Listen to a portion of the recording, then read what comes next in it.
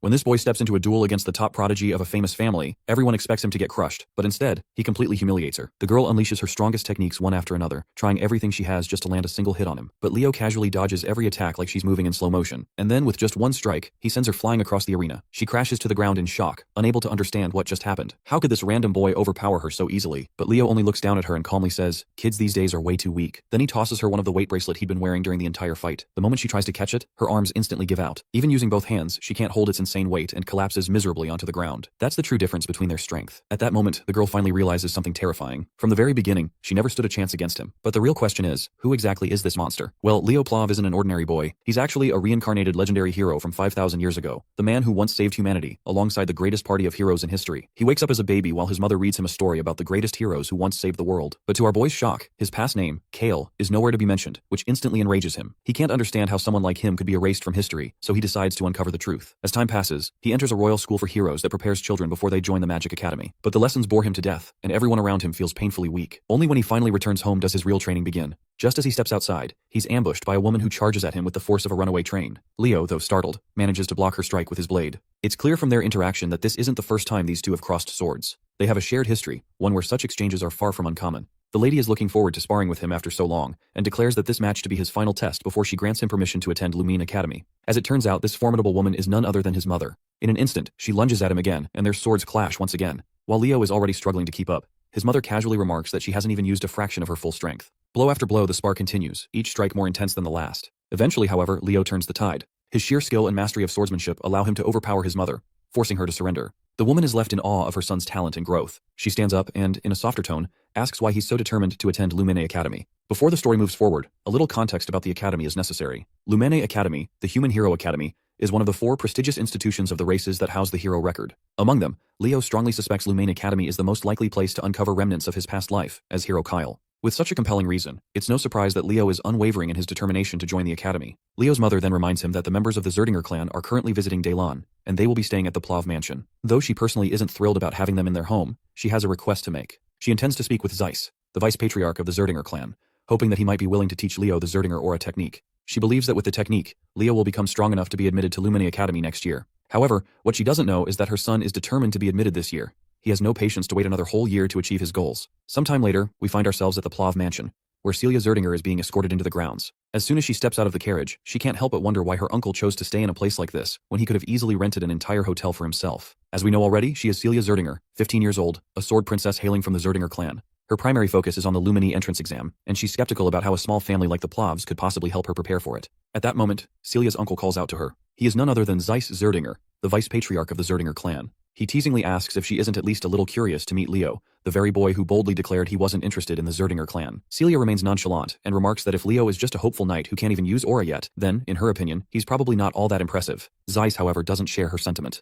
On the contrary, he seems quite optimistic about Leo's potential. Once they enter the mansion, Zeiss steps forward to greet the heads of the Plov household. He exchanges respectful words with Dade Plov, the patriarch, and Raina Plov, his wife. Both hosts graciously return the gesture, welcoming the Zerdingers to their home with equal honor. Zeiss then formally introduces Celia to Raina and Dade. The young lady promptly reciprocates their hospitality with a courteous introduction of her own. She expresses her gratitude for being hosted in their home. Raina steps forward and takes a moment to observe Celia. She notes that Celia closely resembles her father and uncle, both in appearance and behavior. Celia, in turn, takes note of Raina's striking black hair and red eyes. It doesn't take long for her to realize that Raina is part of the Zerdinger family, which also makes her Celia's aunt. Later, Zeiss and Raina, who share the bond of being brother and sister, sit back and begin catching up. During their conversation, Zeiss mentions their recent visit to the Royal School of Daylon, where they had hoped to catch a glimpse of Leo. However, they were disappointed to find that he had already left the school as he was uninterested in meeting anyone. Raina apologizes on behalf of her son, acknowledging that his behavior may have seemed disrespectful. Zeiss then curiously questions his sister about Leo, asking what kind of person he is. Raina speaks highly of him, claiming that Leo is unbelievably talented. Her response prompts Zeiss to question whether Leo is truly worthy to inherit the Zerdinger flames. Raina's praise of her son continues,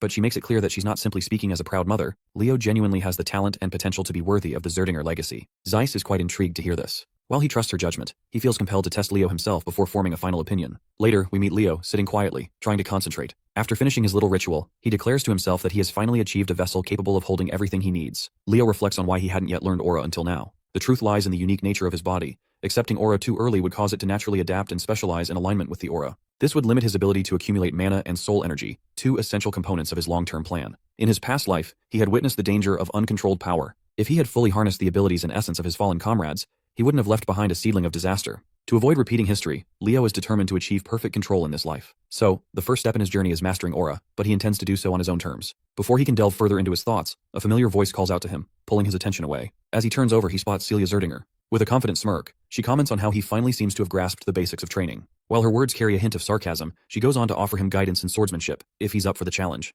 Meanwhile, our boy has no idea who the hell she is, so she introduces herself as Celia Zerdinger, the world-class sword princess, if she has to be specific. With the introductions out of the way, Leo gets straight to the point. Although he's feeling quite honored that she thought about him, he has no intention of receiving any guidance from someone he considers less skilled than himself. Needless to say, the girl's annoyed to hear this because his remark comes off like he's trying to suggest that he's stronger than her, to which Leo clarifies that in a deathmatch, she's probably stronger, since he can't use aura himself. However, sparring with only swordsmanship is a whole different game, and he's certain he can handle her like it's no big deal. Celia feels challenged by his statement, so she looks around and grabs one of the swords from the plethora available. She wants to prove that what he has is nothing more than misplaced confidence, and she plans to do that by defeating him in a duel. In her mind, even if Leo learns aura, there's no way he could possibly defeat her. She just wants to teach him a harsh lesson in reality. She further claims that if she wins during her week-long stay here, he will become her servant. Leo isn't fazed at all by the term she's thrown at him, and in response, he asks what if he wins. To make things fair, she throws back that if he wins, she'll become his servant instead. Now that the bet is set, Leo grabs a practice sword and dives right into the sparring session. He tries to strike her with his unexpectedly impressive speed, but she easily outmaneuvers him. However, she can't help but notice that his speed is actually quite concerningly good. However, Celia is sure that this won't be enough for him to win. As they both charge at each other again, Leo lands a brutally heavy strike, and the sheer strength behind it overwhelms her. She quickly steps back as the force becomes too much to handle, and when Leo's sword collides with the ground, it shatters instantly. But he doesn't stop there, he charges at her once more. The once arrogant lady is already starting to regret challenging Leo, and she's certain she can't possibly block the incoming strike. So she braces herself and takes the hit head on. But, to everyone's surprise, she didn't take any damage, because she had used an aura armor in the last moments, even though this wasn't part of the spar, because this spar was purely meant to be about swordsmanship. This arrogant piece of work doesn't own up to the fact that she couldn't dodge his attack. Instead, she makes an excuse, claiming it was just a reflex. But Leo declares that he's already won, and it doesn't matter. Of course, this leaves her in disbelief, as she's not ready to hand him the victory that easily. Leo had expected this, so he throws off the magic weight bracelets he was wearing to hold off his physical strength. In the next hit, he literally shatters her barrier, leaving the girl completely boggled. Meanwhile, Leo shows her no mercy and gives her a taste of his full strength. Later in the courtyard, as Leo walks around, he stumbles across his mother, who promptly introduces him to his uncle Zeiss. Leo quickly bows his head to pay his respects, and Zeiss reciprocates, introducing himself as well. The two gentlemen then shake hands. His mother then asks if he's met Celia yet, to which Leo recalls how she had fainted after their battle due to fear. Before Leo can explain to her what happened, a knight approaches Zeiss with a report regarding the lady. Zeiss is fascinated to learn that Leo defeated Celia with a body that hasn't even learned aura yet. He personally expresses his admiration for Leo, saying it's nothing short of impressive. But Leo claims that she just underestimated him. Zeiss then questions what Celia lost in the bet, to which Leo happily responds that the loser was supposed to become the servant of the winner, so basically, Celia is his maid for the next week. As much as Zeiss dislikes this idea, he understands the importance of keeping one's word.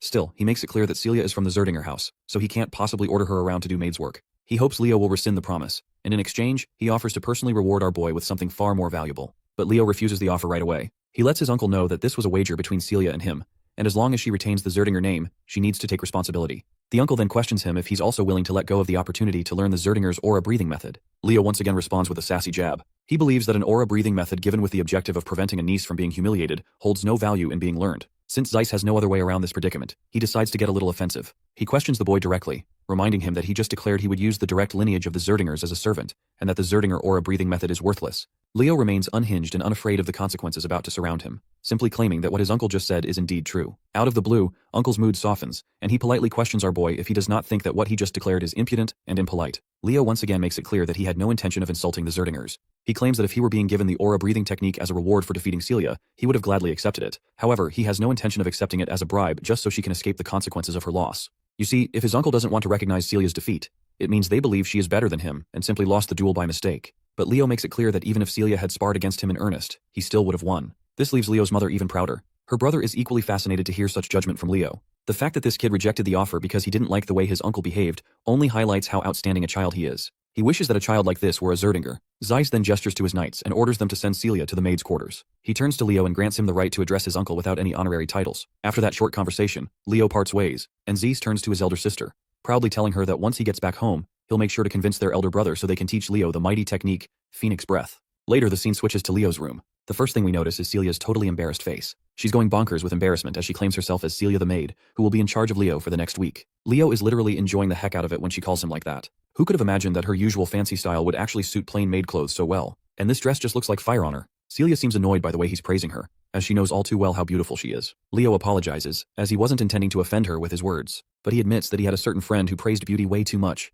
and that habit must have rubbed off on him. He recalls how that particular friend used to say that the beauty of eternity is unparalleled, and if peace ever returns to this world, he'll spend the rest of his life spreading beauty to everyone. The friend he's talking about is none other than the Dwarven Master Smith, Dweno. Suddenly, Celia's eyes take note of the book Leo is reading, and she curiously inquires about it. Leo explains that he used to read it a lot when he was younger. It's the book known as The Great Hero of the Beginning. Celia remembers how she used to read this book when she was literally 5 years old. Seeing how much he likes this particular book, she walks over to the bookshelf and pulls out another one, mentioning that there are a lot of books about Kyle. In response, Leo claims that many of the great achievements in history are difficult to attribute to any single hero. He believes that many of these accomplishments, which are attributed to one hero, might actually be the result of the collective actions of multiple heroes over time. In short, he is trying to imply that Kyle's achievements have also been attributed to other heroes. But Celia dismisses such thoughts, claiming that Kyle was probably a scammer who tried to take credit for the achievements of the great heroes. At least, that's what most people think. And of course, she's one of them. Naturally, Leo isn't thrilled to hear that all people consider Kyle a phony scammer with zero contributions to the world. He then pushes aside all the talk about Kyle and decides it's time for breakfast before starting his training. Celia quickly gets into character, and just like any maid would, she humbly asks her young master if she could train with him. Outwardly, she's all pleasant and polite, but inwardly, the girl feels a lot of toxic thoughts toward him. Still, she has to play along because she wants to uncover the secret behind his strength. Leo promptly starts walking toward the training hall to fulfill her request. A while later, we see an exhausted Celia on her knees, breathing heavily. After this first round, Leo gives his feedback. During fighting, when her stamina reaches its limit, her reaction speed slows, and more gaps appear between her movements. And when that happens, she leaves herself open, and the same happens with her right now. But Celia isn't sure that abusing her body like this is actually helpful for training. Leo responds positively, because he thinks that young people these days are just too weak. You see, compared to the past, aura techniques have developed considerably, and that must be why people stopped caring about body training as much. Aura allows one to enhance their body strength, and if you train your body, the aura is also enhanced as well. The girl simply doesn't want to be labeled as weak, so she gathers her guts and stands up for another round. Before diving in, she warns Leo that he better stop underestimating her. But her reckless charge backfires when Leo just flings her away with one swing, and she crashes to the ground. At this point, she's just frustrated after taking one humiliating defeat after another. Leo then offers her a bracelet, which she quickly extends her hands to grab. Little does she know this bracelet is imbued with weight magic, making it insanely heavy. Meanwhile, Leo flashes a sinister smile as he reveals his sinister intentions. He apparently plans to make her train while she wears this bracelet from this point onward. The next day we see Zeiss also watching them both train. After seeing how much Celia is struggling, the uncle is sure this is going to be a good experience for her. Before going to Lumen, it might be good for her pride to crumble at least once. He then calls out to Leo and gives him some good news that he's thinking of asking the Patriarch to allow him to inherit Phoenix Breath. The mention of Phoenix Breath catches Leo off guard because, as far as he can recall, that's basically the Zerdinger family's origin for the aura technique. He's heard that only people who are recognized within the family can inherit it. Celia also raises her opinion that her father won't allow it that easily, but it looks like Zeiss has figured this much out already. He proposes a condition to Leo. If he passes the Lumene entrance examination, he'll be allowed to learn the technique. Of course, this remark doesn't sit well with Celia because, in her eyes, Leo is just a brat who can't even use aura. And since the Lumene entrance examination consists of actual fights, it's going to be very dangerous for him. Well, Leo doesn't shy away from claiming that he doesn't have any real fight experience. But we all know that's only the case if he doesn't take his previous life into account. Zeiss awaits for Leo's opinion, to which our boy quickly agrees, as long as his parents are okay with this decision. A week passes by and the day of the Lumene entrance examination finally arrives. When they see the prominent figure of Celia Zerdinger among the participating students, everyone is in awe. Meanwhile, Celia throws a jab at Leo, asking if he's feeling nervous. It looks like after spending so much time being a personal maid, Celia has lost herself in the character because she's still referring to Leo with the master title. As they stand there, Gullivan's unmistakable voice catches their attention. He's actually here to see Celia, but he's a little shocked when he notices that Leo is with her. This piece of work throws shade at Leo since he believes that our boy does not belong here, since he doesn't even know how to use aura. At the same time, he tries to greet Celia politely. However, the poor guy is totally ignored by the duo like he doesn't even exist. He gets awkward and tries to remind Celia that he's Gullivan Tratton, and he had greeted her when they met last time. But to Gullivan's dismay, Celia doesn't recognize his name and quickly grabs Leo's hand in order to leave the scene. Suddenly they're called by someone else. It's actually two siblings gracing the scene. The taller one is Abad Llewellyn, hailing from the Llewellyn family, and he's 16 years old. And the shorter girl beside her is Chelsea Llewellyn, 14 years old, and she shares the same family name. While Celia seems to recognize these two, Leo has no clue who they are. Celia explains that they're the Llewellyn siblings, hailing from the same heroic lineage of the Lordran Empire, the children of the Llewellyn family. Celia is particularly fired up because she's not thrilled to see these two. She warns Leo that the Llewellyn siblings will be partaking in the exam with them, so they absolutely can't lose to them. She definitely can't have the Zerdinger clan lose to the Llewellyn family, but this isn't really Leo's concern. After all, he's from the Plav family, not Zerdinger. Anyway, when the two greet Celia, she doesn't have any reason to decline their greetings and reciprocates the gesture. She also makes sure to introduce Leo from House Plav, a noble family within the kingdom of Dalad. Hearing that Leo doesn't have a fancy title attached to his name, Abad Llewellyn dismisses him as insignificant. The two siblings promptly twirl around and proceed to walk away, throwing out the warning that they'll surely be in the top spot. It goes without saying that Celia doesn't like the Llewellyn siblings' guts, and is looking forward to thoroughly crushing them in the upcoming trials. Suddenly, someone representing Lumene Academy steps onto the podium, immediately commanding the attention of everyone present. The man introduces himself as Albie Ziron, a professor at Lumene Academy. While Celia's expression shifts to one of shock upon seeing this prestigious figure, Leo seems unimpressed, mostly because he has no idea who this guy is. Celia is visibly annoyed that Leo doesn't even recognize someone of Albie's stature. She takes the opportunity to educate him, and explains that Albie Ziron is listed in the hero record, a distinguished list of individuals considered heroes of the current era. Leo takes a moment to observe the professor carefully, and notices something peculiar: immense mana concentrated in Albie's left eye. Professor Albie then proceeds to address the gathered students. He begins to explain the format of the entrance examination. According to Albie, the trials involve two main components: one-on-one combat and monster subjugation. Traditionally, participants would take turns completing these tasks. However, Albie immediately clarifies that he finds such methods tedious, and wastes no time proving his point. In an instant, he burns the sheet of paper he was holding, as if discarding the conventional exam structure entirely. And up next, he pulls out a thick, ancient-looking book. As he opens it, the teacher summons forth the first chapter titled, Prologue, The Wild Forest. In that moment, a massive enchantment circle begins to glow under the feet of the entire student body. The scene is set, and no one has a clue what the professor intends to do next. But one thing becomes crystal clear, which is that Albie Ziron despises inefficiency. He declares that he's combining all the trials into one seamless challenge and will move forward at once. To understand what's happening, we learn that the hero record isn't just a historical record. Its real value lies in its ability to manifest the hero's world, which contains the experiences of past heroes. By accessing this world, one can inherit the power of a previous hero. Simply put, it's almost like a hero training system. All the students have been transported into this hero's world, known as the Wild Forest. The professor announces that their one and only objective is to survive. Whether they join forces or eliminate each other, they can do whatever it takes to stay alive. Those who want to quit can break the orb they're holding and return. That's all there is to it. After looking around for a few minutes, it doesn't take our boy long to recognize the place. It looks exactly as he remembers. You see, this used to be an elven forest before it was taken over by the Witch Queen, Salatna. Meanwhile, some students just want to go back, especially since they think that this place is nothing more than an illusion. But our boy doesn't share the same thoughts. As far as he can tell, while this world might have come from the examiner's memories, everything that is going to happen here will be real. The deadly hazards here could seriously kill someone if they're not careful enough. With the mention of danger, Leo notices someone's presence and is soon attacked by an arrow that literally shatters the ground beneath him upon impact. Thankfully, he's safe. But when he looks in the direction of the arrow's source, he sees it's the girl from the Llewellyn family, Chelsea. It looks like she has mistaken him for a member of the Zerdinger family, and because of that, she's determined to eliminate him. But Leo quickly makes it clear that he's a member of the Plav family. Chelsea, however, becomes more aggressive, thinking he's lying since she had seen him with Celia earlier. Without hesitation, she casts her magic Windsickle. Leo seems impressed as he watches her chant a spell that didn't exist in his past life, but he also notices that the basics of this spell are not much different. Meanwhile, Chelsea is frustrated by how calm and composed he is while facing her. To shake him up, she unleashes her impressive ability at him, but Leo just effortlessly blocks it with a single swing of his sword, and the mana blade she sent at him simply falls away. This leaves Chelsea unsettled. From what she can tell, he didn't even use aura, so how has he blocked her attack so easily? Our boy just rubs salt in her bruised ego by casually claiming that her attack was too simple. He invites her to form an alliance as it will be beneficial for her. He reminds her that the one who survives the longest earns the most points, so as a sorceress, she should at least try to pass one test before getting eliminated. I don't even have to tell you what her response is. She quickly fires back and boasts that she is not your typical sorcerer, she's a battle mage. She's offended by his comment where he called her attack simple. Feeling the sting of his words, she channels all her power to crush him on the spot, just so she can prove she's not the weakling he thinks she is. But all of her attacks end up being pointless, as Leo isn't even standing in the direction where the blades are heading. What's worse is that she can't feel a trace of mana anywhere, so she can't even spot him where he is. But her eyes soon meet Leo, who's right in front of her with his fist balled up. We don't get to see if that punch lands on her terrified face or not, but one thing is clear: her knees lose the strength to hold her up, which is a clear sign of victory for our boy. Leo, however, once again reminds her that the offer to join forces is still on the table if she changes her mind. Before we can hear her response, the scene cuts to the faculty of Lumene Academy, who are watching the show through a digital window. They're thrilled to see that the battle is finally heating up.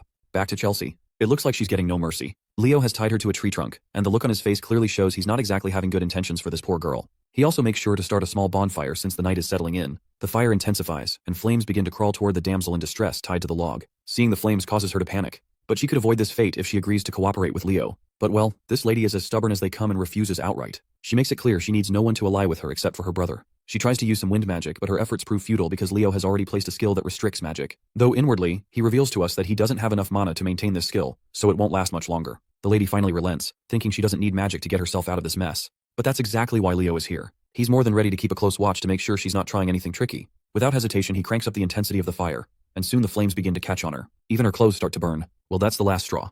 The girl finally concedes and agrees to form an alliance with him. But of course, a few words aren't enough to convince Leo. He tells her to swear on her family's name. The girl quickly fulfills his demand, swearing on the Llewellyn family name that she will cooperate. Finally, Leo releases the ropes that were holding her, but before she can fall into the scorching flames, he cradles her in his arms. The scene transitions back to the teachers, who are diligently watching the students perform. So far, Albie Zeron has not seen a student who can live up to his standards. To think that most of the students chose to compete and fight each other seems utterly foolish and ridiculous. The only ones showing real strength to the point where it's noticeable are Celia Zerdinger and Abad Llewellyn, who are working closely together. At least this gives him some reassurance that there is still hope for the students. Then, his attention shifts to Leo and Chelsea, who are also working together. His eyes are particularly fixated on Leo. Although the fire stunt he pulled on Chelsea was pretty immature, getting Chelsea Llewellyn to cooperate at least earns him a passing grade in Albie's eyes, especially since he doesn't possess the power or grace of Celia and Abad. However, it seems this is where the teacher is utterly wrong, because our boy took down Celia without even breaking a sweat. Regardless, Albie Zeron considers Leo an unexpected dark horse in this competition. After slashing down a few monsters in their path, both Leo and Chelsea decide to move forward. It seems that Chelsea has finally started to realize that forming an alliance with Leo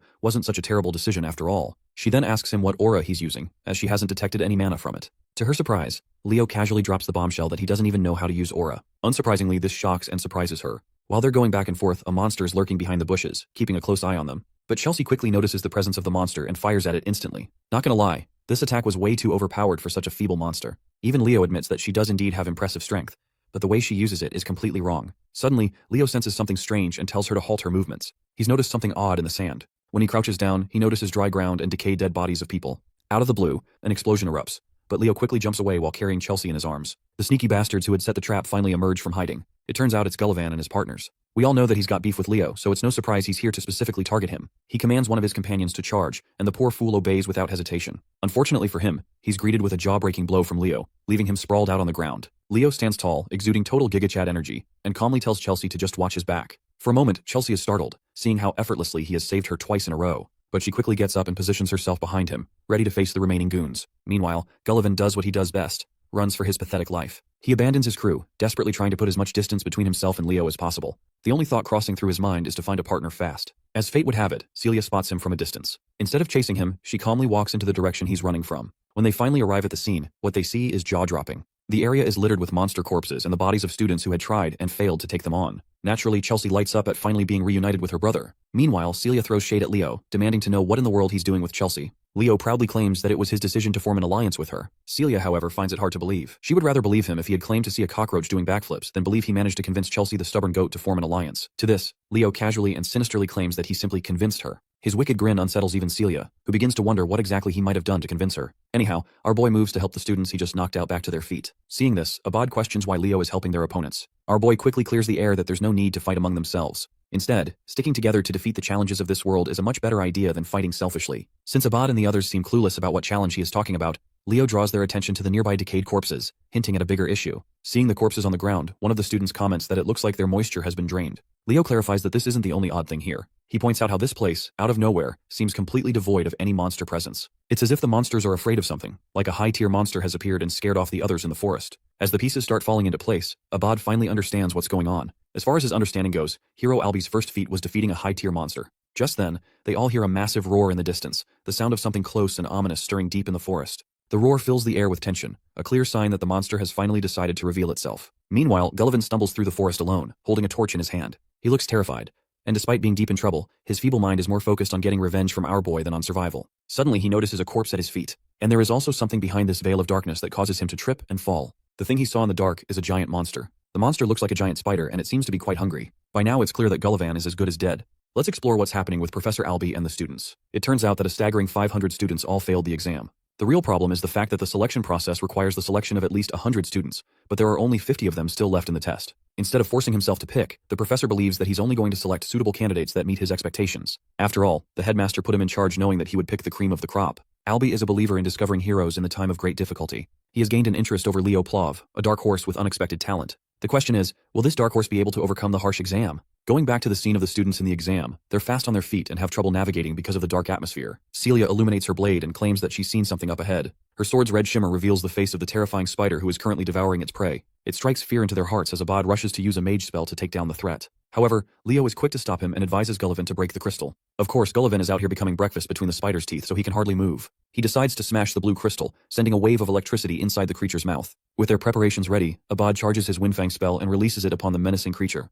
His attack manages to wound the monster, but fails to deal the killing blow. The four of them are horrified to comprehend the level of threat they're up against. This creepy crawly is the Spider Princess Tarantula, and she's not cute. One student foolishly lunges in with the hopes of a melee attack. He's humbled too soon with a single strike to his body, sending him crashing to the ground. Next up is Celia, who is arrogantly assuming that she'll end the fight with a single attack. Activating the Prominence spell, she releases a sharp yet destructive beam of red, piercing the creature's body and sending it waves of pain. However, the spider is as durable as a tank and quickly recovers, making Celia's approach useless as well. Abad uses this moment to talk her down, claiming that a mage and a knight's destructive power is incomparable. He releases a wind spell Raphael to slice the spider in an endless spiral. However, by the end of his attack, he's terrified to find the creature alive and well, staring him down. Sensing that her brother is in imminent danger, Chelsea casts her Windbreaker magic to help him out. Still, Abad suffers a cut from the spider's claw, though his sister's attack cushions the blow with her magic. She comes to check on him after he barely made it without losing an arm. They've tried everything against this monster, but its immensely fast regeneration proves them useless. Despair is setting in their hearts as the Queen Tarantula approaches to finish them. Leo comes in and explains that this creature is the daughter of Salatna. She was a deadly monster within Erebos' army, responsible for incinerating the elf forest.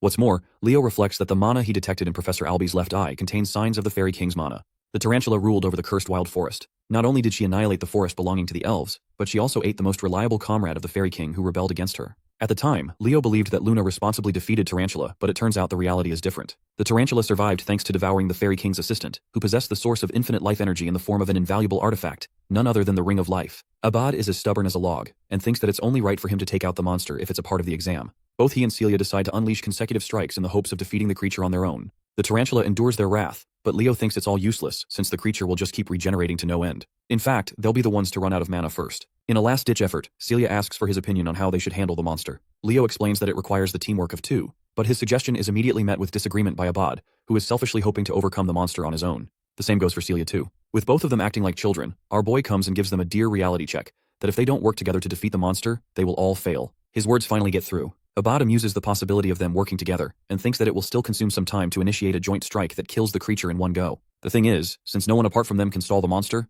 it's going to be hard. Deciding to step up and contribute in their struggle, Leo expresses that he can buy some time for them. Celia thinks he's become a nutcase and reminds our boy that he can't even use aura yet. Leo confirms that he can hold out no longer than 5 minutes for them in his state. The magician Abad is afraid that their coordinated attack might still fail by then. However, Leo is absolutely certain that it will work and picks up a weapon from the ground. He adds that both fire and wind elements share a great affinity with each other, so it will be sufficient. Despite their differences, the Sword Princess and the Great Magician become allies, while Leo looks up to the ugly spider as a good challenge and a reminder of his past life. The fight begins with our boy impressively slicing off the creature's limb with a sharp swing, shocking the other two students. He goes on to annihilate the creature's face, and finds himself satisfied to find the monster of Tartaros. Exploring a flashback of the past, we see an elven child running in frightening tears. Unfortunately, the monster Tartaros captures him with its webbing. With the boy completely immobilized in the creature's net, there's just no chance of escaping anymore. The spider quickly arrives, ready to consume him whole. The boy begs for his mother's help and awaits impending doom, until one radiant being appears as a savior, a being of light that stops the creature from hurting the child. Luna felt infuriated with the creature wreaking havoc on her homeland, and going as far as to devour the contractor responsible for being the right-hand man of the elven forest. Luna releases a light attack aimed at the toothy creature. Her magic attack enveloped Tartaros, caging the creature before sending down a column of thunder. Luna wasn't expecting Erebos' army to have come and conquered the elven forest as well. At the time, Leo in his original life became responsible for freeing the kid, helping him escape the webbing net. Let's explore the current scene, where he's standing with an axe in hand, ready to buy time for his teammates. Still, he can't do much without his aura. Requesting Chelsea for help, Leo instructs her to use elemental magic, targeting him with her weapons. He evasively dodges a strike. Because of his immense speed, Chelsea is concerned that he might get caught up in the attack at this rate. However, Leo emphasizes that he's going to be just fine so long as she hurries up. Chelsea activates her magic, ready to mold any kind of weapon for him. Leo is fine with anything as long as it works. She manifests a weapon for him, while he guesses that she's preparing a scimitar and a bastard sword. With both weapons in hand, Leo unleashes his fury of slashes, cutting down on the spider. With each weapon breaking, Chelsea sends another one in his direction. He catches a dagger and a battle axe. Leo's shocking and overwhelming physical capabilities have shocked Chelsea to the core, so much so that she thinks he's an expert in martial arts. Even Abad can't help but think of him as strong. Still, it's not like he's invincible, as a sharp cut grazes his face. Leo thinks that if he can't even stop a stupid spider here and now, then his friends will never stop mocking him in the afterlife. He ramps up the intensity and cuts down the spider, requesting for another weapon. Unfortunately, Chelsea is all out of weapons in her disposal, which comes as a shock to him. Thankfully, however, Celia has already finished preparing her ultimate strike. She unleashes a roaring spiral of fire, incinerating the creature and defeating it at once. The Ring of Life drops is cleared from its body, and the monster is subjugated at last. Celia drops to the ground, thankful that everything is over now. Still, she can't help but focus on Leo's inhuman performance to hold back Tartaros for 5 minutes. Celia tries to praise him, but Chelsea is even faster with her words. She's become his #1 fan and thinks that his performance just now was comparable to the heroes of the legends. Leo doesn't think much of it, but this chick is going crazy for him as she wants to become a battle mage specialist. She pleads to learn from him. Funnily enough, Celia is hoping for Chelsea to receive exclusive training from him to get a taste of what suffering truly looks like. Anyway, our boy proceeds to grab the Ring of Life, which manifests Prince Silid as a fairy. He rekindles the prince's memory by saying his name. Hearing that, he goes back into the ring and accepting Silid as the Fairy King. This is all thanks to Professor Alby stumbling upon the Eye of Mana. The countdown for the testing ground is starting. Clearing Tay stage has earned them the reward of the Fairy King's pledge. Before they're transferred, Leo recognizes someone from his past life. Fast forward to Kalian Badian, the principal of the academy, who is reviewing the exam report of the Western Territory. His assistant wonders how many students Albie ended up passing because of his strict requirements. The headmaster is rather surprised to see 40 students coming clean from the exam, which still isn't a high number. The headmaster isn't too disappointed because this dude thought he'd only see 10 students passing at most. This is still a great achievement. Celia and Abad seem to be the top candidates in his expectations. The headmaster heard that there was someone who was recommended as the representative for the year. It's shocking enough that Albie of all people recommended a student. They're almost certain it has to be either the Zerdinger or Llewellyn candidate. But as it turns out, this candidate is someone that no one's heard about before, a name that exceeds both Celia and Abad in performance. We come to Professor Albie's side of things, who is sharply assessing the boy's abilities. He recommended the student Leo Plav as the representative of the Night Division. The headmaster expresses shock for the professor to speak highly of this brilliant student. He specifically described this candidate to boast the talent of a hero. Now that the examination is all done and settled with, our boy is enjoying a hot sauna all to himself, relishing in its warmth. The reward for clearing the exam is the Fairy King's pledge. Now when it comes to clearing a hero's living world, there isn't supposed to be a typical reward, but strangely, he was given one as the exception. Leo doesn't understand why and sees his mother standing in front of him. She confronts the boy, questioning if he knows why she was expelled from the House of Zerdinger. In an effort to rescue an ally, she ended up losing control and unleashed the flames of Zerdinger. But she hasn't come to regret her decision, not even now. Fixating her attention to her only son, she wants the boy's incredible talent to be steered in the right direction. Also, she's most delighted to congratulate him on being accepted into the academy. Stepping foot in the glorious Lumeria city, the students are requested to collect their belongings before stepping foot outside the gate. Lumeria is the centerpiece of the world, and its most prized institution is the Lumine Academy. With Leo finally having arrived, his uncle comes to greet the boy and shares his congratulations for passing. Leo wonders what he's doing here, and learns that the House of Zerdinger is currently busy resolving an unending debate that has been going on for at least a month's time. He quizzes the boy, asking if he knows the reason for the conflict. Leo wonders if it has anything to do with the inheritance of the Phoenix Breath. His uncle confirms that it's exactly the case, and while his older sister isn't a part of the Zerdinger clan, Leo is inevitably her son. Then there's the fact that the elders of the clan are highly impressed by the boy's clearance of the Western exam, notorious for being extremely difficult. Leo is handed a special subspace key, which he decides to use at once by chanting a command. It unlocks access to a special book. His uncle then instructs him to stain the pages of the book with his blood. Leo follows his instructions, biting his thumb and releasing the splattering drops on the page. Now that he's shared his blood, he has access to the information inside the book. No one else will be able to know. And while it isn't easy to master the techniques of the Zerdingers, his uncle is confident in the boy's talent and believes he will get used to it in no time. With this, he officially welcomes him to the House of Zerdinger. After their meeting, Celia requests to meet Leo in an unknown location. Suddenly, a girl randomly bumps into him, causing the both of them to crash. Glasses girl over here quickly gathers her books, apologizing for her careless rushing. She goes away when Leo notices her card. He picks it up and learns about Chloe Muller, who is a freshman at the academy. Leo opens the door to find an annoyed Celia, who reminds him that they've got a lot of things to shop for and he's already late. He apologizes, as he unexpectedly ran into his uncle before coming here. Beaming with joy, Celia curiously asks what happened. To answer her burning question, the boy commands the flames of the Zerdinger family, questioning if he's doing things the right way. Seeing this, she's in utter disbelief. The confident Leo managed to master the secret technique in less than a month. His incredible achievement causes her to fall in shock and leaves her wondering if he's even human. Later that day, the Sword Princess and the Forgotten Hero are spotting a ship docking nearby. Professor Ainelandieu introduces himself as the instructor of the night class. He wants the students to board the ship immediately, as they will be leaving for Lumen soon. The journey begins with the students leisurely enjoying their time. Leo and Celia look like a couple, which causes a confident young fellow to release a comment that gets on Celia's nerves. This an alchemist from the kingdom of Moira,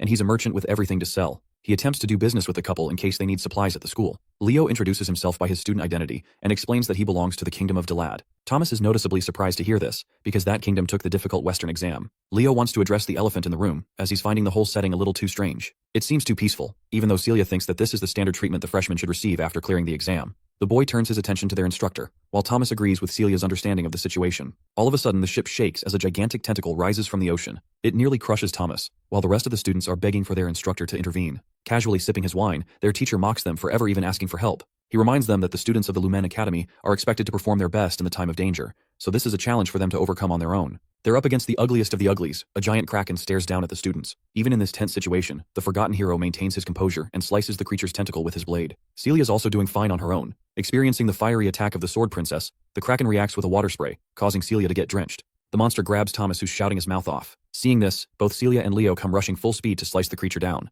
With the alchemist's greed, he offers his shock. He was expecting the Sword Princess to do well on her own because of her reputation, but he wasn't expecting another student to be just as fierce. Poor Thomas nearly gets crushed by a frozen tentacle and shouts at the person who could have killed him just now. Chloe, the glasses girl that bumped into our boy, is commanding ice magic and holding the monster off on her own. She talks down on the alchemist, who is needlessly becoming a burden in the fight instead of staying behind. Thomas confesses that people like her don't give a damn about those weaker than them trying to help. With another piece of tentacle crushed, we get to see the dynamic duo of Abad and Chelsea rising to the scene. They're still not done with their rivalry between the two clans. Still, the battle mage has her eyes set on our boy despite being enemies. With numerous monsters in the lake teeming on their way to the academy, the instructor thinks this is the perfect welcoming party for the freshmen. Enjoying his wine, he comments on the top performers: Chen, Celia, Abad, Chloe, Walden, and finally Duran, Moira. The captains of each region are performing excellently against the threat. However, beyond them is a student that has overshadowed their performance. An unknown freshman with no commanding dominance in any region. His swordsmanship is the definition of perfection, and he's reacting as if he's predicting every attack. The instructor is glad that he's going to see the boy unleash his full potential in his classes. Anyway, the useless alchemist is quick to run out of his potions as they finally arrive at their destination.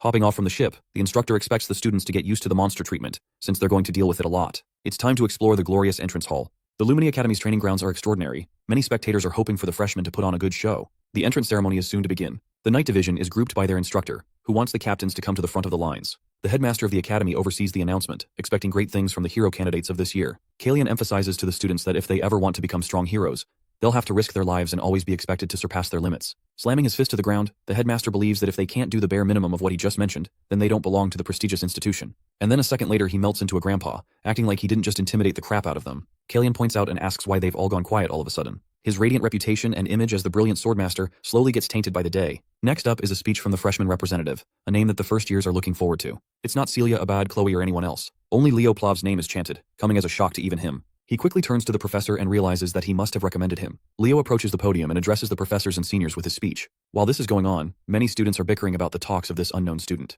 They don't know what happened or who even is. The speech comes to an exhausting end, as Leo Plav is inquired about his goals as the representative of the year. He realizes that their goal is to intentionally provoke the finishers behind him. Leo offers his words in a very polite and professional manner, drawing attention from the other instructors. They think it's going to be a very reserved ceremony, until our boy goes crazy and openly declares that he's ready to accept any of them challenging him for the position. This hostile and bold announcement provokes the top rankers, but Leo doesn't really care about who it is he has to go up against. With the announcement settled, the students go to their dormitories. From tomorrow, exploratory classes will elapse for 1 week. This is a special grace period for the students to take any class which will later help them decide 3 subjects to major in. The students are promptly advised to rest up so they don't face a first day late class. Leo's room is designated right next to Thomas, who is excited for his first class tomorrow. They exchange a goodnight greeting and Leo collapses on his bed. His mind is busy wondering what he's supposed to accomplish in the academy. Seizing his place in the best institution, he desperately hopes to find his long-lost hero record. The next day at the cafeteria, Thomas wants to share a seat with our boy who doesn't really care and approves the request. Leo receives an annoyed visitor, someone he isn't familiar with. This guy is Duran from the Central Region, and he's here to confirm if the challenge he stated in the announcement carries any weight.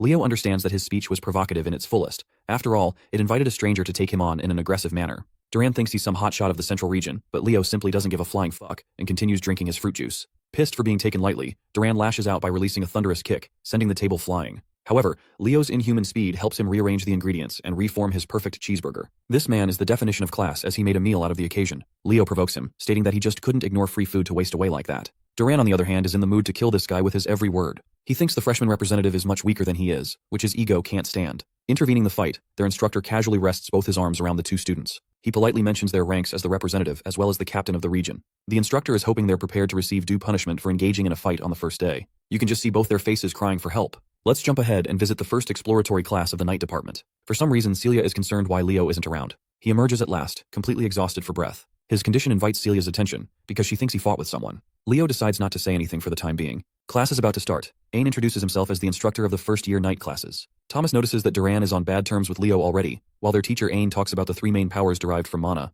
the first being magic energy, the second is soul energy, and finally we have aura. Of the 3, aura is deemed the most difficult to handle. Celia adds that it's because aura requires losing mana fluidity during the conversion process. Her answer is spot on as magic and soul energy tend to use mana in its natural state, but aura on the other hand, absorbs the mana and converts it to suit the body. He demonstrates what an aura looks like and wonders if any of them knows how to use the processed aura from their bodies. Collecting her thoughts, Celia fails to come up with a reasonable answer. The freshman representative breaks his silence and explains that utilizing an aura's power requires the burning of mana. He's reached the right conclusion as pointed out by the instructor, which then makes him ask about the most crucial aspect of the process of burning mana. Leo quickly responds, stating that it is stamina. Impressed by the boy's understanding of aura, Ain asks if he's ever studied the concept before. Turns out he hasn't, which is yet again another impressive feat. A person who hasn't even studied aura somehow extensively managed to grasp its true essence. Deciding to put an end to the theoretical explanation, Ain thinks it's about time they do a little exercise. Using his aura, he casts a wave-like platform called the Aura Step. This fundamentally relies on concentrating one's aura power into their legs. Ain descends to the ground and excitedly mentions that the applications of aura are practically endless. Some of the other students experiment and spar with each other, while Celia teases our boy. She's ready to teach him how Aura Step works, so long as he calls her sister. Leo doesn't feel the critical need for her help, as he's fine with knowing the principles of aura. Noticing Duran on the side, the instructor thinks it's a good time to address the commotion scene in the cafeteria. Some students like Chelsea don't know what happened, and Thomas strokes her curiosity even more with his commentary. Both Leo and Duran are called to the front by the instructor. First, Ain confronts Duran and asks what ticked him off so much. After hearing Duran's dismissive reply, the instructor decides to offer the perfect suggestion. He wants the Central Region captain to square off against the freshman representative in a running competition, all to decide the student fit to lead the class. Ain outlines that both students are openly allowed to use their aura without any restriction stopping them, which seems like the perfect advantage to Duran. The day of the competition is here. Thomas, being the expert businessman, is busy hosting a betting system. The first contestant is the genius of the House of Moira and the master of the lightning aura, Duran. Facing him is the dark horse without a special background, a man who leaped ahead even the captains of the regions and became the freshman representative, Leo Plov. The students are expecting great things from the freshman representative. After all, they're extremely underwhelmed to find that he can't even use a simple move like Aura Step. They all think his position is unwarranted, and someone like the captain of the Central Region is more fitting for the role of a representative. Realizing that it's the perfect moment to start, Ain lays out the rules. The first to hit the finish line will win, and their opponent will have to accept the results of the outcome without fail. The race is about to begin. Even Celia thinks this competition is a stretch for Leo to win. Duran specializes in speed, not to mention his blazing fast lightning aura. Even against those odds, Celia is hoping for Leo to subvert everyone's expectations by pulling the impossible. The race begins with Duran accelerating and in the lead.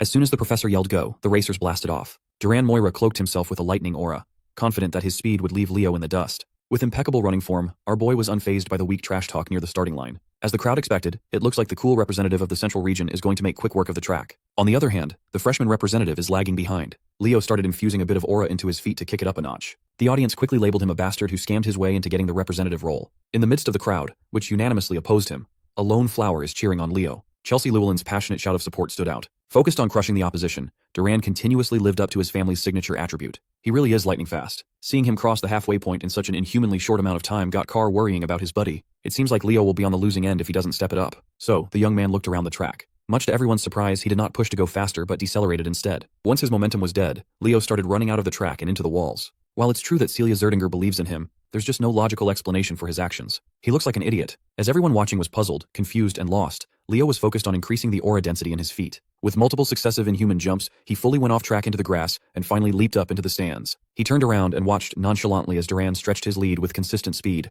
Leo's aura density reached its peak, the fiery force in his feet cracking the stands he was standing on. With one powerful leap, he launched himself back into the track with immense momentum. It was so staggeringly impactful that the jump left a small explosion in his wake, distracting Duran for a moment. From that explosion, Leo came lifting off like a red meteor blazing through the rest of the track. The cheeky devil even taunted his opponent as he flew past Duran, calling the arrogant brat a slowpoke. The speeding meteor quickly reached the finish line. His graceful landing was a sight to behold. Duran watched a few meters away, dumbfounded. His lightning cloak has been banished. This is a clear and utter L. Leo craned his head back and confidently smiled. He won, but the damage in the stands was quite heavy. It was worth it though. The crowd, who was talking smack just a second ago, was bewildered. They knew that whatever they just saw was no joke. As far as they know, Duran is the fastest among first-year students. To think that anyone would beat him is just absurd. Moreover, he lost to a kid who hasn't properly learned aura yet. Among everyone in the crowd, one of the few that caught what Leo truly did was Celia. She knew that he didn't use aura step. What he showed was a full-blown phoenix step. Since Leo won, Carr and Chelsea were brimming with joy, full of compliments for their friend. The professor quietly deliberated what he had just seen. Duran used his specialty, lightning aura, and increased his speed. That was already expected, but the speed that the boy displayed was still mind-blowing. Meanwhile, Leo Plov was significantly slower in the traditional sense, but he was far better at handling aura. He gathered and focused his fire aura on his feet to blast off. He created a single formidable aura step in the process of doing so. It was a flawless application of a simple concept. Being the sportsman that he is, Leo came up to Duran and offered his hand while telling him that it was a good match. He even admitted that if this was a long-distance race, the results would have been different. Still salty about his loss, the brat refused to shake his hand, and even bumped his shoulder out of the way. The professor is positive that among the current generation of disciples they have, a formidable hero might finally be born again. As soon as Leo reached the corner of his friends, Chelsea immediately showered him with compliments. He was so cool that she expressed her desire to train with him. Carr asks Celia why Chelsea is so into Leo and not him when the answer is so blatantly obvious. Since the class was over, Carr invited everyone to the cafe, even offering to treat everyone. Leo apologized as he couldn't tag along for leisure. Without saying another word, he quietly walked away from his clique. When asked where he was going, he simply answered that he was going to listen in on summoning classes. Confused, his friends asked why a night student would sit down in a summoning class. As usual, the reason is for research purposes. There's still something Leo can't wrap his head around. Why did the Fairy King give him the pledge as a reward? As far as he knows, the rewards of the hero's world are connected to the world owner's power. The reward he received is seemingly related to summoning, but Professor Albie is a pure magician and not a summoner. By that logic, Leo should have received a magic-related ability. Furthermore, to make contact with a fair, one must go to Fairyland. Whatever reward he got won't be of use for now. While Leo was waiting at the site of the summoning classes, a familiar voice asked if he was also a summoning student. It turned out to be the Eastern captain and top scorer, Chen Xia. Unlike the other captain who just raced, this lady is polite, cheerful, and kind. They exchanged pleasantries, and she insisted that he just call her Xia from now on. She was sure that Leo was a student of the night division, so seeing that he also had an interest in summoning was very unexpected. He asserted that he's simply interested in spiritualism. If that's the case, then they are going to see each other more often in a lot of classes. When asked what spirit she made a contract with, Xia summoned a beautiful water sprite out of thin air. Unfortunately, Leo hasn't made a single contract yet. As kind as always, Sia insisted that if he ever needed help with spirit summoning, he should feel free to call her. Leo is not one to turn down help and connections. Then he made the mistake of asking a lady how old she was. Sia smiled and answered that she was 17 years old. She also knows that Leo is younger than her at just 15. In Leo's mind, he was thinking of how young Sia looked. She looks even younger than Chelsea. Sina noticed his brief pause and confronted him if he was thinking of something rude, which Leo denied. That's right, boys. Always deny. Anyway, she just came up to him to say that she was deeply impressed by his race against Duran. She was actually in the crowd while it was going down. The sight of him blazing through the track has been imprinted in her mind. With determination, she asked him to accept her challenge to one of these days. Amused, Leo smiled and didn't back down. After meeting all sorts of bombastic characters, it's nice to finally meet a normal person. And so, the Summoning Division's exploratory class has officially started. Right from the get-go, their venue was unusual. Instead of a classroom, they are out in the fields. A few notable figures are present. These two have faces and white hair, so they must be real characters instead of extras. Leo scanned the area and saw a very low number of students congregating. She already expected as much. Summoning isn't a popular choice after all. Just as he was wondering why the class was being held outdoors, the answer came flying down from the skies. A massive scaly body with wings that covered the sun flew over the students' heads. The creature landed, displaying its fearsome figure for everyone to see. It was a black wyvern. Some of the students with paltry willpower lost strength in their knees as soon as they saw the beast. Then, the woman riding on top of the wyvern smiled and asserted that her wyvern seemed to have taken a liking to this class. She jumped off her mount and introduced herself as Yura Marin, the summoning teacher who's going to teach the freshmen for the entire school year. Yura is a grade A beauty with her long white hair, toned body, and devilish features. The hormonal students just wanted to become their teacher's summon at this point. Leo reckoned that if Pervy Dueno had been here, he would have lost his mind at the sight of a woman with a different type of charm than Luna and Lysinus. He would surely be inspired to make more cultured art. Going right into business, Miss Yura addressed her little greenhorns. The fact that they are in this prestigious program must mean that they have some talent in the field. The freshmen answered affirmatively. Miss Yura liked how confident they were. So they will be moving to the practice area immediately. She called in Carlo, the first-year summoning class associate professor, to bring out the griffins. Miss Yura explained that they would be riding together in groups of 2. They have enough griffins to accommodate everyone's asses. The problem is this is everyone's first time handling something as finicky as a griffin. As soon as she heard a complaint, Miss Yura's eyes turned hostile as she asked if they wanted to listen to her lesson or not. Jumping on top of her black wyvern, she announced that those who think they can't ride a griffin should just quit and go back. Her scaly beast mirrored her intensity. It roared and flapped its wings, taking off while establishing dominance. While everyone was shaken, a long student stood proudly and unbothered. Associate Professor Carlo interjected lightly, telling the kids to hurry and follow the professor. Once they got over their initial fear and uncertainty, most students found out that the griffins were gentler than they thought. Some of these four-legged birds are very tricky to deal with, though. It's just the luck of the draw. Leo and Zia partnered up for the activity. She politely asked if she could hold the reins, and Leo gladly gave way. And so the students were lifted off the ground 2 by 2. Those who adapted quickly caught up to the professor's pace, bypassing the sea by taking to the skies. They were not expecting to be allowed to do something so bold as to ride a griffin on the first day. As expected of Lumine's top-notch programs, everyone's uneasiness regarding the griffins is practically erased. Some students were even bickering as to who should hold the reins. Xia and Leo were breezing through the sky with Xia as the driver. She was a bit worried, but the griffin they got is a real sweetheart. But it's still best to be careful. Griffins are difficult to control for first-time riders. Seeing that everything was going swimmingly, Miss Yura decided to shake things up and pulled out a whistle. She blew on it with strength, emitting an imperceptible sound that only the griffins could hear. As soon as the four-legged birds heard the tune, it was as if something primal awakened inside of them. Their talons protruded in full display, and all of the birds started behaving erratically. The weak-willed students turned to the professor for help, not knowing that she's the reason why the beasts are going out of control. Miss Yura reckoned that those who can't even handle an out-of-control griffin should not call themselves a student of Lumine Academy. Even Zia, a reasonably experienced young summoner, was struggling with their bird. While she was trying to wrestle the bird with the reins, Leo grabbed her hand and waist to stabilize her seat. He warned her that griffins are prideful beasts. Trying to overpower them with strength will only make them act out even more. He was gentle with his touch. Leo finessed her fingers in subtle ways to keep the rampaging mount in control. Taking over from behind, he shifted gears and made the griffin fly faster than ever. They were going so quickly and steadily that they eventually passed the professor and her associate. Miss Yura praised his control over the beast. She turned to Carlo and confirmed if the first-year representative was an applicant for the night major. According to the records, that should be the case. He's riding so good that she wonders if he has a personal griffin back home. However, according to Carlo's records, Leo is not from a noble household that can afford one. That must mean he's operating purely on talent alone. It's still early in the class, but Miss Yura is optimistic that she might have just found a hidden little gem. After that sky debacle, every student eventually reached the island of summons, every summoning major's practice grounds. A lot of the kids were throwing up on the beach after such a nauseating wild ride. On the other hand, Leo was just roaming the white sandy beach in search of a suitable fruit. When he finally found one with the right size and ripeness, he motioned to pluck it off the tree and saw a burnt feather. His mind started racing with possibilities, but he kept it to himself for now. After grabbing the ripe fruit, he fed it to the griffin as a sign of gratitude for bringing them to the island safely. With everyone accounted for, Miss Yura called everyone to gather up. From now on, they will be taking a practical exam on the first day, no less. Some of these kids just wanted to check out the exploratory class period, but now they're facing an impromptu exam. Miss Yura explained that compared to the other 2 majors, the path summoners must walk goes much further. Everyone should already be aware of that. For summoning, just having control over mana is not nearly enough. In order to make a proper contract with a suitable spirit, one needs the proper spirit affinity. To command your summons adeptly, adequate taming ability is a necessity. The path is hard and complicated. That is why the number of summoner heroes is vastly lower than that of the other 2 traditional classes. However, compared to other heroes, Summoners who rise to get the title accomplish much more than the vast majority. Great summoners have deeply etched their names in history. That is the allure of being a summoner. Every student here wishes to become that sort of legendary figure in their own right. Eliza Hergen, from the renowned summoner hero family of the North, the Hergen clan, stepped up to the challenge and asked the professor what sort of exam they must face. Miss Yura explained that, as the name suggests, the island of summons is full of beasts and spirits. Since a summon is considered a form of weapon for summoners, the exam will test every student's taming ability. With that in mind, the contents of the test are simple. They just have to tame a summon in the forest and bring it back to the beach. After taming and making a contract, they are free to keep the summons.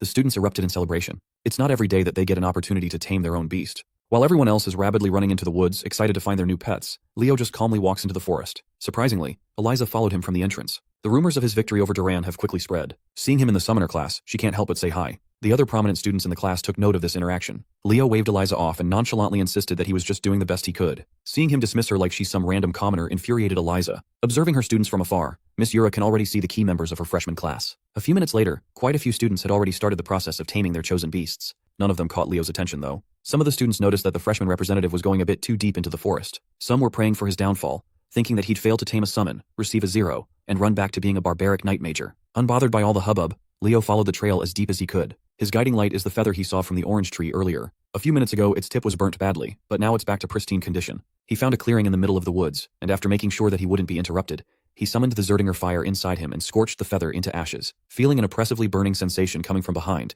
his suspicions were confirmed. Back in Leo's hometown, life had slowed down now that the kid had flown off the nest. Reina is cooking some Ghibli movie quality food outdoors. Even so, she's still worried about her little boy. It's technically his first day of school, so there should be no need to get so worried and riled up, right? If Reina could see what her boy was getting into, then she would know that getting worried was not unreasonable. She tried to assure herself that Leo would be fine. He's a strong boy. Meanwhile, that boy is being cooked by the most intense heat one can imagine. He's being surrounded by the fire from one of the 3 great summons, the legendary Phoenix. With a voice that commanded flames, the Phoenix was confused to see a mere child using the flame of Zerdinger. The legendary beast only showed up when smelling Reina's flame. Hearing his mother's name, Leo asked the Phoenix how he knew his mom. It seems like the Phoenix showed up just in time then. The legendary beast is surprisingly acquainted with Leo's mom. It asserted that it owed Reina a great debt. This is Farina, one of the 3 mystical summons, the elusive Phoenix. She properly introduced herself, giving Leo the respect worthy of Reina's blood. Leo Plov returned the respectful introduction with one of his own, and asked Farina to elaborate on her relationship with his mom. The Phoenix confessed that Leo's mom saved the life of Farina's summoner, Ellen Lunda. Hearing the name made him jump in fright. Ellen Lunda is a proper hero. The incident happened while Ellen was clearing a dungeon in Siren. She had lost all her comrades and was in danger of losing her own life at that time. Then, Reina Zerdinger came in scorching hot to save her. She was a dignified knight, but in the process of saving the hero, Reina lost her blazing aura.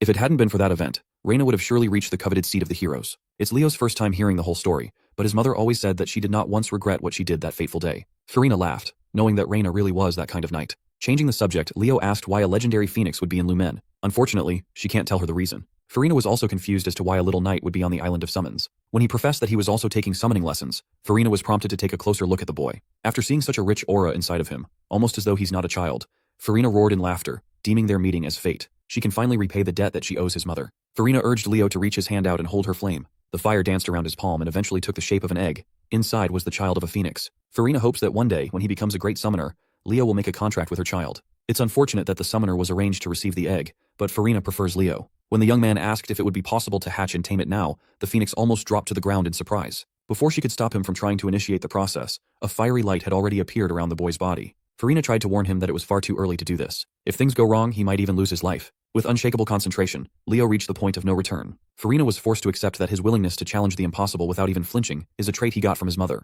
All she can do is bid him luck. In the process of hatching the egg, it was as though it was only him and the fire inside it existed in the world. Leo reached his hand out, enamored by the beautiful blaze. As soon as his palm touched the little fire, it grew into an unstoppable wild flare. Leo panicked and pulled his hand away. The heat is starting to make it impossible to breathe. This is the caliber of Phoenix Flame. This trial must be a way for him to experience what the mythical beast goes through. As a result of burning their bodies to emit powerful flames, a phoenix must endure unbearable pain every day. They live with burning flesh for an eternity while continuously regenerating at a monstrous rate. Even if just a little, Leo can understand their pain now. So he stopped fighting the pain and accepted the fire. It swallowed him whole as he joined the phoenix in its pain. The blaze reached its tipping point, rampaging all around his body. Suddenly the egg in his hand started to crack and shatter. Leo opened his eyes, a newfound wisdom and acceptance for the agony imprinted in his soul. The fire that burned his flesh slowly coalesced around the egg, hastening the hatching process by a lot. Farina curiously asked if he had succeeded, and he confidently replied that he did. She smiled and stamped him into a true genius for pulling off such an insane move. If a phoenix tells you that you will be the world's greatest summoner, you better believe that shit. Before the egg can completely hatch, Farina is already congratulating the young man for making a successful contract.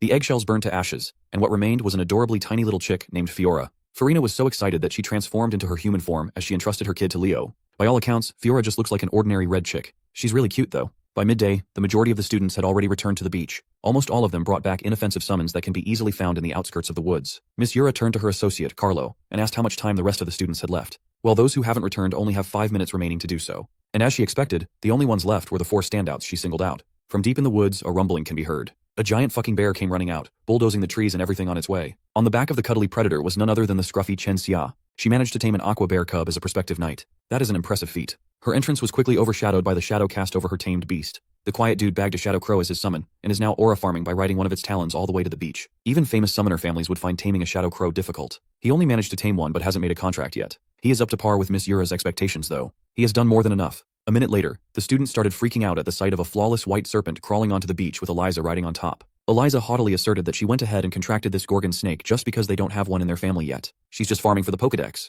Carlo finally called time, signaling the end of the exam. Thankfully, the last student reached the beach at the last second. Compared to the previous grand entrances of the other 3, Leo just casually strolled onto the beach with a little chick nesting on his head. If his classmates inspired fear and awe, his image simply exudes cuteness. His dumbass mediocre classmates burst out laughing at the sight. They reckon that he tamed a chicken after sensing his incompetence in summoning. While everyone else was chortling, Miss Yura felt a chill running down her spine. She could not help but curse out. This son of a gun just brought in a phoenix for the first exam. By sunset, the freshman summoning class had officially ended, and the students were escorted back to the academy. While everyone else's day is over, Leo still has some business to discuss. He fixed his tie and knocked on the office door. A sweet voice beckoned him to come inside. As he opened the door, he was greeted by the sight of Professor Yura in her casual fit, the light of the sunset highlighting her features. She immediately set what she was doing aside and invited the young man to come and take a seat. Miss Yura confessed that today was the first time she had ever seen a baby phoenix. In fact, she didn't even know that there was a mystical summon on the Summoner Island. A freshman forming a contract with a phoenix is no joke. That is an unprecedented achievement in the entirety of the Academy's history. Miss Yura closed in on the young man, trapping him in the hair, and with an inquisitive look, she tells him that she knows what he really is.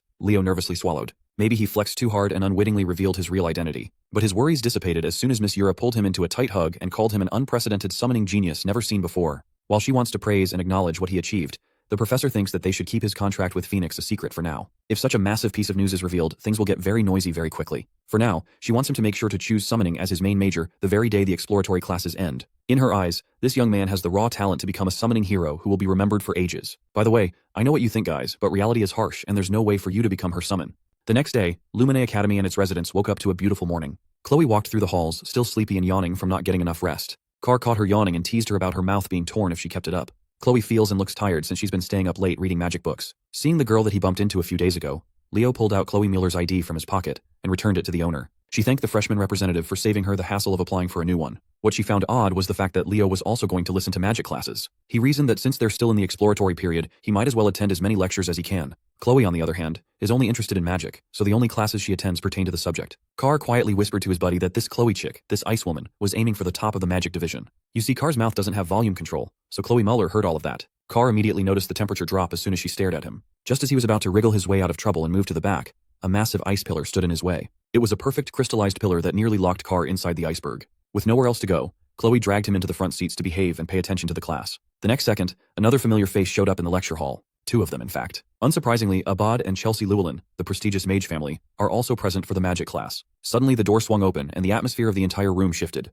As soon as he walked into the door, he effortlessly commanded everyone's attention. As he walked into the podium in front of the class, the girls started blushing and murmuring just how handsome their magic professor was. With a clean, slick-back look, a dapper tie, and an overall immaculate drip, Len Hors introduced himself as the first-year Magic Division professor. He brought with him a thick stack of paper. Before starting today's exploratory class, he wanted to do something drastic. With a flick of a finger, the stack of paper in his desk flew all over the room and eventually found themselves neatly arranged on top of each student's desk. For introduction, everyone will take a magic theory exam right from the get-go. Of course, everyone was surprised to find that they were being tested in magic theory before a single lecture. Professor Lenhorst asserted that students who fail to meet certain standards will be banished from his class. Since all of them are Lumine students now, this much should be the standard. Upon finishing the exam, they are to hand the paper to his assistant, Anna. Contrary to the intensity of Professor Horse, Assistant Professor Anna is like a ball of sunshine. The one screwed over the most by this first day exam is undoubtedly Leo. All it took was one look at the first question, and bro immediately knew he was cooked. He is clueless when it comes to current magic trends. The increasingly complex formulas in his paper are simply indecipherable to his eyes. While the clock ticks, every student tried their hardest to squeeze the last bit of their brain juice to answer the intricate questions.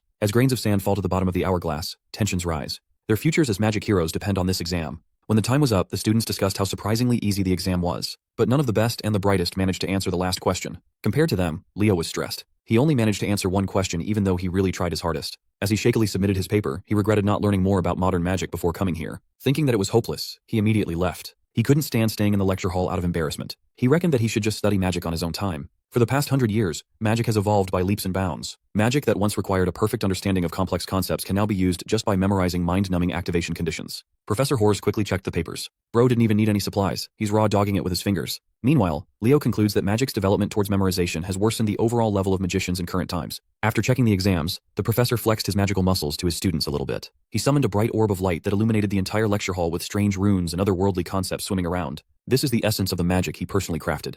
From start to finish, he built this magical algorithm brick by brick. The goal of his class is to create students capable of researching and making their own brand of magic. That is also why he made them take a test on the first day of exploratory classes. There were 49 questions worth 1 point each, based on simple memorization of increasingly difficult concepts. The last question, worth 51 points, analyzes the true essence of magic. Professor Horse hopes that in the future, his students can become magicians capable of solving that last question. Chelsea breathes a sigh of relief. Now she can rest assured that no one else got the last question correctly. She didn't even know where to start solving it. She looked up and saw Leo's seat empty with his exam paper neatly laid down, thinking that he had given up. That bummed her out. It would have been nice to attend magic classes with him. After the professor's impassioned speech, his assistant came up to him and whispered something with urgency. Anna quietly told him that there was a student who solved the 50th question correctly, shocking the stern professor. The stoic and firm Len Horse vanished. He heartily laughed in front of the class upon hearing such good news. He asked his class who among them just made history as the first student to figure out the 50th question in one take and get a perfect score. Professor Horse was blushing and salivating at the thought of molding a generational magic genius. But Anna quickly corrected him and said that the student didn't get a perfect score. That was fine too. He didn't let that bother him. He reckoned that the student must have missed a few items due to spending so much time at the last part. Then Anna just dropped the bombshell with another whisper. The student who got it right only solved the last question and left the other 49 untouched. The professor demanded the name of the student, and Anna gave him Leo Plov's student file. Professor Horse called Leo's name out loud, ordering him to stand up. But it was too late. Even his friends didn't notice him slinking out of the classroom after shamefully submitting his work. To break the awkward silence in the room, Chelsea carefully raised her hand and explained that Leo left right after finishing the test. His test score is an utter anomaly. He technically scored the highest out of everyone else by solving the last part and nothing else. The subject of the magic class's uproar is already in the cafeteria, hanging out with Celia. He shared what just happened, and she laughed at his face for fucking up the exam. He got a cute baby bird in the summoning class, and he crashed out in the magic class. In Celia's opinion, Leo must realize that he's doing something wrong with his school life. She insisted that he should just focus on his swordsmanship. He's a knight major after all. When asked if she would like to do some stamina training, she immediately changed the subject. Their friendly conversation was interrupted by a ghastly presence zooming in behind Leo. Professor Horse is fuming. He thinks this knight major kid just made fun of his class. He confronted him about leaving after just one question. He asked if the questions were so easy that they weren't worth answering. Leo stood up and respectfully cleared up the misunderstanding. He confessed that he genuinely thought he had zero chance of passing that exam. For him, every question except the last problem was way too hard, and he had no clue where to even start with any of them. He slyly explained that he studied magic on his own by reading old magic books, so he wasn't up to date with any of the modern ones. A thought started forming inside the professor's mind. He then picked up the young man off the floor like he was a cat or something. When he let go, Leo had never been so confused in his entire life. Meanwhile, the professor's eyes are gleaming with joy and possibilities as he urges Leo to follow him for a moment. Leo did not even get the chance to refuse or ask where they were going. Professor Horse grabbed his collar and dragged him out of the cafeteria like a child who had just found his new favorite toy. Celia was frozen in her seat. This was her first time seeing the Academy's professor of magical theory, and he made quite an eccentric impression. Poor Assistant Anna missed his boss by a few seconds. She failed to make sure that Len Horse didn't do anything strange. The poor lady didn't even have the chance to catch her breath as she tried to chase after the madman. The professor brought Leo to his office, started scribbling magic theory problems on his chalkboard, and asked the young man to solve them for him. He reckons that if the boy did not solve the final question out of pure luck, then he must already have his own established magic system in his mind. Professor Horse stood on the sidelines waiting for the young man to show him a new magic system through the solutions. But not even 10 seconds passed, and Leo had already finished writing his final answer on the board. Shocked and a little frightened, he asked if Leo had mentally solved all the questions he had presented. That's more or less what Leo did. The professor just hit the jackpot. After all these years of mediocrity, he finally found a seedling worth cultivating into the highest echelon of heroes. Professor Brojo Satoru was right outside, minding his own business and walking through the halls. Unbeknownst to him, his calm day is about to be pestered by his overenthusiastic colleague. Professor Horse came running to him with a broad, innocent smile and eyes full of life. Bro was not having any of it. He knew that whatever his coworker was smiling about would ruin his perfectly calm day. So, he turned around and walked back in the direction he came from. Len Horse grabbed his feet while repeatedly thanking him like an overstimulated dog. Professor Albie had to use magic to keep him away. This is not the first time he has seen Len Horse act out, but he's going a bit too far today. Professor Horse didn't give a damn even if he's suspended midair. He just wanted to express his gratitude for discovering the genius that is Leo Plov. Albie was confused. Why would this magic fanatic call a knight in training a genius in magic? Hearing him mention knighthood and Leo in the same sentence made Professor Horse irate. He insisted that the kid must become a sorcerer at all costs. He won't stand by and let such a talent rot away while wielding metal sticks. Finally, his assistant and part-time babysitter Anna caught up with her boss. While he was ranting about how sending Leo to the knights would be an insult to the field of sorcery, Albie dropped him to the ground. At least the professor is very appreciative of Anna catching his fall. After running all over the campus, the sunshine and rainbows demeanor of the assistant is gone as she insists that they return to class. Speaking of the devil, Leo walked past the commotion, and Professor Albie gave him a reassuring smile. The young man reckoned that sorcerers have not changed at all with time. Even to date, they're all lunatics. A week after the magic theory debacle, the exploratory classes finally ended. Leo is just chilling on the roof, reading his book away from any drama and over-the-top commotions. As usual, he is researching his own legacy. Today, Kyle, the supposed hero of the beginning, is widely known as a fraud. Seeing how the world moved without him and the change of perception is still weighing on his mind. While he was quietly contemplating the passage of time on the rooftop, the first-year professors were running around the campus halls. Without even knocking, they barged into the principal's office with complaints. In Professor Elan's hand is Leo Plav's application form. Listed on the kid's major course are knighthood, sorcery, and summoning, all three of the major hero disciplines. After seeing the kid's untapped potential in every field, the professors are engaged in a war to get him to their side.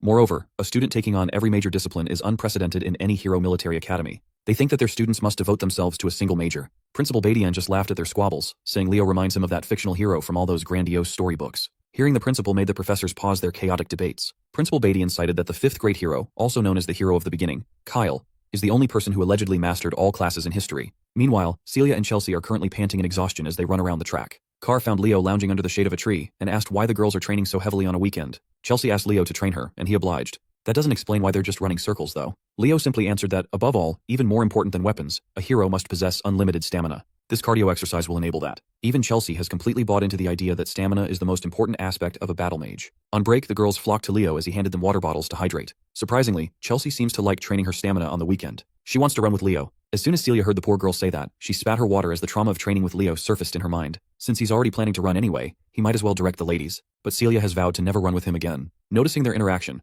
Carr asked Celia and Leo what was going on between the two of them and why they seemed so close. He even thought they were dating at first. Celia ended the confusion by dropping the bomb that they are nothing more than cousins. Leo is her paternal aunt's son. The revelation that Leo has Zerdinger blood running through his veins utterly shocked Carr and Chelsea. Leo finally got off his ass and started stretching to join the ladies for the next round of hellish cardio. Not one to waste his time training, Carr made his exit. He's planning to explore Lumeria City a little bit more. Celia tried to tag along with him in the blissful city, but Leo had already grabbed his cousin by the hair. Today is a training day. Carr could not help but think that every noble in his circle doesn't have an ounce of dignity. Time passed, and the much-awaited class assignment day finally arrived. Leo walked to the classroom he was assigned to, namely Class 1-5. Inside, he saw Carr sitting down, calling his buddy over to the seat beside him. The sly businessman was the first one to arrive since he already knew what class he was going to be assigned to. Say what you want about Carr, that boy is good at gathering information. There's another familiar face in their class. Chelsea is in her seat. It's hard to tell if she's dead or alive after the hellish weekend of training with Leo. Carr asked what kind of hell Leo put the girls through, and he answered that they just went over the basics. Suddenly, a pair of lowly extras peeked through Class 5, also known as the Class of Anguish, and mockingly wondered how many of their pitiful juniors would remain after the first semester.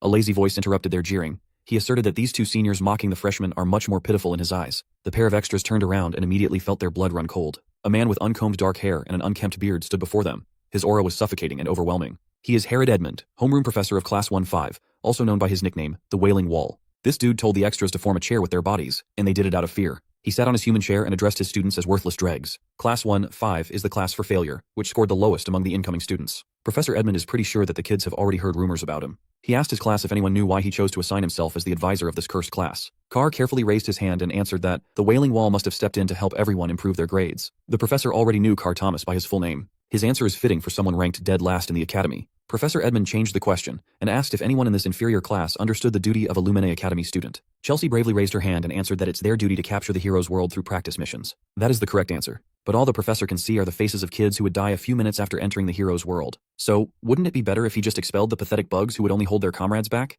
This is precisely the reason why he took over Class 5. That is also the reason why he is widely known as the Wailing Wall. While he was scaring the shit out of his students, Leo stood out as the only one unfazed. The professor quietly assessed that this kid would probably be fine if dropped into a hero's world right now. He then ordered everyone to change their attire to exercise clothes and head to the drilling grounds afterward. It's the first day of classes, so it's time for some combat studies class. Class 5 followed his directions and quickly assembled on the track. While his students were exposed to the harsh sunlight, the professor set up a huge umbrella, a lawn chair, and even some tasty drinks to relax on the sidelines. It's time to fix the rotten mindsets these kids have developed since joining the prestigious academy. He asked another question. He questioned what would save them in the real world, where life is so fragile when push comes to shove. Nella Carvin, a timid night major with a rare healing attribute aura, meekly answered that she would be saved by her fellow comrades by her side. That's the wrong answer. Professor Edmund asserted that their only saving grace is their own ability. Only when they hone their skills in the face of danger can they even begin to lend help to their comrades. As a follow-up question, he asked if anyone here is confident in their ability to protect their comrades. A jolly, fiery, and poised voice sounded out from the crowd, asserting that she was confident in her capabilities. To explore that answer, the professor asked the girl to create a fireball so they can see if she's an adequate magical knight.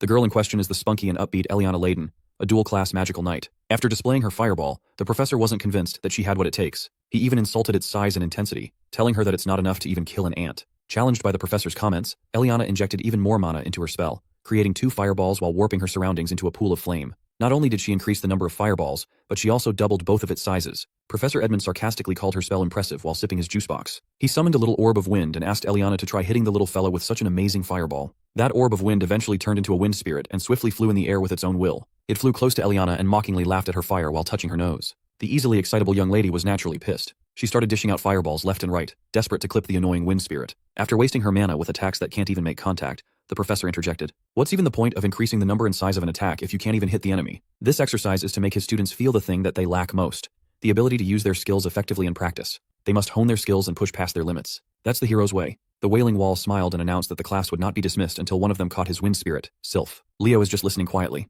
The professor's words may be harsh, but he can confirm that all of it is true. Maybe he should try this class a little and try catching the Sylph. While his entire class is running around the track, Professor Edmund's eyes are fixated on Leo Plov. With all the conversations around the kid, he is determined to sniff out if he's just full of shit like the fictional hero Kyle. Unfortunately, even with the whole class participating in the hunt, the Sylph is simply running circles around them. From a distance, Leo emitted his aura, controlling and directing it to focus on his feet. With one mad dash, he launched himself like a scarlet cannonball, leaving destruction in his wake. His speed skyrocketed to its limits. His focus is impeccable. Maybe he really is the first true all-class hero to be born. Carr and Chelsea were already winded after trying to catch the unreasonably fast wind spirit. Then came our boy, his feet and body clad in a burning aura. Using the enhanced concept of aura step, he made his way to the skies, the blind spot of the unruly Sylph. With gravity and momentum from the aura step, he launched himself downwards, leaving little to no window for the Sylph to dodge or get out of the way. His first try ended in a fail by a millisecond. It looked like he botched his first attack, but the smile on his face says otherwise. He subtly manipulated the streaks of aura in his hand, forming a thread that attached itself to the Sylph's foot. This effectively held the wind spirit in place to be grabbed. Unfortunately, none of the Class 5 students got to the stunned Sylph first. It was captured by the lighting fast brat Duran instead. Just as expected, his speed is really outstanding. But he only captured the Sylph due to Leo's aura thread restricting its movements. Nevertheless, the smug look on the brat's face is still annoying to look at. Another person walked into the field while cheerfully clapping his hands. This pompous-looking man is Sejin, the homeroom professor of Class 1-1. Right now, he is second in the graduating voting class. He took this chance to flex the talent of his class, even offering to teach Class 5 a thing or two. Meanwhile, Professor Edmund isn't even looking at the field. He's snug as a bug in his chair while sipping on juice boxes. He then asked his colleague to take over his class for the day. While Professor Sejin is number 2 on graduating class voting, this chill guy is consistently bagging number 1 every year. The students, especially Carr, are hyped to see the clash of the 2 pillars of Lumene Academy. These 2 professors have worked at the academy for over 2 decades. Professors Ain, Yura, and Len were apprentices of these 2. Overhearing his yapping, the adorable Nella Carvin asked Carr how he knew so much about academy affairs. Unfortunately, this boy has no riz at all and is prone to scaring the hose. Professor Sejin haughtily laughed. While he doesn't know what his rival is scheming when he takes charge of the worst class of freshmen, Sejin is eager to find out. So he requested a competition between classes 1 and 5. As for the event, they are going with Lumene's historic ball sport called Bastera. Professor Edmund stood up from his chair and called Sejin a genius. He shook his bro's hand and added that learning through practical experience is the best. After accepting the challenge, he slumped back into his comfy chair and left all the officiating and supervising to Sejin. Professor Sejin can't fathom just how he keeps on losing the graduating class vote to this lazy-ass man while his students look at him with pity. At least the Wailing Wall addressed his class one more time, saying that this Bastera match against Class 1 is an opportunity for them to practice their skills. And one last thing, he warned them that if they lose, everyone in the class will be expelled. Hearing that, even the students are shocked since it's their first class ever with him. Not to mention that their opponent is Class 1, a class with 3 captains on their side. Herod doesn't care about their excuses and tells them to try even harder in that case. Also, he thinks there's very little for them to worry about when they've got the freshman representative of all people in their class. He instructs Leo to choose 6 candidates for the competition. Contemplating his teacher's request, Leo is certain that he's being tested for some reason. It's not coming through a place of disgust. Rather, the kids in his class have all lost their spirit after just 1 week of enrollment. With their spirits crushed, Leo thinks that Herod wants to use him as a means to lead the defeated students of Class 5, since they've lost all hope already. Class 1's teacher uses his magic to create the arena, while Leo thinks that there has got to be some kind of way out in the Bastera competition, a way to help his classmates from their despairing situation.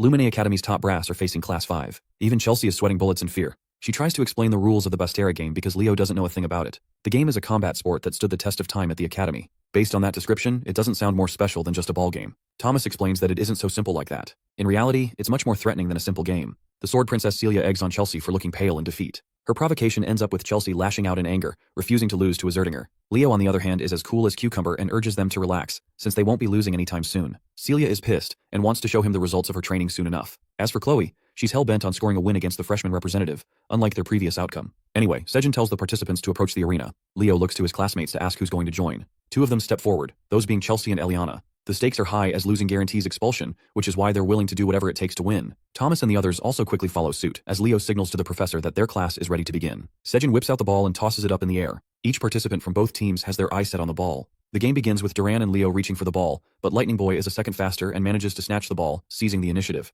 The game has literally just started, and this man Leo decides that now would be a good time to learn the rules. Turns out the rules are quite simple. All he has to do is infuse the ball with aura, shooting it into the goal without using one's body. The first team to reach 11 points will win the game. Duran is on a rampage and releases the ball at a thunderous speed, causing Leo to evade it at the last second. As for Thomas, he couldn't even see the ball as it cut past him and scored right into the net. The first goal has been secured by Duran of Class 1, and has already caused even greater despair for Class 5 students. Tide is feeling the pressure and thinks they're all going to be expelled at this rate. So now, Leo wants to know about how one could acquire the ball. There are basically 3 ways to do that. They can do it if the ball goes out of bounds during their opponent's turn, or if someone can catch the ball. As Tide is about to explain the final method, their conversation is interrupted with Eliana getting brutally taken down by Celia's explosive throw. The Sword Princess mocks them for carelessly talking when they should instead be focusing on the match. The situation is really bad for Eliana. Players can't directly attack or block opposing players, so the third way is to cause the participant unable to continue. The only way to do that is by attacking others with the ball. Leo has heard enough and seizes control of the ball, believing that it's the right time for them to fire back. Eliana is rendered unable to continue, leaving Class 5 with one less classmate to fight with. Both professors are observing the match. Sejin reflects that any team with an advantage of the fire element usually possess overwhelming advantage in the game, and when it comes to the House of Zerdinger, their flames are the most powerful. He can't figure out why Herod decided to entertain the challenge, knowing that the Sword Princess is in Class 1. He thinks that there's just no way for Herod's class to fight back. In response, the lousy professor simply yawns at him, as if to think nothing of his words. Addressing Sejin, Herod brushes an old memory of his first student from the House of Zerdinger. That woman is known as the Empress of Bastera, a complete monster in the game. Herod is happy to share that her child is playing the match for Class 5, a piece of knowledge that shakes Sejin. Back to the game, Class 5 is acting like a whiny bunch, selling themselves short and regretting their decision to join the academy. Celia sees Leo casting his flames and realizes that he's finally getting serious. Charging an ever-burning fireball, he releases the ball at such a monstrous speed that it requires Chloe's icicle mountain to stop its wrath. She acts all high and mighty, thinking that she successfully deterred his strike. But Leo shockingly appears next to her, having read her like a book. Leo confidently declares that he'll score regardless. He jumps up and punches the shit out of the ball with his fist, causing Chloe's barrier to tear away like butter. Even Sejin is impressed by the boy's impressive battle IQ. Class 5 cheers in support for the freshman representative. The professor of Class 1 understands now that the true game has just begun. We then see a bunch of goals scored, causing the number to jump up to 9 against 10. Many players were even incapacitated during the match. Finally, the lightning-fast Duran releases his strike, hoping for this throw to end the match. But in the end, Thomas sacrifices his body, putting his everything to stop the ball from scoring. He manages to catch the ball at the brink of mana exhaustion. In the end, Thomas collapses, causing both classes to stand at an equal footing. However, Class 5 only has Leo left, while Class 1 has all 3 of its captains intact. It seems like a great disadvantage for their class in terms of numbers alone. Ice Mage Chloe is ready to exact her revenge after her crushing defeat in the previous exam. She forms numerous copies to further increase their defenses. Leo is about to take his one final leap against Celia and Duran. His feet arched from the ground, he blitzed with inhuman speed, shocking the 3 captains with how fast he vanished. Leo flash steps at such an incredible pace that he dribbles past Celia without her noticing. He has no intentions of taking them head on, which means he's aiming for the goal. This leaves everything to Chloe to defend. She's trying her best to locate the real Leo among his own copies. Just analyzing this level of magic leaves her winded as Leo zooms past her. Chloe collapses in defeat, questioning how a mere human is capable of using the magic of the elves. In the end, not even the 3 captains could stop him, and the conclusive winner of the match is Class 5. Leo's name is chanted as Class 5 students celebrate in joy.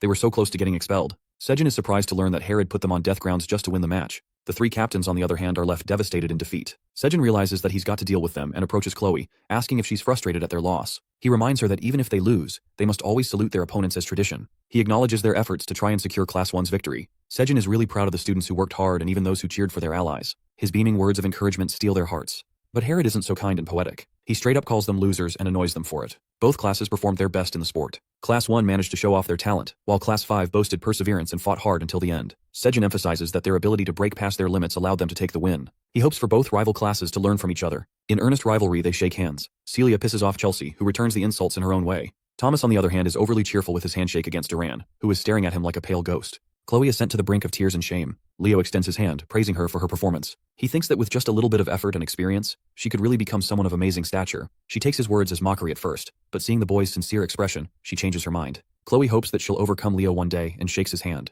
A month has passed since then. Our trio is enjoying a meal when Thomas curiously asks about their club selection. Instead of joining a club, Leo is interested in making one, causing Thomas to lose his damn mind. Chelsea being his #1 supporter, she's willing to join it immediately. The club he's wanting to create will be called the Hero Research Society. It's a strange name, but Leo has an ambition to investigate the forgotten hero, Kyle, who is considered a fictional character with no real relevance in history. Thomas thinks that no one will join that kind of club, but Chelsea is seriously a real one with how ready to join she is. There's some kind of commotion going nearby, which makes Thomas suddenly remember the special thing about today. Today is the day the 5th-year senior classmen mark their return after clearing the dungeon. Since the fragments of the hero record are scattered across the world, occasionally, they are responsible for creating dungeons on their own. These are called the hero dungeons. The senior students of the academy clear the hero dungeons and retrieve the fragments. They're supposed to leave for at least 2 weeks, and oftentimes even months. Leo thinks that his mother must have gone through similar dungeon raids before. Chelsea sees the senior classmen and realizes that they're the best of the best in the academy. Introducing the muscular Easterner, Lee Jamua. The southerner beauty next to him is Torua Yan, and finally the comfort clothing enthusiast is Ulta. Still, one guy seems to be missing. The strongest person in the academy, the council president Reese. Thomas is about to explain about him when all of a sudden, our boy is nowhere to be found.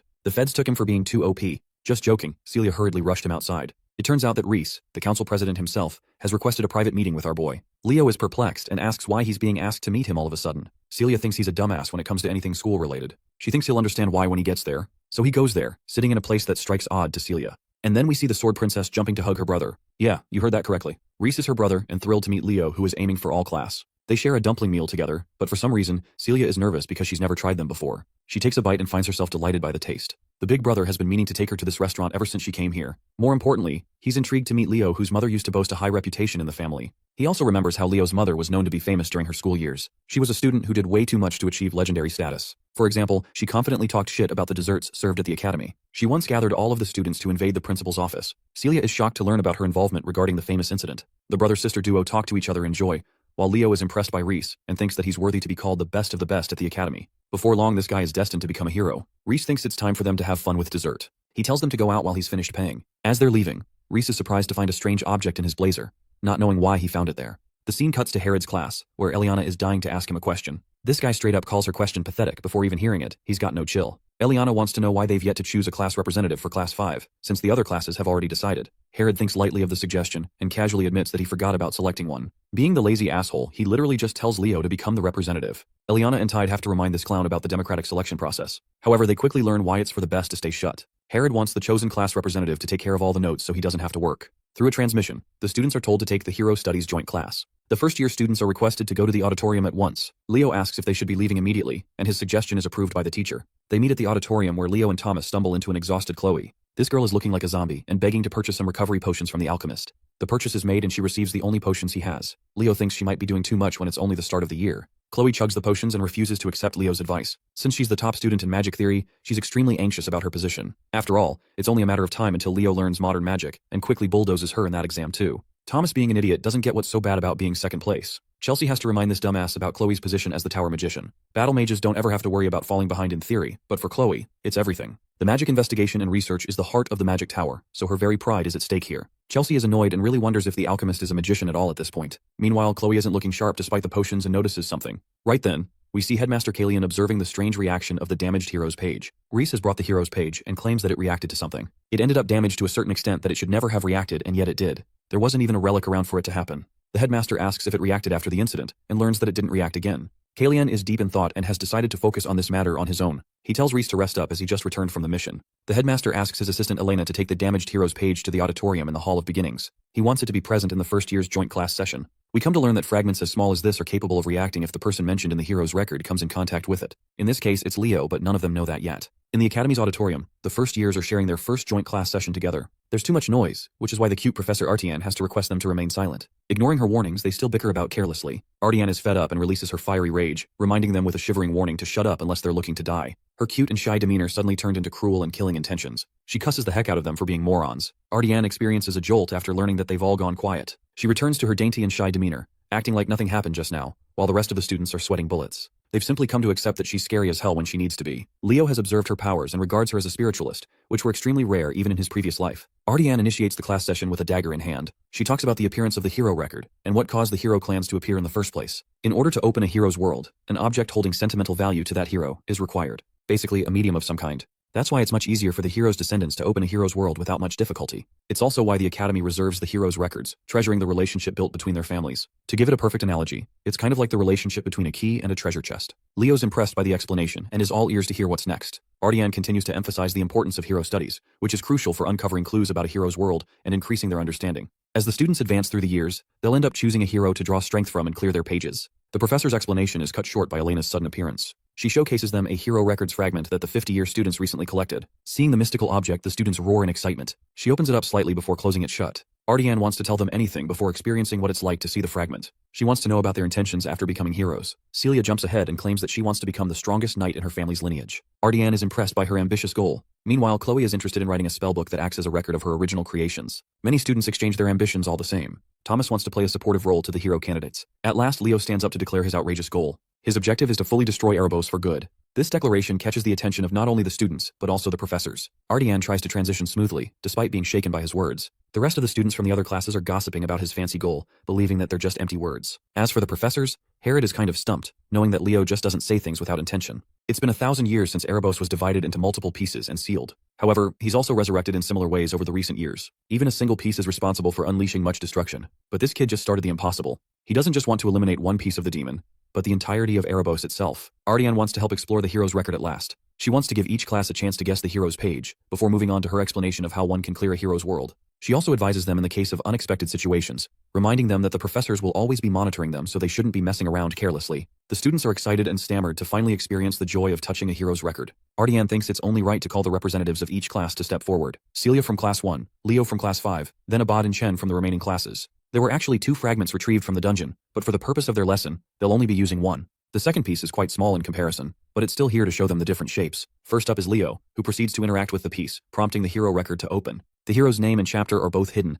but even the professors are worried that the record is reacting harshly. All of them are transported inside the nameless hero's world, baffled to discover an environment of chaos and destruction. The class representatives and the professors have been transported to a different world. What greeted them was a mountain of monster corpses littered all around what can only be assumed as a battlefield. Trying to get on top of the unexpected development, Professor Edmund warned everyone to brace themselves as they were now inside a hero dungeon. Professor Sejin, with his quick thinking, found a landmark they could use to figure things out. A fortress wall situated away from their spawn spot. Oddly enough, Leo Plov recognized the place from the Age of Catastrophe, the last line of defense for the last city, the walls of Gardaslan. If his line of thinking turns out to be correct, and the timeline is right, then Leo is the only one who knows what is happening. From a distance, he heard a familiar voice calling him by his old name, Kyle. The voice apologetically admitted that her unfulfilled wish was indeed a foolish one. The voice belonged to a woman that the modern times hail as a legend, one of the original heroes and Kyle's comrade, Lycina's. As foolish as her wish was back then, she wholeheartedly believed that they would eventually save the world. And they did. Seeing a friend who existed thousands of years ago stirred all kinds of emotions inside Leo. Facing Lycina's on this crumbling battlefield was outside of his wildest dreams. Her smile lit up the entire hero's dungeon, shattering reality and knocking everyone back to the real material world.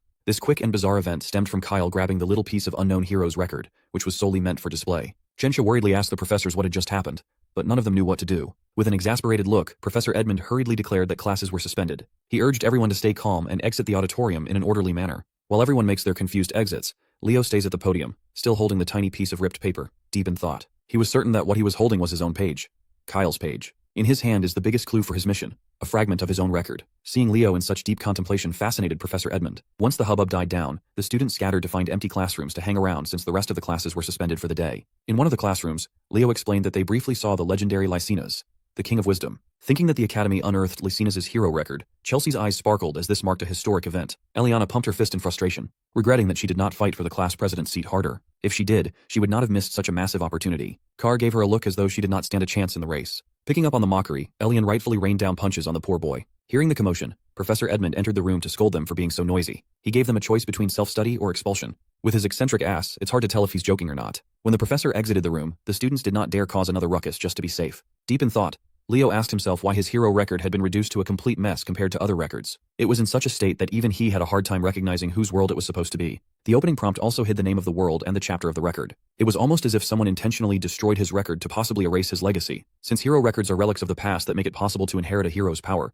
sabotaging one indicates that someone does not want to see the birth of a new hero. The only feasible suspect with the motive and means is none other than Erebos. He might be shattered into multiple little pieces, but his power knows no bounds. This incident just lit a fire in Leo's ass to investigate why his hero record had been reduced to such a state. After the hero record debacle, a whole month of uneventful school life passed. Let's turn our attention to the magic department class. In there, the absolutely dripped out Professor Horse is explaining the contents of their midterm practical exam assignment. The first years are tasked with creating their own original magic. Hearing the mention of unique magic struck fear in the hearts of the young mages. Original magic is a type of magic that distinctly showcases a magician's individuality, creativity, and power. In today's era, where activation techniques have become mainstream, magicians rarely strive to create spells of their own. However, original magic can become one's secret technique to use in critical situations. This stems back to the star magic that every elf learns. As a matter of fact, star magic is also a minor copy of original magic. There had only been one person in history who wielded the true and complete power of star magic. That is none other than its creator, the founder of Nebula and one of the founding heroes, Luna. Hearing the professor emphasize the importance of the upcoming midterms made Chloe lock in. Sitting beside her, Leo could not help but notice an odd book on her desk.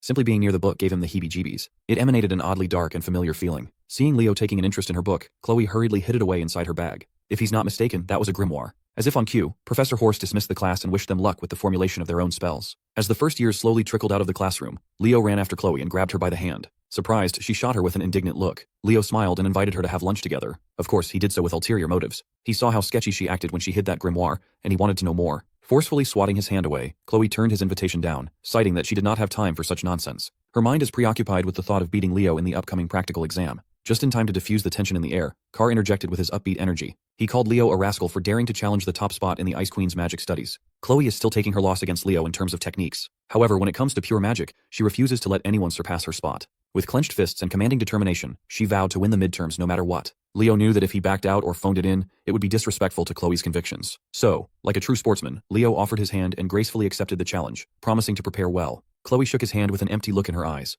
I've never seen anyone more locked in than the Ice Queen. Goofball Carr was watching from the sidelines, absolutely in awe of his boy's natural technique to trick a girl into holding hands. Before the sunset, Leo found himself in the massive and monolithic Tower of Heroes. He's been told that somewhere in this gigantic place, Lumeni Academy's forbidden library can be found. If he can get into that place, he might find some clues about the mystery of his lost hero record. As he ascended the stairs, some seniors were charmed by his aura. Halfway through the top, someone called him by his full name. It was a senior with tanned skin, curly hair, and big round glasses. Dare I say, an absolutely baddie. Blowing her bubblegum, she asserted that she's been hearing a lot about the young prodigy from Professor Len Hors. This baddie is Torua Yan, a 5th year in Lumine's Department of Magic. Leo politely bowed and extended his greetings, not thinking much of the interaction with the senior. He tried to continue walking up, but Torua extended her long legs, stopping him from going any further and asking what business a first-year student could possibly have at the Tower of Heroes. Leo truthfully answered that he was simply here to meet with the student council president. Seeing his confidence, Torua's interest was piqued. She insisted that if he joined the magic department exclusively, he'd have plenty of opportunities with regard to the tower. She was quite pushy, even though he was already taking classes in the magic department. Torua finally stopped messing with him and moved her leg away.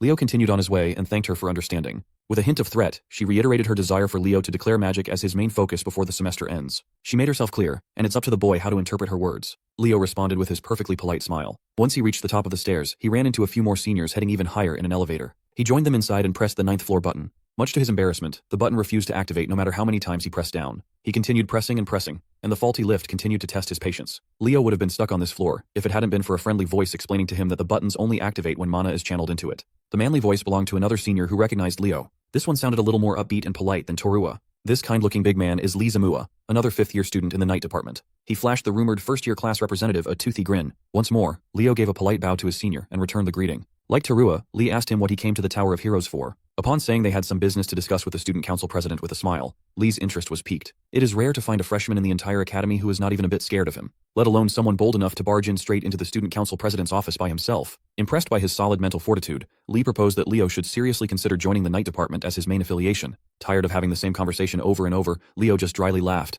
Finally, after various interruptions that drained him before the main topic even began, Leo reached his destination. He knocked on the door, introduced himself, and asked President Reese if he could come in. A warm and welcoming voice from the other side of the door invited him in without a fuss. It looks like President Reese is knee-deep in paperwork, even though it's nearly sundown.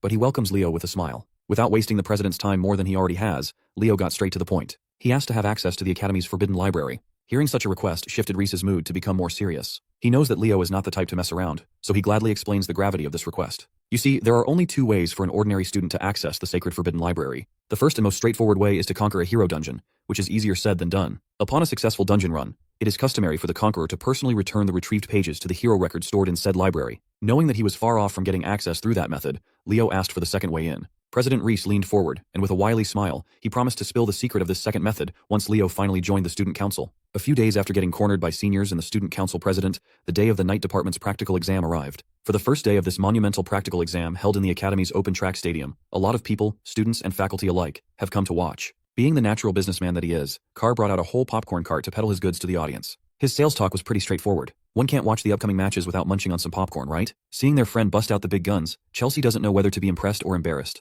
Eliana, on the other hand, felt like Carr would have already gotten filthy rich if he wasn't stuck in Lumeni. Leo lined up with his freshman night department peers and scanned the audience. Sure enough, Chloe did not come to watch. Professor Ain stood on the track, mean-mugging his students to instill the seriousness of this upcoming assessment. Without further ado, he called on the first pair that will be sparring in the first and opening match. The first one is Class 1's Hall Snafe, a snaky-looking young man with eyes and a smile that cannot be trusted. His opponent is none other than our boy, Class 5's Leo Plov. The combatants stepped onto the stage, hyping the whole arena up. In the stands, Carr is busy looking for more customers, and his eyes are locked in Professor Sejin's direction. He cheerfully ran towards the grumpy professor, eager to earn some more dough. With samples in hand, he asked Professor Sejin if he would like to buy some popcorn and drink combo to go with the match that was about to start. Being the snob that he is, he harumphed as if the idea of eating popcorn was below him. He believes that only slobs like Professor Edmund Harlan would buy such a thing. Sensing that he was not going to break the professor so easily, he looked in Class 1's direction for an assist. Thankfully, Celia was there. One look was all it took for her to understand what Carr needed. Using her secret technique, she turned her cutesy charm up to 11 and asked if the professor was buying the whole class some delicious popcorn. With the trap set up, all that's left for Carr to do is egg on the rest of Class 1 to cheer for their professor's generosity. Seeing his kids chant his name with such vigor, Professor Sejan's defenses slowly crumbled.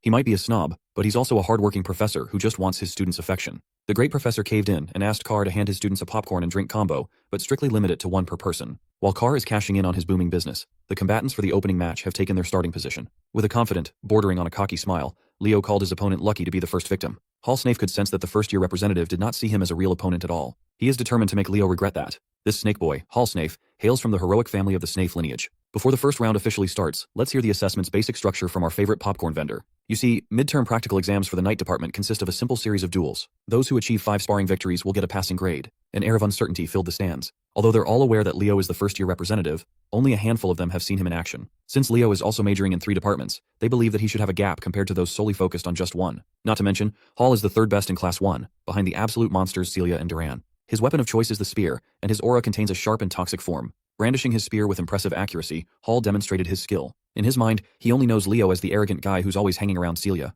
Professor Ain gave the final reminder that the one who renders their opponent unable to fight back will get the W and treat this sparring match as if it were a real battle. As soon as the starting signal was given, Leo was taken aback when he felt a dark aura that he had not felt in a long time. Surprisingly enough, that dark aura did not come from the enemy in front of him, but in the direction of Lumine's campus instead. The slick and disgusting dark energy lingered in his brain and spelled a deadly premonition in his mind. Unbeknownst to Leo, this worrying aura originates from the library, where Chloe is burying herself in countless magic books in preparation for the magic department's midterm exam. The formula she's writing joined the many torn pages of underwhelming ideas she came up with. The pressure is starting to get into the Ice Queen. No matter how hard she tried, she couldn't seem to create a winning and unique magic with her abilities and knowledge alone. Reaching her wit's end, she took out her frustration on the books scattered all over her desk. The ghost of Leo's talent is living rent-free in her mind, and it's slowly eating Chloe up from the inside. Her refusal to lose against the boy wonder pushes her to her limit. When she looked at the books she scattered all over the library's floor, one stood out as if it was calling to her. It was the grimoire she had been carrying for a while now. With nowhere else to turn to, she firmly believed that this thing was her only hope of winning. With her desire and need to retain the #1 spot in the department,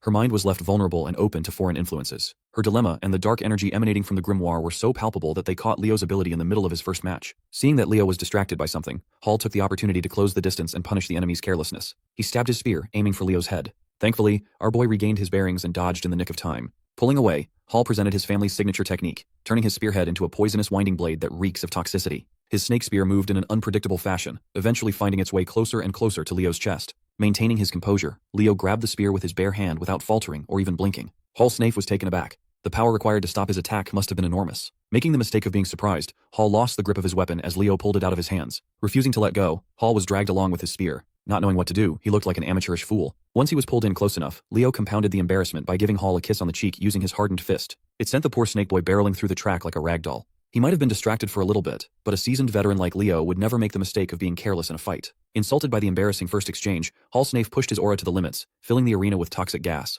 He urged Leo to stop showing off as the real duel is yet to begin. Constantly pumping the green aura out of his body, the perimeter was filled with poison mist. Hall reckoned that since there are talks about how Leo can't even use aura, he can capitalize by leaning on his strength. Even if Leo is physically stronger, it's impossible to make up for a fundamental weakness. Seeing the green mist wafting in the air, Leo summoned his fiery aura while reveling at how rare poison auras are. As the mist tried to enter his effective range, Leo efficiently burned the poison without much trouble. Still confident with his supposedly superior technique, Hall ramped up his aura use. He believes that unless those flames are on Celia's level, he'll win the battle in the end. While the snake boy was stroking his own ego in the middle of the spar, Leo had already closed the distance unscathed. It's time to make this boy pay for being so arrogant and careless. Leo walked the rest of the gap between them like he was a JoJo character, his fire absolutely mogging the fuck out of the poison. Seeing the colorful display of auras in the arena, the audience was hyped as they chomped on their popcorn. In Class 1's seats, Duran watched the battle with his permanently furious expression. Celia was dumbfounded while Chelsea cheered for her man. Everything Leo does is cool in her eyes. Celia never would have thought that Leo had already increased the power of his flame aura to such a terrifying degree. Poor Hall Snafe also felt the unexpected of Leo's flame as he got closer and closer.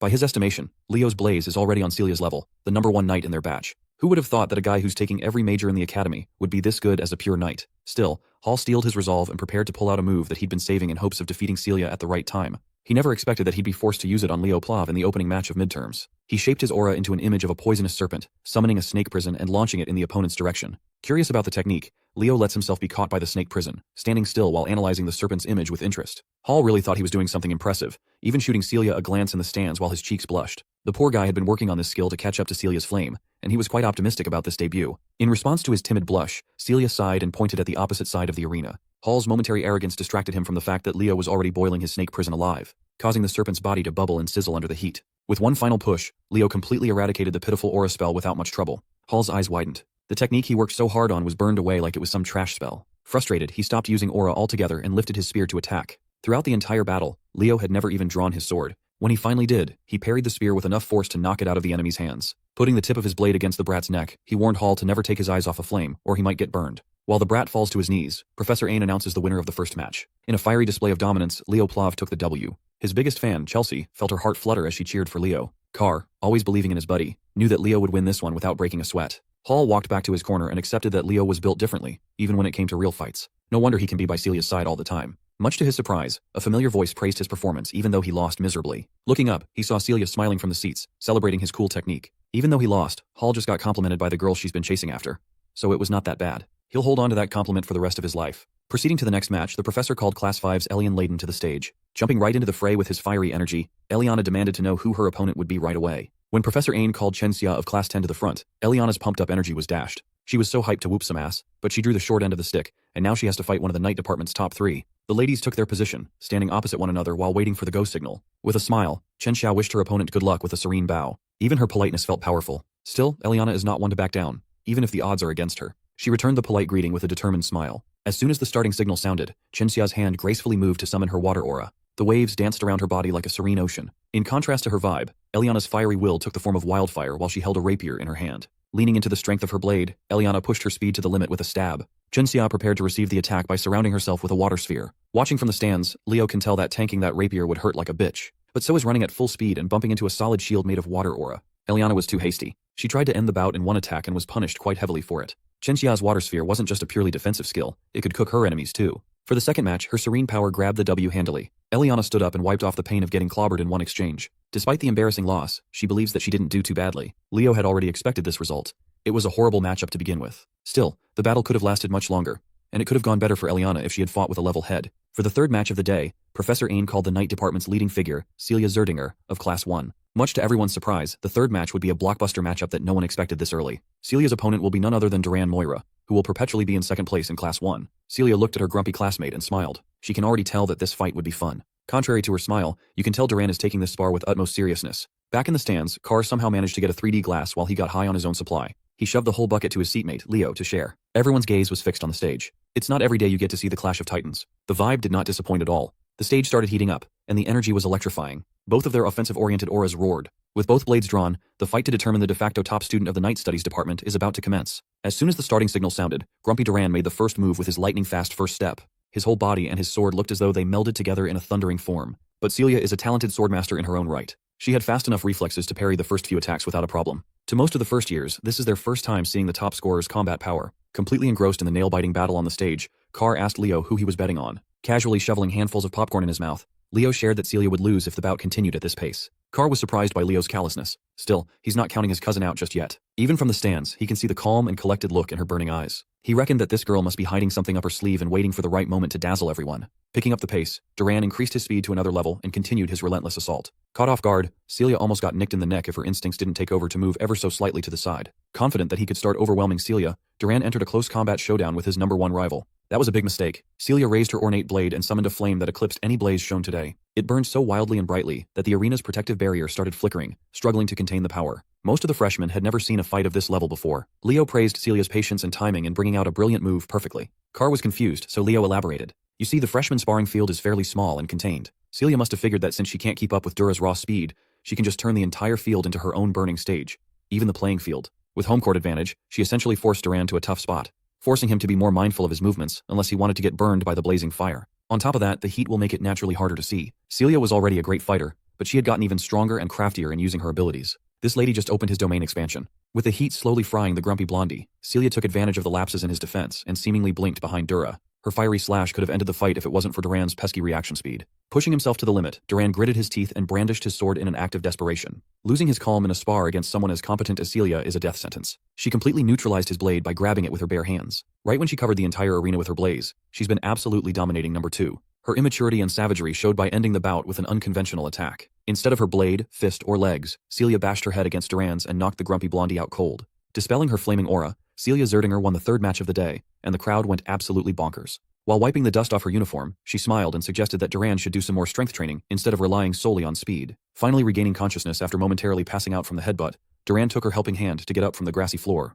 The Academy's press team and those that shipped the number 1 and 2 reveled at the sight of the lovely pair. Leo was pleased to witness that his cousin's harsh training paid off. Suddenly, nosy-ass Professor Edmund spawned behind the boys while indulging in some popcorn of his own. As it turns out, he's been listening to his class reps commentating from start to finish. He found Leo's tasks insightful. By the end of the day, every match in the night studies practical exam wrapped up smoothly. Celia Zerdinger ended the day with 4 wins and 1 loss. Duran Moira finished with the same record. So did Chen Xia. All of them had only 1 loss to their names out of 5 matches. Leo Plav, on the other hand, ended the day with a perfect 5-0 sweep, officially taking the crown as number 1.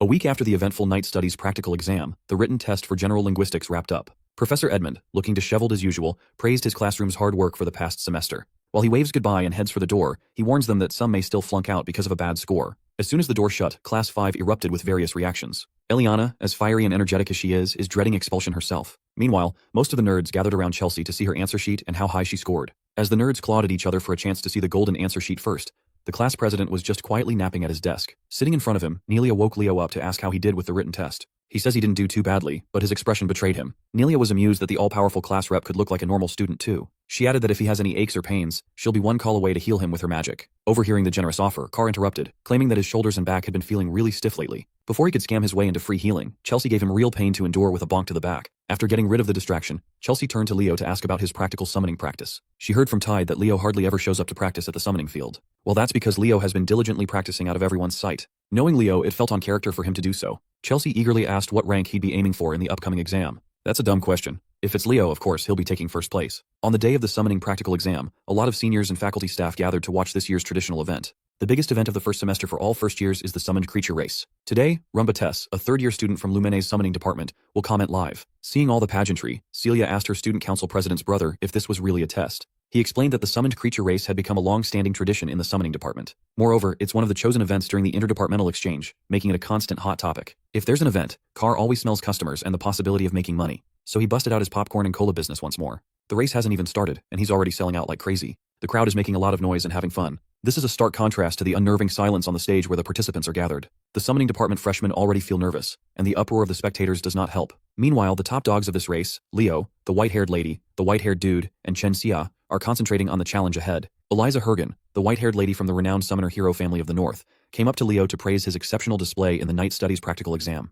Then, she prodded him about his preparation for this summoned creature race, seemingly unconvinced of his skills. You can't blame her either. For someone claiming to be well prepared, she had never seen him once during group practice. Hearing Leo get called out, the bandwagons immediately jumped in to question his preparedness. They urged Leo to step aside if he's not going to take summoning seriously. None of them have even seen him properly bond with a summoned creature before. Tide tried to quell his classmates' unprovoked anger, telling them to chill out. But the dumbasses continued to yap and yap, yelling at Tide to not side with the golden boy who was completely disrespecting their summoning department. Chen Xia is getting worried about the increasingly tense atmosphere before the test begins. Sen Liu, a summoning department freshman from Sia's eastern continent, came up to her. He reckoned that since she already had good grades in her night studies exam, she shouldn't try as hard and worry about summoning studies. Having enough of the needless chatter, the captain of the southern continent and the number 1 student of the summoning department, Walden Tyden, stepped up to shut all the noise down. He asserted that they were going to argue about how much they'd practiced with their summoned creature. They should do it somewhere else, away from his ears. Hearing his arrogantly boastful remark, Sen Liu flared up in anger. Walden doubled down. He affirmed that it's annoying to listen to noobs brag about writing summons as if that's some kind of accomplishment. Still not getting the hint, Sen Liu asked the captain if he felt guilty, given that he had never shown up for taming practice either. Well, Walden never bothered to show up because such elementary training is simply not worth wasting any time on. He's not an idiot who has to train to handle mere griffins properly. Sen Liu, the dumb fuck, motioned to take a swing at Walden the Sigma. Leo jumped in to keep the peace by grabbing the fool's arm. He warned that if a fight starts before the exam, it won't end with just a penalty, but disqualification. That was enough to get the dumbass to back off. Tide apologetically went up to Leo, uncomfortable with the tense atmosphere among the freshmen. He explained that the summoning studies department boasts a naturally significant skill gap between majors and minors. Since Chen Xia and Leo, who aren't single majors in summoning, are ranking so high on the ladder, the second years came to lecture and scold the freshmen for letting such a thing happen. In addition to not showing up for practice, they see Leo as a negligent golden boy, even though he has no intention of doing the race half-heartedly. From afar, it seems like some unsavory forces are watching with interest. A dark power loomed over a hooded man. He seems way too invested in this race, more specifically, in one student. That student is Sen Liu. The dumbass is emitting some unnatural power within him, and he fully intends to use that power to cause harm and even death just to win it all. Before the race begins, Runba Tess will give a brief explanation of the rules. First, the freshmen will only be allowed to use their summoning skills during the test. That means even dual-class students are prohibited from using aura or magic. Once the clock starts, they must tame a random griffin in the stables. They must take to the skies and pass through the vast island of summons. Once through, they will use the Silent Lake as a turning point before heading back to the academy. Who will claim the spotlight in the first semester midterm? Will it be the captain of the South or the East? Will Eliza live up to her family's legacy, or will Senlu's hidden trump card change everything? Or maybe our boy Leo Plav will scoop up yet another all-time banger of performance to cement himself as the top dog yet again. All the racers lined up at the starting line, waiting for the starting bell to ring. Miss Yura addressed her students with passion. She urged them to shake the nerve off and stick to what they've practiced. Anyone who panics and messes up will be left behind after the race. Her message to shake the nerve off just ended up causing more anxiety to the racers. Miss Yura then proceeded to call their marks and get ready. With a shout that reverberated throughout the arena, she officially kicked off the annual summoned creature race. While most students clamor towards the Griffin stables, a certain group started the race by using their summoned creature skills of various elements. Without a lick of warning, the group shot their techniques at Walden and Leo. Even the commentator was shocked at the opening buzzer. The summoning students are turning on the crowd favorites. Leo yelled at Tide, saying not to worry about him and to go ahead, to focus on the exam. Heading his words, Tide stayed on top of his tamed griffin and left the class rep. The stands made their stance clear. They think it's unfair that the summoning department guys would target the supposed front runners. Leo knew that these dipshits never liked him, but he never thought they would go this far to mess with his game. Rumbates claimed that even while the crowd is jeering, this is still a somewhat valid strategic move. Moreover, Walden quickly dispelled the elemental magic by brute force in just a few seconds. With traces of elemental magic still lingering around his body, he calmly strode over to the griffin stables. He quickly tamed one without much effort and mounted the beast. He turned to Leo and offered help if he was having a tough time. Leo dismissed his offer, knowing that this child's play was not much of an issue. Without uttering another word, Walden took off flying with his trusty steed, quickly accelerating to the skies faster than anyone else. Leo was left as the only racer still stuck on the stage instead of roaring in the skies. Chelsea watched her man surrounded and trapped by elemental magic with eyes filled with concern. Miss Yura looked at the field with furrowed brows. It looks like the rift between the freshmen is deeper than she expected. They went as far as openly ganging up on the top student. As far as she knows, Leo's main ability isn't in spirits, but in summons. Freeing himself would be immensely difficult.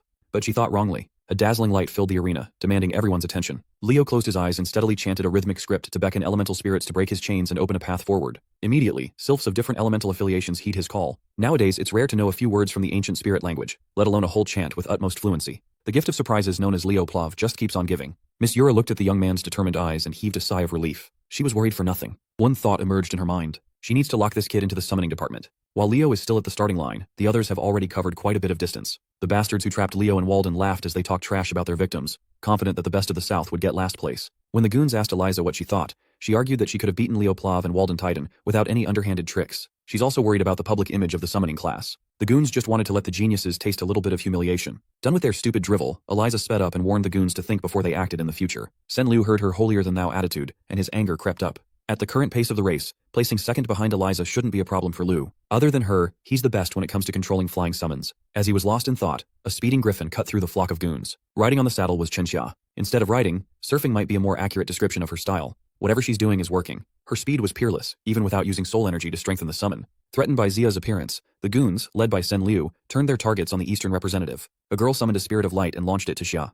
The aerial acrobat sensed the incoming attack and shifted her position forward, riding one of the griffin's wings. When the light spirit got close enough, Chenxia jumped in midair and performed a graceful flip in the skies. The poor noobs seeing her parkour out of harm's way were taken aback. After making her landing, Chenxia's leg became as taut as a bowstring before launching herself away from her mount. Her destination was the girl who attacked her with the light spirit. Using her momentum and body weight, she delivered a staggering kick. The girl fell from her griffin as she panically protested that Chenxia must have cheated. She's just dumb. Chenxia didn't even use an ounce of aura. She just attacked using pure martial arts. After dealing with the immediate problem, she focused back on the race and sped up. On the way, she greeted Sen Lu. They came from the same region, so they've been acquainted before. He returned the greeting with hostility, claiming that making him an enemy was a big mistake. While it's true that Xia is a bit disadvantaged in real aerial combat, Sen Lu has bigger problems to deal with. She can sense that a person who was pissed off by the starting line mischief is coming in hot. Suddenly, a massive fiery explosion painted the sky hot red. Walden is frying chickens in midair with his terrifying spirit manipulation. It looks like he's the type to seek payback in full with interest. He eliminated the bastards who put the childish plot into motion in vain hopes of slowing him down. This aerial massacre is just a little something he cooked up in return. Seeing their comrades fall one by one, the goons scattered like headless chickens. But Walden was persistent and incredibly skilled. Each spell he unleashed claimed another griffin, effectively disqualifying their riders. The clouds burned. Back in the starting area, the commentator continued focusing on Leo's attempt to catch back up to the rest of the class. The first-year rep is in danger of having a horrendous race performance. After freeing himself from the spirit lock, it's time to tame the last remaining griffin in the stables. If he fails in this part, it's over. Leo gave the bird one good scan and found a nasty wound on its left wing. With how fresh and deliberate it was, it's easy to conclude that the goons who trapped him did this too. For aspiring heroes to play such cruel tricks is unforgivable. Leo grabbed the reins, and the griffin immediately started losing its marbles. It's widely known that it's not wise to forcibly mount a guarded griffin like this without establishing trust first. The Zerdinger siblings were watching from the stands. She's worried, and he's curious to see Leo's plan. It looks like the young man is just going to brute force his way through the taming and mounting process. While he knows how angry and scared the griffin must be, he has to expedite the process as fast as he can. He looked the rampaging bird in the eye and struck fear in its heart with a cold glare. Leo ordered the griffin to kneel. Feeling like its life was on the line, the bird stopped resisting. The griffin visibly calmed down as the rider and mount formally established a bond for the race. Leo reached his hand to the bird's left wing and removed the shard stuck on the wound.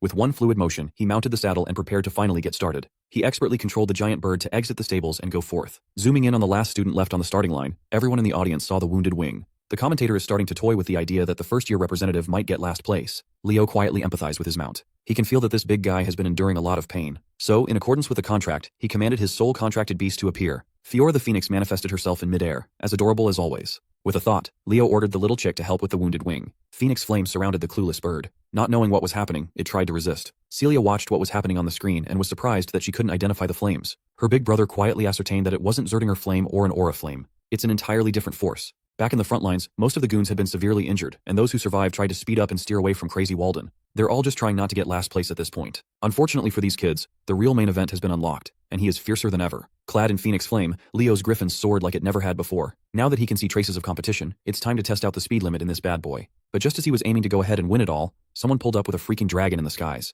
At least that's what it looked like. But for someone who lived through the past like Leo, that draconic creature is painfully familiar. It's a Fafnir. He thought his eyes were deceiving him, but it was real. A few minutes prior to this encounter, Eliza circled back from leading the pack to facing Walden in combat. She knows she must stop this monster if she wants to take first place. With a simple snap of his fingers, Walden threw Spirit Fire in Eliza's path. The Spirit Fire exploded in a cloud of destruction. She skillfully flew out of the range without a scratch. Furthermore, she figured out that Walden is making explosives using wind and fire spirits. It's not something one can do without Walden's monstrous talent. Eliza was totally caught off guard. Riding on his griffin, Walden looked like an impenetrable wall capable of crushing everything on his path. Still, Eliza is a proud heir of a prestigious summoning family. She has a few tricks up her sleeves too. No matter how strong or destructive the attacks are, they're all useless if they can't make contact. So, her brilliant plan was to rely on her speed and reaction time to weave her way through the onslaught of attacks. Seeing her expertly maneuver the griffin out of harm's way, Walden tried something else. He ditched the fire and wind spirits to manipulate an entirely different element and form ice spears. The icicles were massive, sharp, and numerous. Each of them was visibly enchanted by another elemental spirit. Eliza just harumphed at the sight of it all.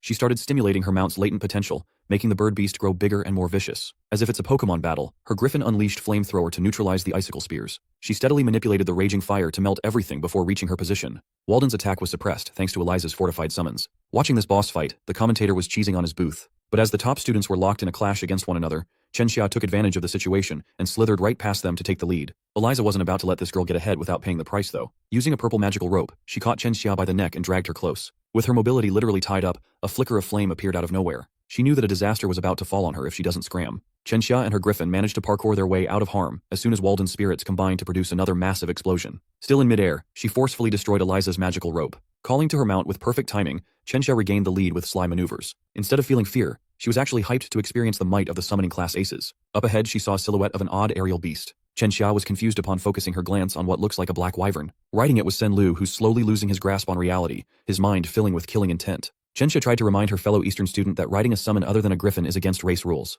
But he doesn't care anymore. His hatred for talented jerks sitting at the top of the ladder is at an all-time high. Eliza and Walden finally caught up upon sensing an odd presence. With her extensive monster knowledge, Eliza was confident that this is not a black wyvern, but an irregularity. It was at this point that Leo Plav had finally caught up to the frontrunners with his flaming griffin. His speed was top-notch, and the Phoenix Flame bolstered it further. Senlu doesn't care if he has to fight against 3 or 4 geniuses. He's confident he can kill them all. Leo simply called out to everyone with a chilling tone. He looked down from above, demanding to know where this stupid kid got the lizard. Senlu laughed, thinking that Leo must be jealous. He asserted that he tamed and contracted the beast with his summoning skills. Leo looked at the dumbass who doesn't even know that he's sitting on top of a Fafnir. It was a monster the magicians of Tartaros used. It's also supposed to be one of the monsters that Kyle and his party hunted down to extinction during the Age of Despair. If that was the case, how can a snotty brat from the academy summon a supposedly extinct demon? Calling Fafnir a black wyvern, Senlu ordered it to attack. Its laser breath tore through the skies with immense power. Leo and Walden managed to stumble their way out of the laser's trajectory, while Eliza was forced to awkwardly spin out of danger. But none of them were the main target. The laser beam is homing in on Chenxia. Leo tried to warn her. Xia hurriedly summoned her aura shield in hopes of defending herself, but it was too late. She couldn't manifest the whole thing fast enough.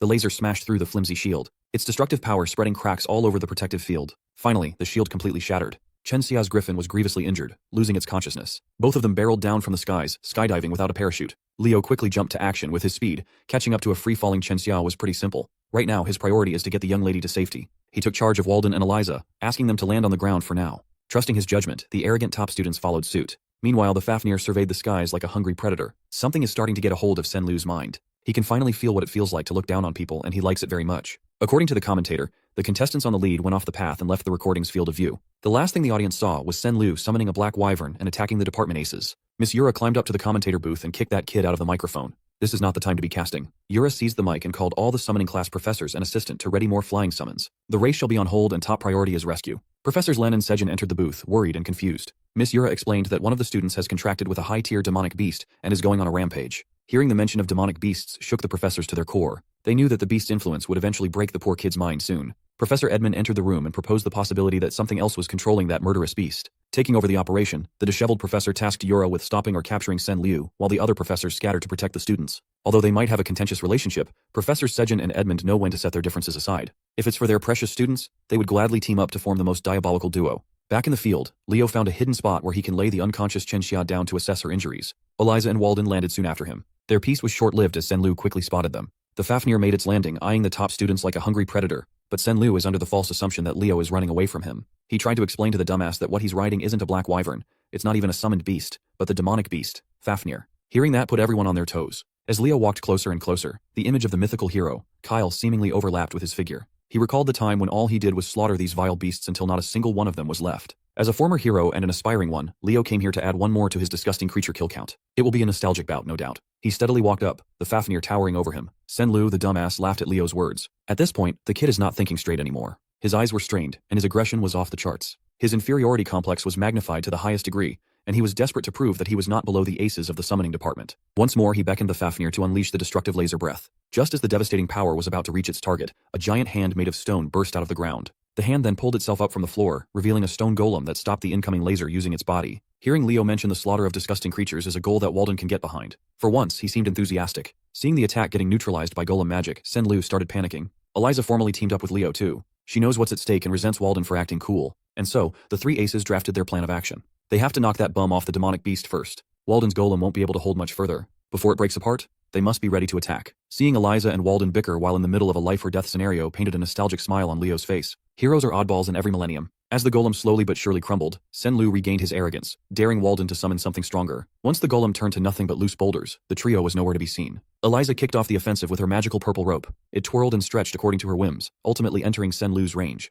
While she was taking care of crowd control, a finger snap kicked off the damage. Sparks of fire appeared all over the Fafnir's body as it reloaded for another laser beam. Walden strategically placed the detonators in critical areas and detonated his spirit bombs all at once. With his part out of the way, it's time for Leo Plov to pull his own weight. As the smoke of the explosion cleared up, Leo closed the distance between him and Sen Liu in the blink of an eye. He grabbed the bum by the hair and delivered a full-powered kick across the face. He nearly knocked Sen Liu out of the Fafnir, but something else has taken over the kid. Whatever or whoever has possessed. Sen Liu praised Leo's idea of getting the boy away from the demonic beast. But with a proper vessel, whatever this thing is has already taken over. Sensing the increasing danger, Leo was whisked away to the skies in the back of the demonic beast. Walden and Eliza were left on the ground. The possessed bum asked if Leo was starting to feel fear right about now. He simply replied by clocking the spirit of a demonic beast handler for Tartaros possessing Sen Liu's body. The handler had never experienced something like this. No one had ever seen through his real identity before. Leo's disturbing calmness in the middle of a stormy situation reminded the handler of the heroes from the past. Of course, that also means he can't let Leo develop and flourish even further. He's a massive threat. Using a more refined spirit technique, the handler swiped Leo away with ferocity. He couldn't establish a proper foothold and began free-falling from the skies. Still, he remained calm and summoned Fiora to bail him out. Phoenix Flame danced in the skies as Leo joyfully manipulated a flame orb. This whole situation reminds him of the old days. He was Kyle, the hero of the beginning, but he'd be the first to admit that he was good at everything but never mastered a single discipline. Jack of all trades, master of none. When talking about aura, Aaron and Dueno had him beat by miles. In magic, he was admittedly inferior to Luna. As for summoning, Lucina's was a different beast altogether. That being the case, being an all-arounder allowed him to combine abilities and explore ideas that had never been explored before. Using aura, magic, his bond with Fiora, and everything he knows about summoned beasts, Leo cast a powerful spell. Aura, magic, and soul energy are distinct, unending paths. However, when combined with one another, it can result in some overpowered outcomes. Fiora, the little chick, is gone. In her place was an adolescent phoenix. Mighty and graceful, her flaming red feathers lit up the world as she caught Leo with her talons. Seeing the transformation, the demonic beast responds to the phoenix's energy with agitation. The handler seemed more serious when he asked Leo who he really was. He playfully responded that they could exchange information. He just wanted to know where Sen Liu got the Fafnir. But this anomalous student is way too knowledgeable about the age of despair, someone that can't be allowed to live. Anticipating the Fafnir's attack, Leo drew his sword and manipulated the Phoenix Flame to coalesce at the tip. Luckily for Leo, Zerdinger's secret sword technique is tailored for Phoenix Breath.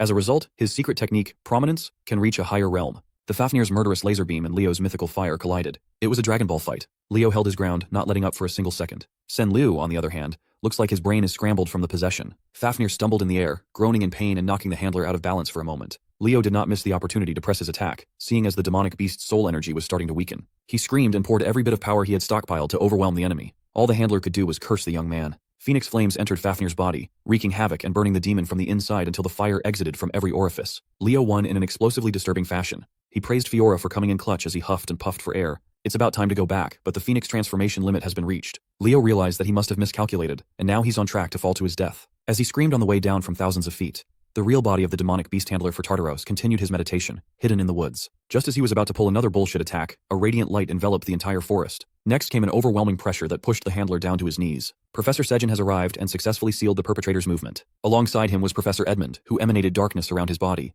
The handler immediately recognized the two pillars of Lumen. Knowing that he couldn't handle all that smoke, the handler opened a rift in space and bid his farewell. It's disappointing that he failed, but he'll have to wait until next time to cause some chaos once more. From the rift in space, a smoke creature with countless eyes and mouths filled with sharp teeth burst out. The creature turned to the man who summoned it and slammed its unfathomably heavy body against the handler. Once the smoke dissipated, the rift in space and the handler were gone, leaving only a few loose rocks and some nasty vape clouds. The professors feared that the forces lying in the dark were starting to move in earnest now. Sejin retrieved some of the remnants for examination. The two pillars of Lumena knew better than anyone that the academy might no longer be a safe place. Back to Leo, he's still falling to his death. Grabbing the small phoenix, he urged Fiora to go back to the summons realm instead of accompanying him in this fall. Thankfully, a scaly-winged beast grabbed Leo before he became meat paste splatted on the ground. Sitting on the black wyvern saddle was none other than Miss Yura. The smile of relief on her face was glorious. She thanked the gods that she had arrived just on time. They softly landed on a prairie, the black wyvern still holding Leo like a cub. Mr. Demonic Beast Handler has retreated to a cave in God knows where, the headquarters where he performs all sorts of fucked up experiments. His supervisor stood over him, his eyes filled with disgust and embarrassment.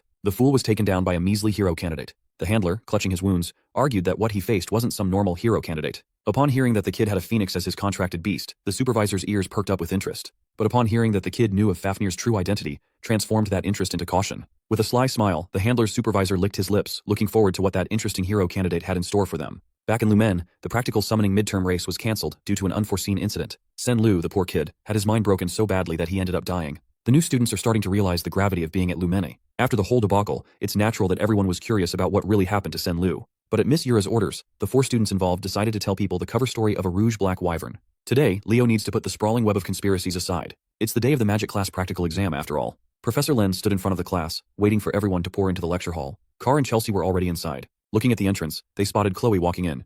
Her hair was disheveled, and judging by the bags under her eyes, it seemed like she hadn't slept in days. Following closely behind was Leo. He also took notice of Chloe's poor condition. After a few more minutes of waiting for everyone to arrive, Professor Len finally spoke up. His gravitas made the reality sink in that this exam won't be a simple one. The professor expects everyone to showcase their original magic and display their own personality. He deemed it a waste to be the only one to witness the amazing magic of the next generation, so he called for some help.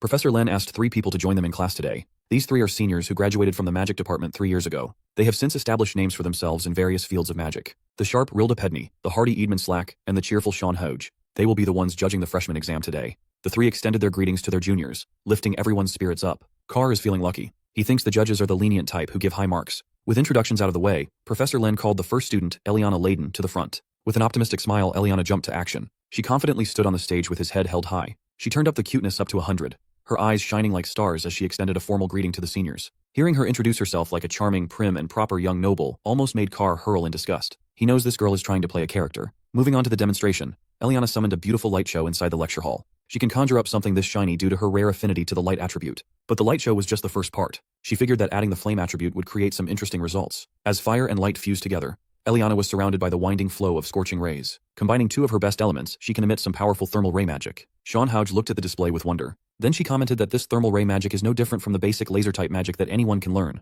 Eliana thought her demonstration was going well, but the judges were already penning her grade without further questions. The 3 diligently considered the criterion of judgment to give an appropriate score. After a short deliberation, they handed the final assessment to Professor Len. Huge and Rilda gave Eliana a C-, while Slack was a little more generous with a C for an overall score of C-. Seeing that Eliana Layden's impressive showing got such a low score, the students tensed up. One after another, magic department students were called up front only to be disappointed that their hard work only amounted to a C and C-. There were some exceptions though. Surprisingly, Carr Thomas scored a B+ thanks to his impressive display of manipulating metal and gold. As expected, Chelsea Llewellyn scored the highest thus far. She received an A for her breathtaking wind magic. The fox and the cat celebrated their back-to-back win. They were relieved that the exam was a massive success. Unbeknownst to the freshmen, the judges are actually quite disappointed by all the performances. Professor Len lured them to participate in this exam with a promise of remarkable students, but no one has stood out in the crowd just yet. Looking at the pile of papers, there are only 3 remaining students to be judged. Eidman Slack can tell that these 3 are the real deal, the cream of the crop that the professor arranged for last. Next up on the stage was Abad Llewellyn, Chelsea's brother. The moment he stepped up to the plate, the ladies couldn't help themselves. If they were judging, they would give him A+ just for his face alone. Contrary to the ones that came before him, Abad didn't start with a flashy performance. Instead, he went in-depth on the theory behind the spell that he created. After laying out the theoretical framework, he announced the name of his original magic, the Tempest. Professor Len was pleased, and the judges were fully engrossed in Abad's explanation. The magic genius claimed that once completed, his Tempest would reach an estimated rank of top class. You see, Abad has been preparing for this exam for a while now. Back in the Llewellyn family territory, he performed countless experiments, continuously refining Tempest. He had to enlist the help of family elders to create a protective perimeter in case something went wrong. With utmost concentration, the Abad family magicians held strong. In the middle of the perimeter, Abad was free to tweak and unleash the terrifying power inside him. Launching his body off the ground and softly floating in the air, the initial stages of Tempest showed itself. With a bloody roar, he stimulated every bit of power in his cells to beat the wind itself to submission. The wild winds eventually coalesced into a destructive storm that can erase everything in its path. The Tempest held so much power that even the protective perimeter manned by 4 capable magicians couldn't contain it. When Abad opened his eyes, he saw the Tempest lifting an innocent animal up to the heavens. He panicked. He doesn't want his lack of control to endanger an innocent life. The desire to save that little animal gave him the last push to completely bend the will of the wind to his whims. Abad is a great guy, perhaps the most fitting hero candidate aside from a certain someone. Back inside the lecture hall, Abad showed the judges a compressed version of Tempest. Summoning its full form might destroy a portion of the academy after all. A magic that intensifies the wind's power to the utmost degree. It sounds simple, but the judges knew that it was rooted in a difficult system of high sorcery to use. As a result, Abad Llewellyn walked back to his seat with the first unanimous A+ score, the highest thus far. Chelsea quietly and supportively bragged that her brother is just built different. Speaking of built different, Professor Len's face lit up at the thought of seeing the next student showcase his talents. Of course, it was none other than the golden boy, Leo Plav. Our boy stood and spoke with conviction as he addressed the judges. The high sorcery he will be presenting is a no-attribute sorcery system. He won't say it out loud, but it's the same system that he used back when at the top of the world as the hero of the beginning. Leo stood on the stage and announced his no-attribute high sorcery system. The panel of judges has never heard of such a thing. Curious, they asked him to elaborate. Leo gladly expounded. It is common knowledge that every single basic magic spell has a base attribute. It is a necessary condition for any type of spell. His thesis is simple. He created a high sorcery system that will streamline the entire spellcasting process to a higher level. Hearing this, the panelists had a mixed reaction. Some were skeptical and some were shocked. To clarify, they asked him if he was really going to create a whole new system for spellcasting. While the 3 seniors refused to believe such a ridiculous idea, Professor Len was practically smiling from ear to ear, his eyes shining like diamonds, overcome by the desire to recruit Leo as an exclusive mage. Eidman Slack thinks Leo is just bullshitting and was disappointed. They are here to judge magic with sound theory, not to listen to fantastical stories. Contrary to his bitterness, Professor Len couldn't help himself and chimed in to beg Leo to write down the system's theory. Since the professor himself was enthusiastically open to seeing this through, the judges had no choice but to keep an open mind. Leo Plav picked up a chalk and started writing down the theory on the board. For a while, the room was absolutely silent, apart from the sound of chalk tapping and sliding on the board. Real Depedny asserted that only a single mage in the entire history has ever used an entirely different casting system as their high sorcery. Leo casually answered that he was well aware of that fact. Only the poet of the stars, Luna, had ever succeeded in doing such a thing. Jean Hauge wasn't happy that this little freshman was basically implying that he was planning to stand on the same level as one of the most celebrated heroes in history. Leo humbly dispelled that idea. Of course, he's not planning to do that. He can't ever compare to Luna when it comes to magic. He clarified that one does not need to be a monstrous genius like her to make a new spellcasting system. All the panel of judges have to do is look at what he wrote on the board to see how. Much to their surprise, every line of spell theory seemed airtight. The kid wasn't just making it up and trying to look cool. From what the spell construction indicates, it's a system that can utilize any magic attribute without penalties. Chelsea, who's pretty confident with her theoretical knowledge, can't even interpret what Leo wrote down. On the other hand, Carr has given up trying to read what Leo has written since the first line. Throughout the whole process, Chloe never took her sunken eyes off her rival. Now that the judges have a rough idea regarding Leo's genius, they ask him what his reasoning is behind developing such a magic system. The answer was pretty simple. He just wants to be able to freely use any magic in existence. Eidman's disbelief had turned to interest in the crazy freshman. Now, he understands why the professor insists that this year's batch is special. When asked what this system's name would be, Leo grinned, raised his hand, and summoned an incandescent thread of mana that lit up the lecture hall. The incandescent mana coalesced and formed an unfathomable orb of pure magic. Leo dubbed this system as the Bible. Jean Hauge was taken aback. Digging through her extensive knowledge, she knows of only one person in history who has used that term, the allegedly fictional hero, Kyle. She's looking forward to what Leo will do in the future. Maybe the kid will prove that Kyle really existed. After the shortest deliberation of the day, the panel of judges handed their scores to the professor to announce. As soon as Professor Len saw what was written on the cards, he smiled. As expected, Leo Plav got an A+. Walking back to his seat, Leo thought about failing to complete this magic system during his years as Kyle. This time things will be different. He will make sure that it will be. Finally, the last student to present their personal magic stood from her seat. It's Chloe's turn to wow the judges after Leo blew their minds. Before sitting back down, the concerned Leo asked if the locked-in Chloe was fine. She certainly doesn't look like she is. Chloe Muller stood on the stage with her back straight and solid. The panel of judges was informed ahead of time that Chloe is the reigning top student of this year's magic class. They have high hopes for her showing today. As soon as Chloe started her presentation, her demeanor changed. She announced her success in creating an imperishable flame. In her hand, a crimson fire dancing aggressively blazed. Her classmates were left scratching their heads. As far as they know, Chloe is an ice attribute mage. Choosing a polar opposite of her highest affinity attribute as her high sorcery just seemed counterintuitive, inefficient, and plainly insane. While she stood on the stage, unmoving, the panel of judges was a little disappointed. Compared to the two previous performances from Abad and Leo, her flame seems awfully normal. If that's all she has to show for this exam and there's nothing more to see, she will score horribly. So, Chloe started the actual display of how valuable this magic really is by summoning water to dance in the air. With a flick of a finger, she made the water drop down like a waterfall that would extinguish any ordinary flame. But this is no ordinary flame. Abad was shocked, and Leo felt a bad premonition.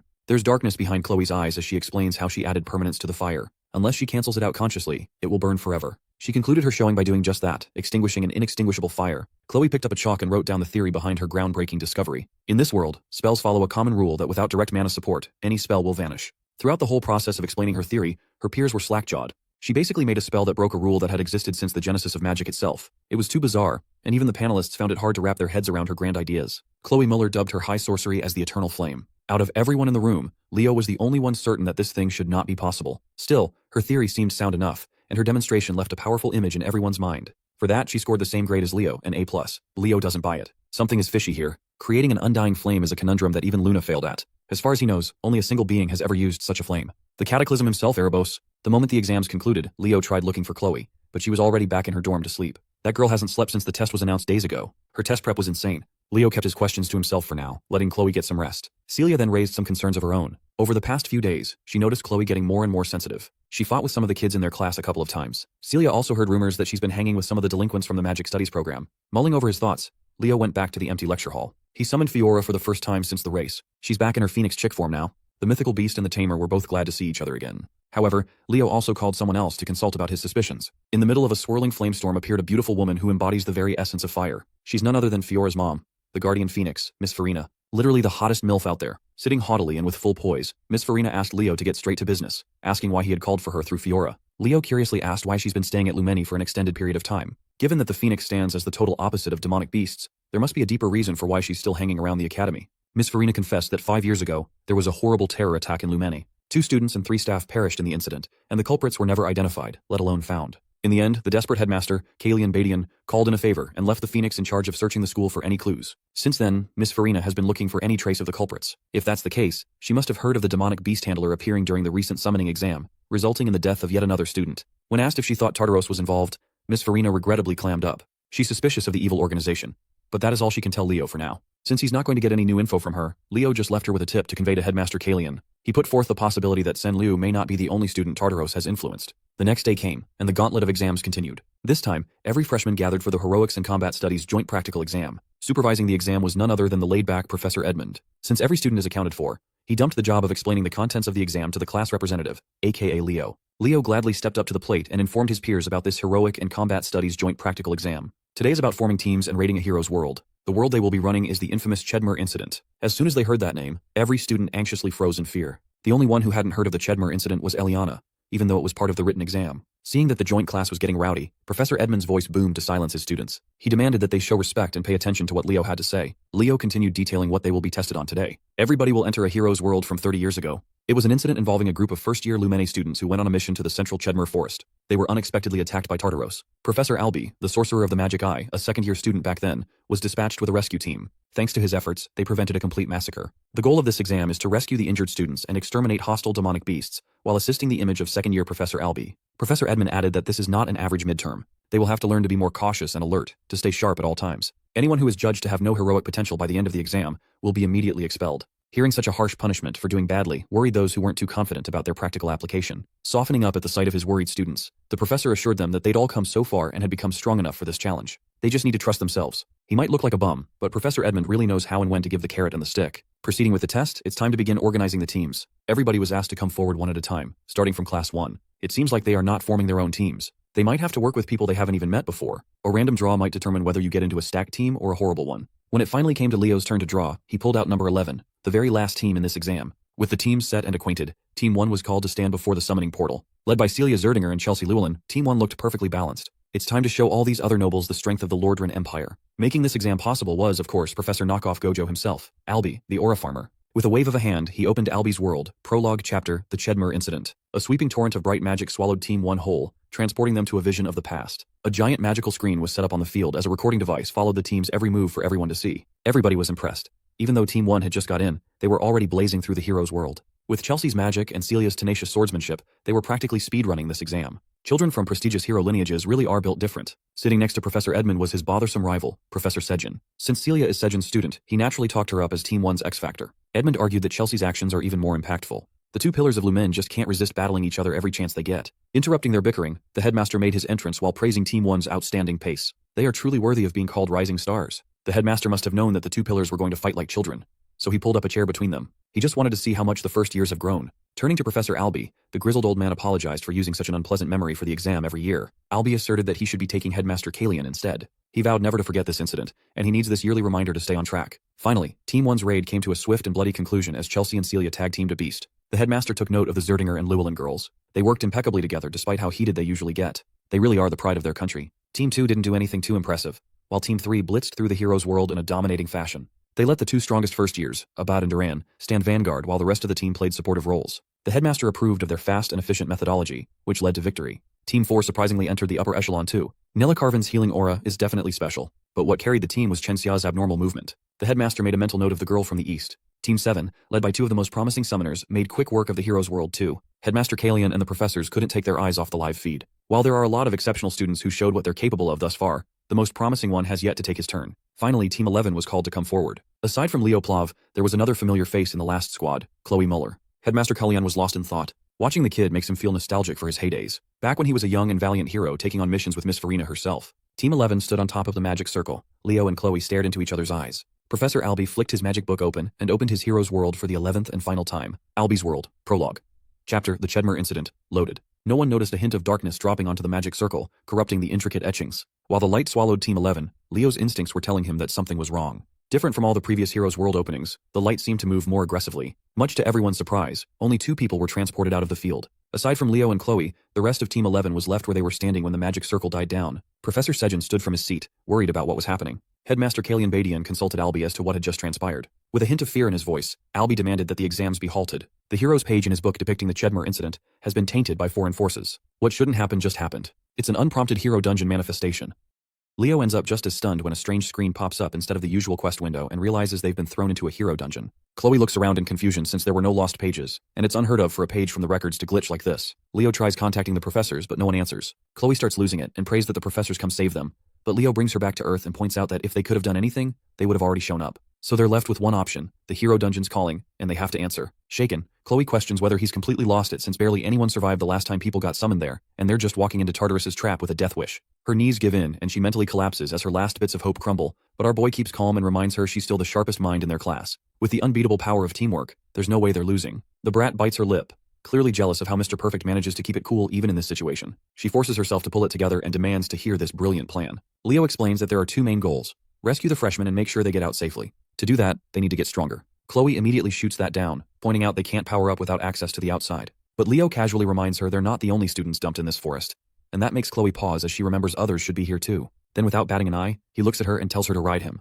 Chloe nearly combusts from embarrassment at the sheer audacity, but Leo stands firm like a Chad. They can't let their seniors confront Tartarus first, and mages like her seriously lack stamina, so there's really no other choice. At the same time, deep in the forest, a demon named Chubarn spies on the students through his creepy little magic cameras. He seems mildly surprised to see just a duo sent in as the rescue team, but he's not sweating it. He's fully confident he'll wipe out these wannabe hero candidates with zero trouble. That is, until his head whips around and his whole mood shifts. He spots that one of the rescuers possesses an all-class, and immediately drops the cocky smirk. His target switches instantly from the party of 4 to the guy who is a walking circus act giving a piggyback ride to his mage. Meanwhile, Leo notices his vision starting to fade the deeper they go into the woods, so he decides it's time to activate Aaron's aura farming technique. By wrapping his body completely in aura, he forces his senses to max out and heightens every instinct. As they push further in, he warns Chloe there's a pack of orcs up ahead, but she's already on it. She waves her wand once and sends a volley of icicles right into the pack, dropping them like bowling pins. Or so she thinks. One of them survives and pulls out a horn to call backup, nearly giving her a heart attack, but our guy steps in and slices the thing down before she can even blink. Chloe watches that and instantly feels the difference in their levels. wondering if she'll ever be able to outdo him. After that, the two of them stumble upon a bunch of demons surrounding a party of 4 students. Without hesitation, Leo darts into the middle of it all and yells at Chloe to support him like a good little mage. The girl up front scrambles to finish her spell, but the big bad demon easily outspeeds her and is seconds away from ripping her in half like wet paper. Before she can even scream, Leo appears right in front of her and slices it clean, leaving the rest of the demons frozen. The other students just stand there gaping like goldfish while Leo strikes a cool pose after saving the day. Impressed, the girl he rescued asks if he's here to save them, and Leo gives a simple yes while shifting his attention to another demon in the back. This one is already charging up his strongest spell and yells about getting revenge for his brothers. Suddenly, a storm of disgusting fleshy leech demons rains down from the sky, but our guy doesn't flinch. He turns around like he's some bootleg Diluc from Genshin, flames up his sword, and turns the parasites into grilled meat skewers. Once again, the students are left speechless at just how absurdly cool this guy is, but Leo doesn't let them slack off. He immediately tells the female student to use her spell. She charges up Arc Ray and fires it off to erase the demon from existence, not even leaving a pixel behind. Chloe stares at her in disbelief and instantly recognizes who she is just from the magic alone. As the sun starts to set, the girl thanks Leo over and over again for saving her,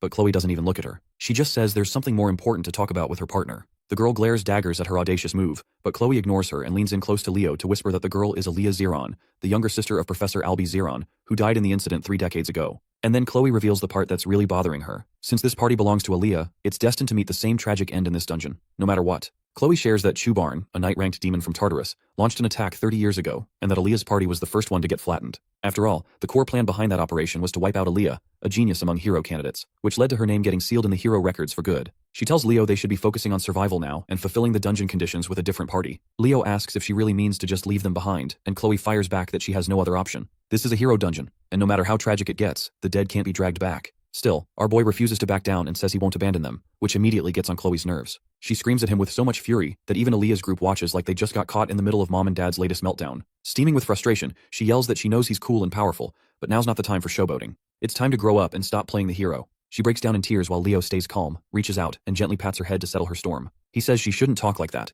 because they're both hero candidates, and this isn't some game. It's part of the process for becoming the real deal. Then he reminds her they've already messed with the original timeline, leaving her more than a little lost. Leo explains that the sky turned dark long before they even crossed paths with Aaliyah's team, and by now, they were supposed to be long gone hunted down by Chubarn. Seeing that honest look on his face, Chloe pushes down her conflicting thoughts and agrees to follow whatever plan he's cooking. He tells her they need to focus on getting out together with Aaliyah's group. From behind, Chloe watches Leo's aura shift, and that moment hits her hard that he's once again miles ahead of her. She clenches her fists eaten up with jealous frustration and thinks about pulling out her book. Meanwhile, the green-haired student named Teao wonders out loud why only 2 seniors were sent to help them. Dina and Belek instantly start suspecting he might be a spy planted by Tartarus. But Aaliyah shuts that down and reminds them he literally saved their lives by slashing up demons like they were toilet paper. Then, she lets her actual thoughts slip and admits she finds the guy pretty attractive and very much her type, which earns her some serious side-eyes from the rest. Aaliyah doesn't get why Dina is that shocked. So Dina explains she thought only their senior Albie could ever match her impossibly high standards. Cutting into their girl talk, Leo tells the juniors to get it together and that they need to get out of this forest immediately. Teao doesn't see why they're rushing now that backup has arrived,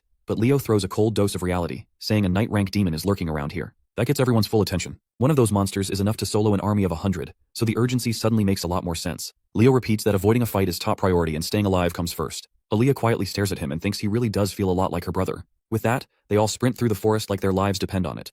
Though Chloe's still clearly bitter about the argument earlier, and Aaliyah picks up on her feelings fast being as sharp as ever. Back at the academy, the staff scrambles through old records, digging for anything about hero pages turning into hero dungeons. The headmaster tells Professor Albie it's a good thing no outsiders have been able to interfere yet, and the blonde guy confirms that only 2 living beings are inside. The headmaster figures night must have set in by now since 3 hours have passed, and he asks Albie when he took down Chubarn last time. Albie says he finished off the trash demon around midnight. Right then, Elena bursts into the room to report a lead on whoever sold the demonic creature summoning catalyst to Liu. Before she can even finish, the headmaster's attention snaps toward a powerful surge of magic about to explode in the room. He sees Albie losing control of his emotions and quickly steps in to calm him down.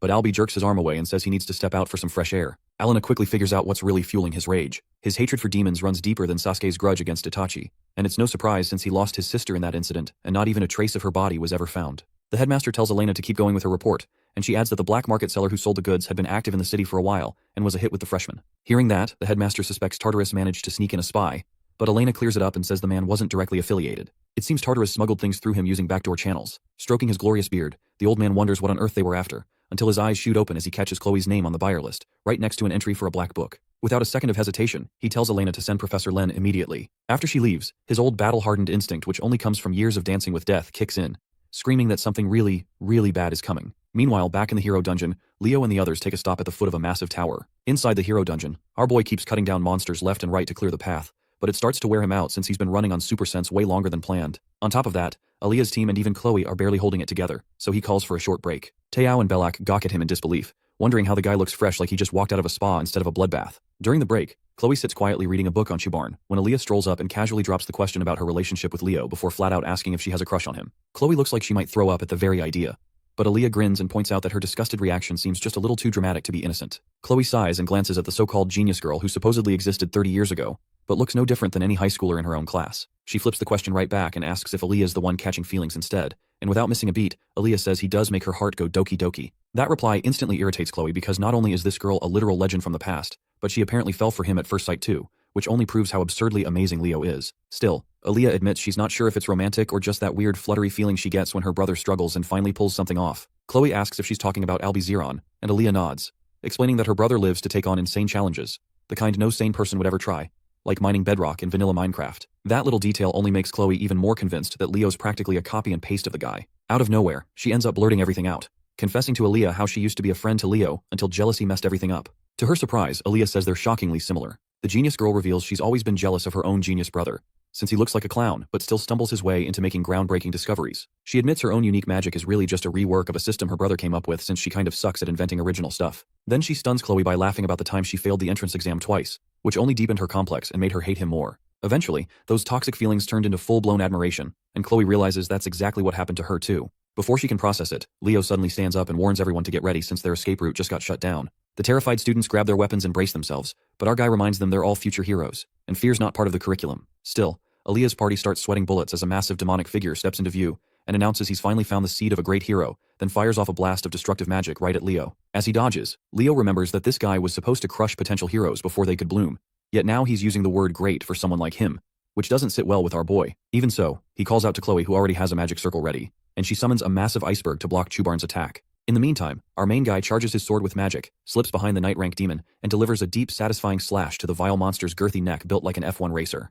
The girls hold their breath thinking it's over, but their hope dies quickly when Chubarn's disgusting flesh transforms and stitches itself back together like it's made of cursed jelly. Seeing that, Leo tells everyone to get back fast as the demon activates cursed magic that nullifies all attacks like a black hole called Void. Taeyao and Aaliyah start panicking, wondering how anyone's supposed to win against something so broken, but Leo stays sharp. He knows Void isn't absolute and there's always a limit on the user. Chubarn taunts Leo, mocking the idea that the remnants of a hero think they stand a chance, but our boy shoots right back that if he's so mighty, why is he losing sleep over a mere sprout? He calls for everyone to launch a coordinated strike, and while they all do their best, it's Aaliyah's unique magic that really hurts him as she rains down a cluster of stars on his head. Chubarn starts to believe his mistress Lady Salatna was right to order him to destroy the hero seeds before they grow too dangerous. Surrounded, he suddenly lifts his weapon and forces Leo to back off. The moment our guy sees what's coming, he yells for everyone to get down. Unfortunately, one of the spikes slices through Belak's side, so Leo grabs him and falls back behind an ice wall Chloe quickly raises. He checks on everyone and tells them he can stop the bleeding with his aura, then tells Chloe to line up a finishing blow. With that, he rushes off to buy her the time she needs to prepare an attack strong enough to push through Void's limits. Chloe opens the black book she's been holding onto this whole time, and as she flips through the pages, she realizes it holds the perfect spell to roast that ugly demon alive and erase him for good. All the freshmen watch in stunned amazement as Leo blitzes around Chubarn using afterimages to smack him from every direction at a speed no one can track. The demon swings at one image only to whiff and get clocked from another side. Seeing the chaos, Taeyao wonders if he'll ever pull off a move that cool, though Dina shoots him down without even pretending to be nice. Meanwhile, Aaliyah stands frozen, both impressed and confused, because the magic Leo is using clearly is magic of the stars, which means he's no ordinary guy and hiding his true identity. Before that bomb can even settle, Chloe yanks all the attention with a sudden rise into the air, summoning a sinister black magic circle. With a wild grin that honestly makes people question who the real demon here is, she claims she's about to erase this monster from existence. Aaliyah panics and yells at Leo to get out of the blast zone because there's no way anything nice is about to come out of Chloe's hands. Chloe throws in a quick warning that she won't be held liable for property damage and fires a blazing death ray straight at Chubarn, which sets off alarms in Leo's head since this is supposed to be an ice girl, not a pyromaniac. Watching the demon get absolutely wrecked, Chloe laughs like she's fully lost it and boasts about her undying flames, telling Chubarn to go burn where he belongs. As the fire swallows him whole, the flames shift into a black fire like it is Amaterasu, which sets off alarm bells in Leo's mind, and he yells at her to shut it down before things go wrong. But she flat out refuses and insists trash like Chubarn doesn't get mercy and deserves to suffer properly. Seeing that she's clearly on the villain arc now, Leo charges in and swats the cursed book right out of her hand like it's the kind of book his mom found under the bed. A short while later, Chloe finally comes back to her senses, so Leo calmly asks her to be honest if she really created that endless flame magic, or if she picked it up from somewhere. She admits she's no genius and confesses the spell was straight out of that book, confirming as he suspected that it is a copy of the Flame of Erebus. Chubarn starts regenerating from the flames, so Leo quickly lets Chloe know that the spell she used is black magic, and the book is actually a disguised sorcery machine. The news makes her feel sick over what she's done. With a sad look, she mutters that she is way too corrupted now to be called a hero, but Leo snaps her out of that negative spiral. He explains that even he didn't know Chubarn had the void curse until now, which means the demon must have used it during his battle with Aaliyah and her friends. Back then, they were just students who got outmatched in an impossible fight, but still refused to back down. He reminds her that their academy's motto is to go even further beyond like Goku, and that's when it finally clicks. Chloe realizes she doesn't resent Leo for always being ahead. Rather, she admires him because he's got way too much swag to even compete with. After that, Aaliyah steps up and tells Chloe that she believes in her, giving the blonde the final push she needs. With the void curse now gone, Leo gets ready to end the fight once and for all. Just before that, he senses a powerful surge of magic, and it turns out to be Chloe, finally breaking her limits to become someone who can stand beside him without feeling like a shadow. Backed by a new waifu candidate, Leo's memories of his past life come rushing in as he recognizes her magic, which reminds him of the allies he once fought beside. The familiar light fills him with a fresh wave of courage. Chubarn suddenly lunges forward and smashes Leo with a finisher strike. Leo blocks the first hit, but the demon sneaks in a second blow that breaks his guard and launches him straight into a tree. As he struggles to stand, Chubarn saunters up and declares that it's time for the so-called remnant of a hero to take another nap. But right then, a snowflake drifts down in front of Leo, and the whole forest begins to freeze. His fear melts away as he stands back up and fires back that demons like Chubarn never beat him before and they're not starting now. The demon stares at him confused what kind of high-quality copium he's smoking, unaware that Chloe is behind him and about to drop the biggest spell of the night. She silently thanks Leo for helping her reach the breakthrough she needed, and unleashes her original magic, a spell called Ice World, that covers the battlefield in a chilling wave of pure power. With a wave of her staff, the whole field below her locks up in ice so thick it deserves all 3 seas. Chloe floats in the air and calls down massive crystalline lances meant to wipe out anything unlucky enough to stand below. But Chubarn doesn't even flinch since he stays frozen solid like a cursed popsicle that forgot how to breathe. Leo walks up to the ice-covered demon, and the moment he places a hand on it, its soul fades into a pure black smoke. Right after that, he finds the black magic book, channels fire magic into his sword and drives it straight through, triggering a violent burst that scorches it to a crisp. System notifications roll in congratulating him for both saving the freshman mid-crisis and taking out Chubarn.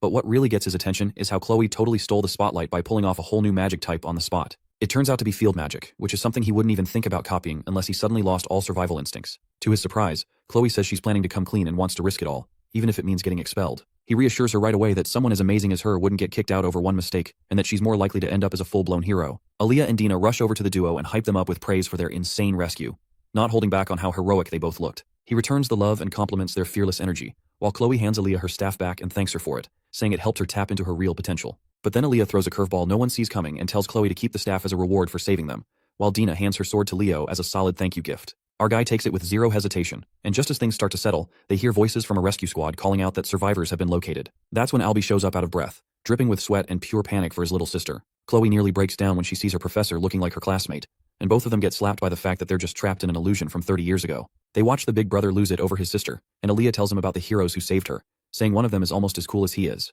That's when Albie's version of the world starts flickering and slowly fading out, and Chloe stands there feeling proud she gave everyone a second shot at life. Aaliyah tries to show her brother the mysterious hero who saved her, but by the time she turns around, they're already long gone. The hero dungeon crumbles bit by bit, and right before it all disappears, Leo catches a system window telling him he scored a new reward. The last thing he sees before blacking out is a young Albie breaking down in happy tears, thanking him for saving his sister. The scene shifts to a hospital room where our boy finally wakes up and sees Albie again, this time the real one. Cool as ever, the professor gives him a heartfelt thank you for saving his little sister, and tells him to pass the message along to Chloe once she wakes up too. With that, he strolls out of the room like it's just another day, and right after, the headmaster steps in. The sharp-looking old man asks Leo how he's holding up, and then moves straight to the point, saying he already knows about the black magic book Chloe had on her. Leo is low-key stunned that this walking relic figured it out, and the man explains he's got receipts from the place where Senlu bought the summoning catalyst, and where Chloe ended up retrieving it later. The headmaster admits he was floored to learn that a sorcery machine somehow slipped into the academy unnoticed. These cursed devices are forged from pieces of Erebus, originally meant only for demons, and when anyone else uses them, their mind starts to rot from the inside like they are watching Coco Melon. Leo decides to lay it all out and gives him a full rundown of what went down, which makes the Grandmaster start wondering whether the black book itself caused the whole mess. Leo agrees, saying the world snapped back to normal the instant he destroyed it. At that moment, Chloe suddenly bolts upright in bed, totally thrown off by the sight of the headmaster standing there. He tells her to stay calm and then calls for Elena. His ever-efficient secretary walks in carrying a big and long object wrapped in a cloth, which turns out to be the sword and crystal Dina had handed over earlier as well as Aaliyah's staff. Chloe's eyes go wide as she watches Aaliyah's staff suddenly materialize in the real world, and the headmaster shoots Leo a suspicious look, asking how in the world he managed to receive a reward that shouldn't even be possible. Our guy realizes from Chloe's reaction that he was the only one who got rewarded, and remembers how this is just like what happened during the entrance exam. Normally it's supposed to be impossible to receive an attack reward from the world of a hero who's still alive, and that rule has never been broken since the beginning of forever. Leo wonders if this whole thing ties back to the Fairy King's pledge. He openly admits that it was, in fact, an attack reward, but the old fossil presses him again, asking if he's absolutely certain it came from Albie's world. So, our guy throws together an excuse that sounds just reasonable enough to pass, blaming the entire thing on how the black magic transformed the hero world into a dungeon. The excuse holds up for a second, until the headmaster hits him with a follow-up question why Leo got a reward while Chloe didn't. Thankfully, the new best girl candidate steps in and says maybe the system recognized Leo's role as the most critical in the mission, so he got all the loot. The headmaster accepts the logic for now and announces that he'll be starting a quiet investigation behind the scenes. He tells them they can hold on to the rewards for now but adds that they'll be returned to the rightful families once the investigation wraps up, all to keep the sorcery machine under wraps. Chloe looks confused and shocked at the same time, asking why he's covering for her. To which the headmaster flashes a smile with his majestic mustache and says that not every threat comes from outside the academy. After dropping that subtle bomb, he tells them to get some proper rest and takes his leave for the time being. As soon as he's out, Chloe's whole vibe shifts like a character flip, and she starts twirling her fingers like she's about to write a love confession in cursive. She nearly confesses her feelings to Leo right then, but Anime Jesus silences her confession with 3 girls barging into the room looking extra worried about him. To make things even more chaotic, the old geezer slides back in from behind because he apparently forgot to mention that there's a celebration party for the cadets tomorrow, and they better come prepared with some formal drip. In celebration of everyone making it through the midterm exams alive, the academy decides to throw a party for the students. The announcer looks like he's living his best life as he hypes up the arrivals,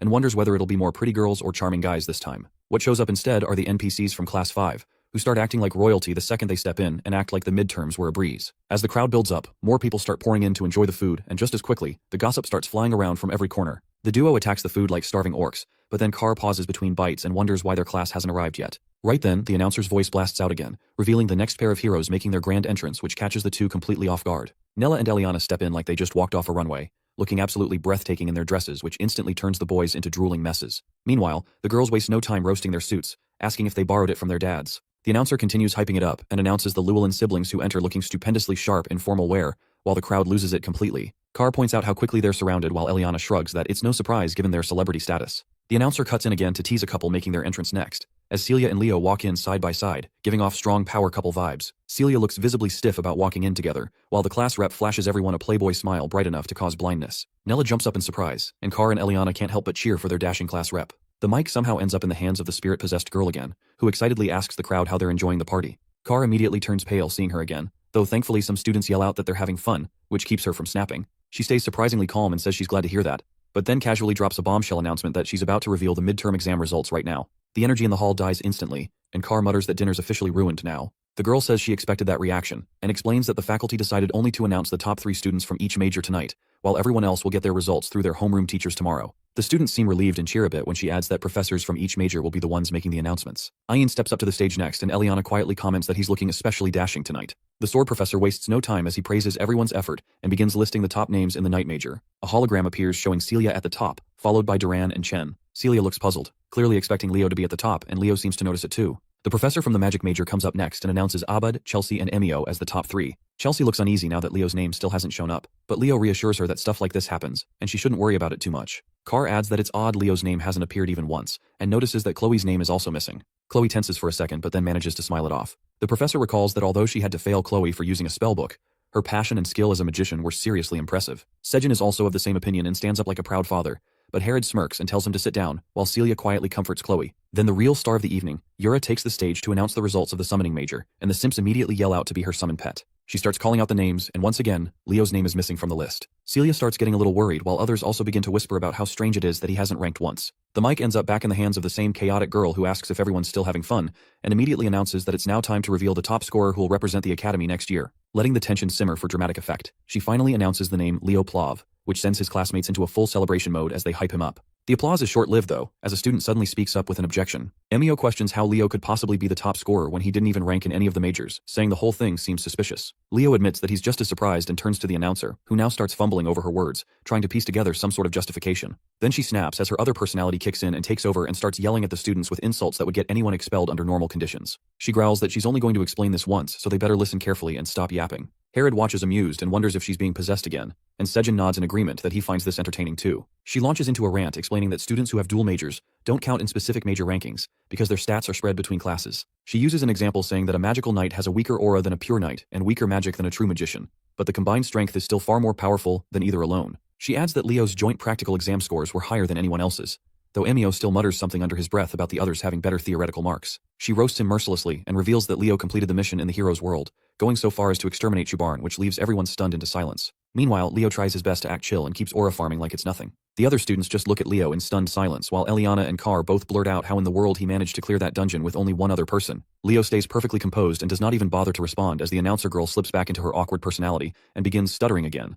though Sejin casually mentions that her part's done now anyway. She ends her speech by telling everyone to enjoy the party, which immediately shifts the mood as gossip fills the room. Yura takes a break from her meal and turns to Len, asking what the rankings would have looked like if dual-class students had been included in the major scores. Len answers without hesitation that the entire result board would have seen a massive shakeup. He calmly states that everyone's ranks would have dropped by 1, and when Yura asks if that means Leo placed first, the magic professor confirms that it was indeed our boy. Yura is visibly surprised and states that it would have been the same for the summoning major, while Ain also confirms that it applies to his department as well. Yura tries to wrap her head around it, though Ain mentions that Leo's all-class goals suddenly seem far more realistic now. Len cuts in again and declares that regardless of all this, Leo's future path will definitely be sorcery. Yura doesn't take that quietly, and insists that she wants Leo in the summoning major instead. Meanwhile, the Glacial Knight listens to their yapping and calmly declares that Leo seems like a natural-born swordsman, making them yell out profanities, while the assistant professors exchange a very concerned glance in the background. The next morning, Carr is completely wiped out from overdrinking, and Chelsea mentions that she's never seen anyone chug 2 whole liters of orange juice before. Professor Herod walks into the classroom and tells everyone to quiet down. He brings up a world map and announces the destination for their upcoming class trip,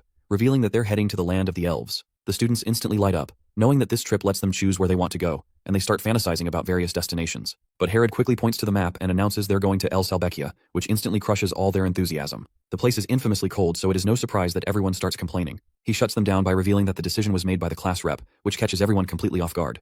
However, Leo wears his most innocent face while Carr turns to him and demands to know why he picked such a hostile location. Leo simply tells them to quit whining and start packing already, so they better buy their supplies quickly. Eliana dramatically sobs and declares she's buying gloves, while Chelsea is just excited to try out all her winter coats. Meanwhile, Leo dives into deep thought and recalls that while people believe El Salbecchia is nothing special, it's actually the hidden home of the fairies. He gets a bit nostalgic as he wonders how Silrod has been doing all this time. When they arrive in the city, Leo tells Nella he'll take care of getting the food and equipment while she should handle the potions. After a bit of intense bargaining, he finally scores a solid deal and sets off with the supplies. Leo is completely worn out from the errands, but just then he snaps to attention when he senses something off in a nearby alleyway. He realizes this is the 13th block and heads toward a specific building, recognizing it as the same place where Senlu and Chloe had bought their sorcery machines. Dropping his bag, Leo steps inside and finds the shop completely empty, aside from one cute little teddy bear sitting awkwardly in the middle of the floor. Nothing seems out of the ordinary, which makes sense if the investigation team already swept the place, but something feels off. His mind catches up a moment later as he realizes that the teddy bear shouldn't be there at all because Lumerne should have collected everything, and the shop had been sealed. He immediately goes to slash it, but the bear suddenly spins midair and spits out some black goo that Leo instantly recognizes as a demonic entity. This one isn't a standard demon either, as it's dripping with high-level curses and foul energy. As the twisted lump of darkness begins solidifying into a form, it tries to speak. Leo narrows his eyes as the voice seems oddly familiar. The demon mocks his sharp senses for catching the curse so quickly, and locks eyes with him, and he finally recognizes that it is the witch queen Salatna, who is one of the 3 legion commanders the heroes failed to eliminate back then.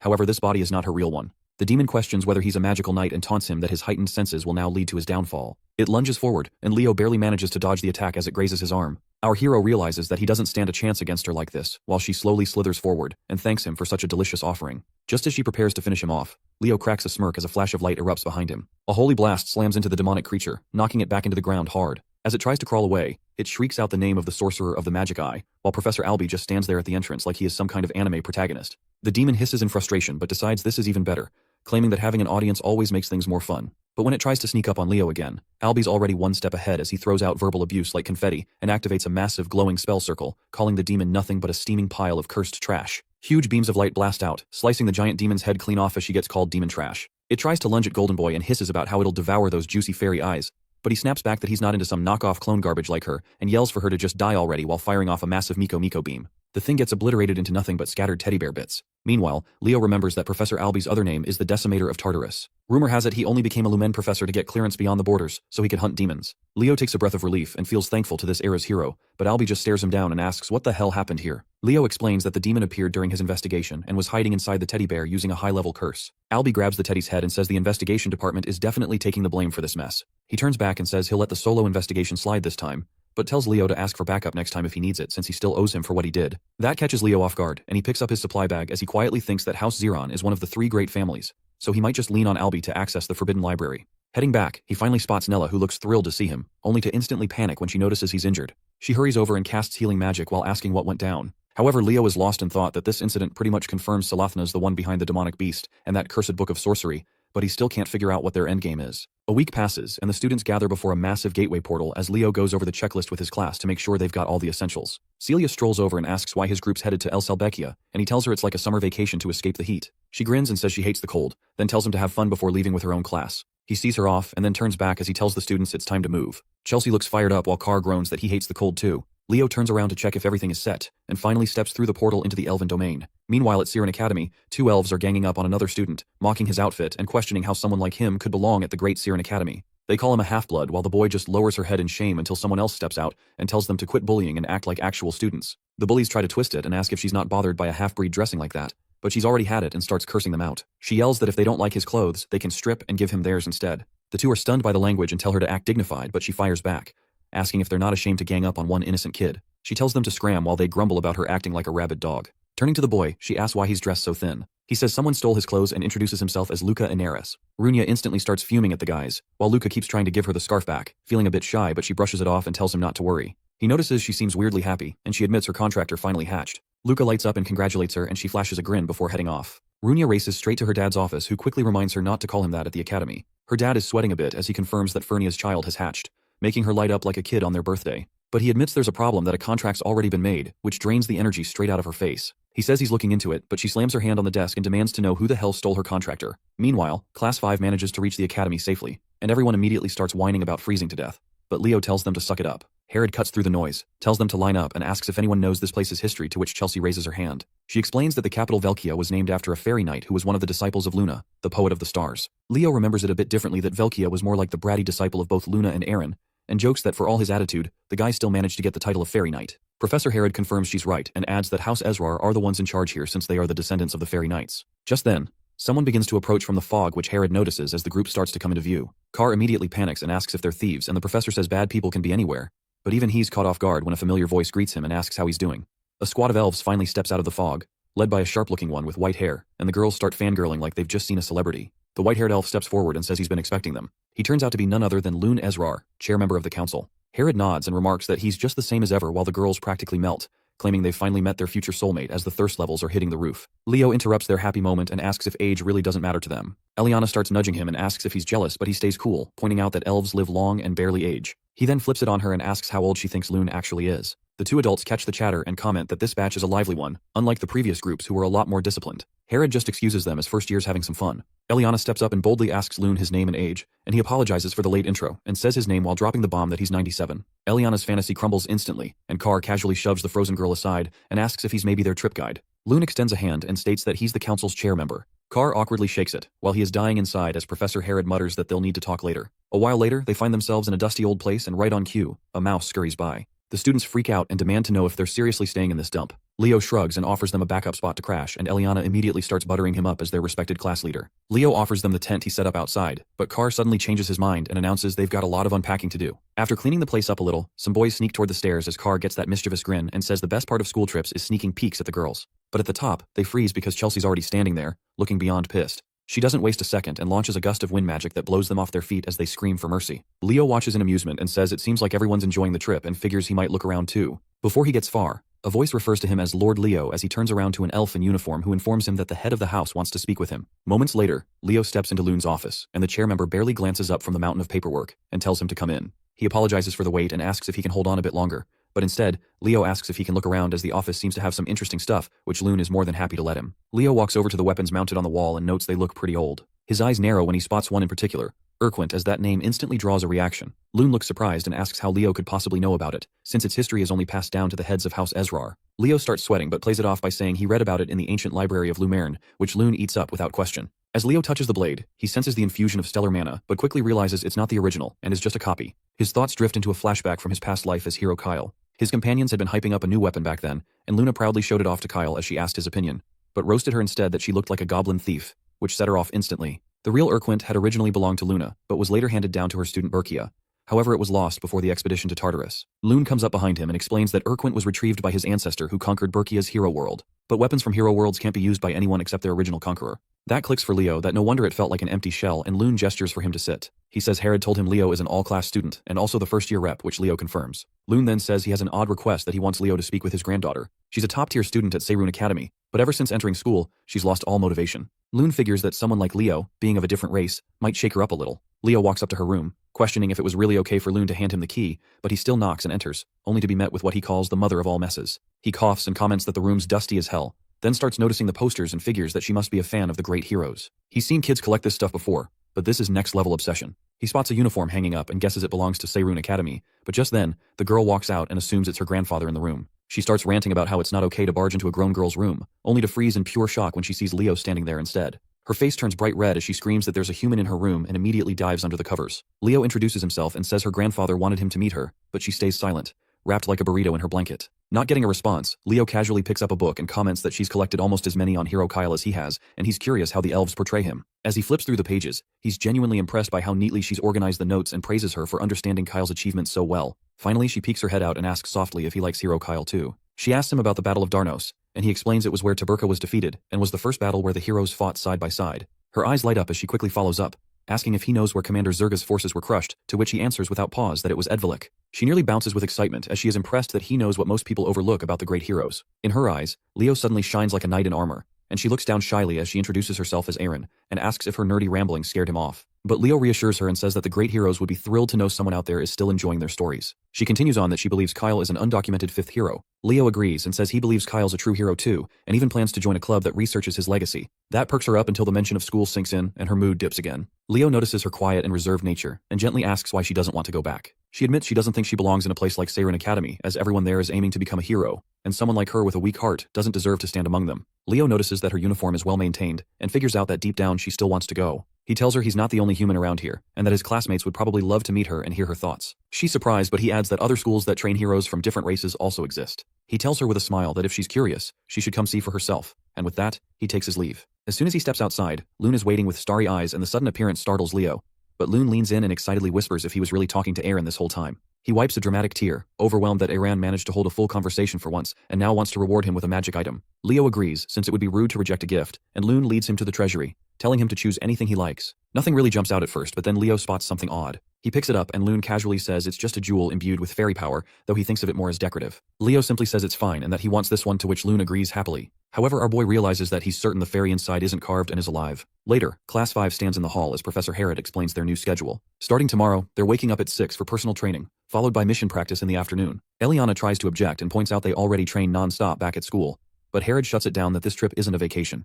Instead, it is meant to sharpen their weak points. Then he casually drops the bomb that this entire schedule was planned by their own class rep, and instantly, everyone glares at Leo with looks of pure betrayal. But Leo beams and says this place is perfect for combat training, to which Eliana gaslights herself into believing he must have noble intentions. Harrod wraps up the meeting, telling them to enjoy this final day because it'll be their last bit of free time. Later that night, Leo sits in his room studying the jewel and comes to the conclusion that it contains the Fairy King's magic. This makes it understandable why Loon regarded it as just a decoration, as after all, the Fairy King's contractor vanished after the Age of Calamity, and no one has used that magic since. But Leo knows it well that this is Silrod's power. He pours his own magic into the jewel, which causes it to glow. It's finally time to activate the pledge of the Fairy King he received before, and with that the jewel starts to crack and open up. A small voice stirs, asking if Father has broken the seal at last. But when the fairy spots Leo, confusion takes over as he demands to know why a random human is standing there, to which Leo simply asks who he's supposed to be. The fairy gets offended and declares that he's Kieran, the firstborn of the Fairy King Silrod. He starts ranting like royalty, but Leo calmly preps his fingers in tight as Kieran smugly says his name. Leo flicks him on the forehead. Kieran freezes as he tries to process this human's audacity, but Leo's expression shifts and he says that even Silrod treated him with respect,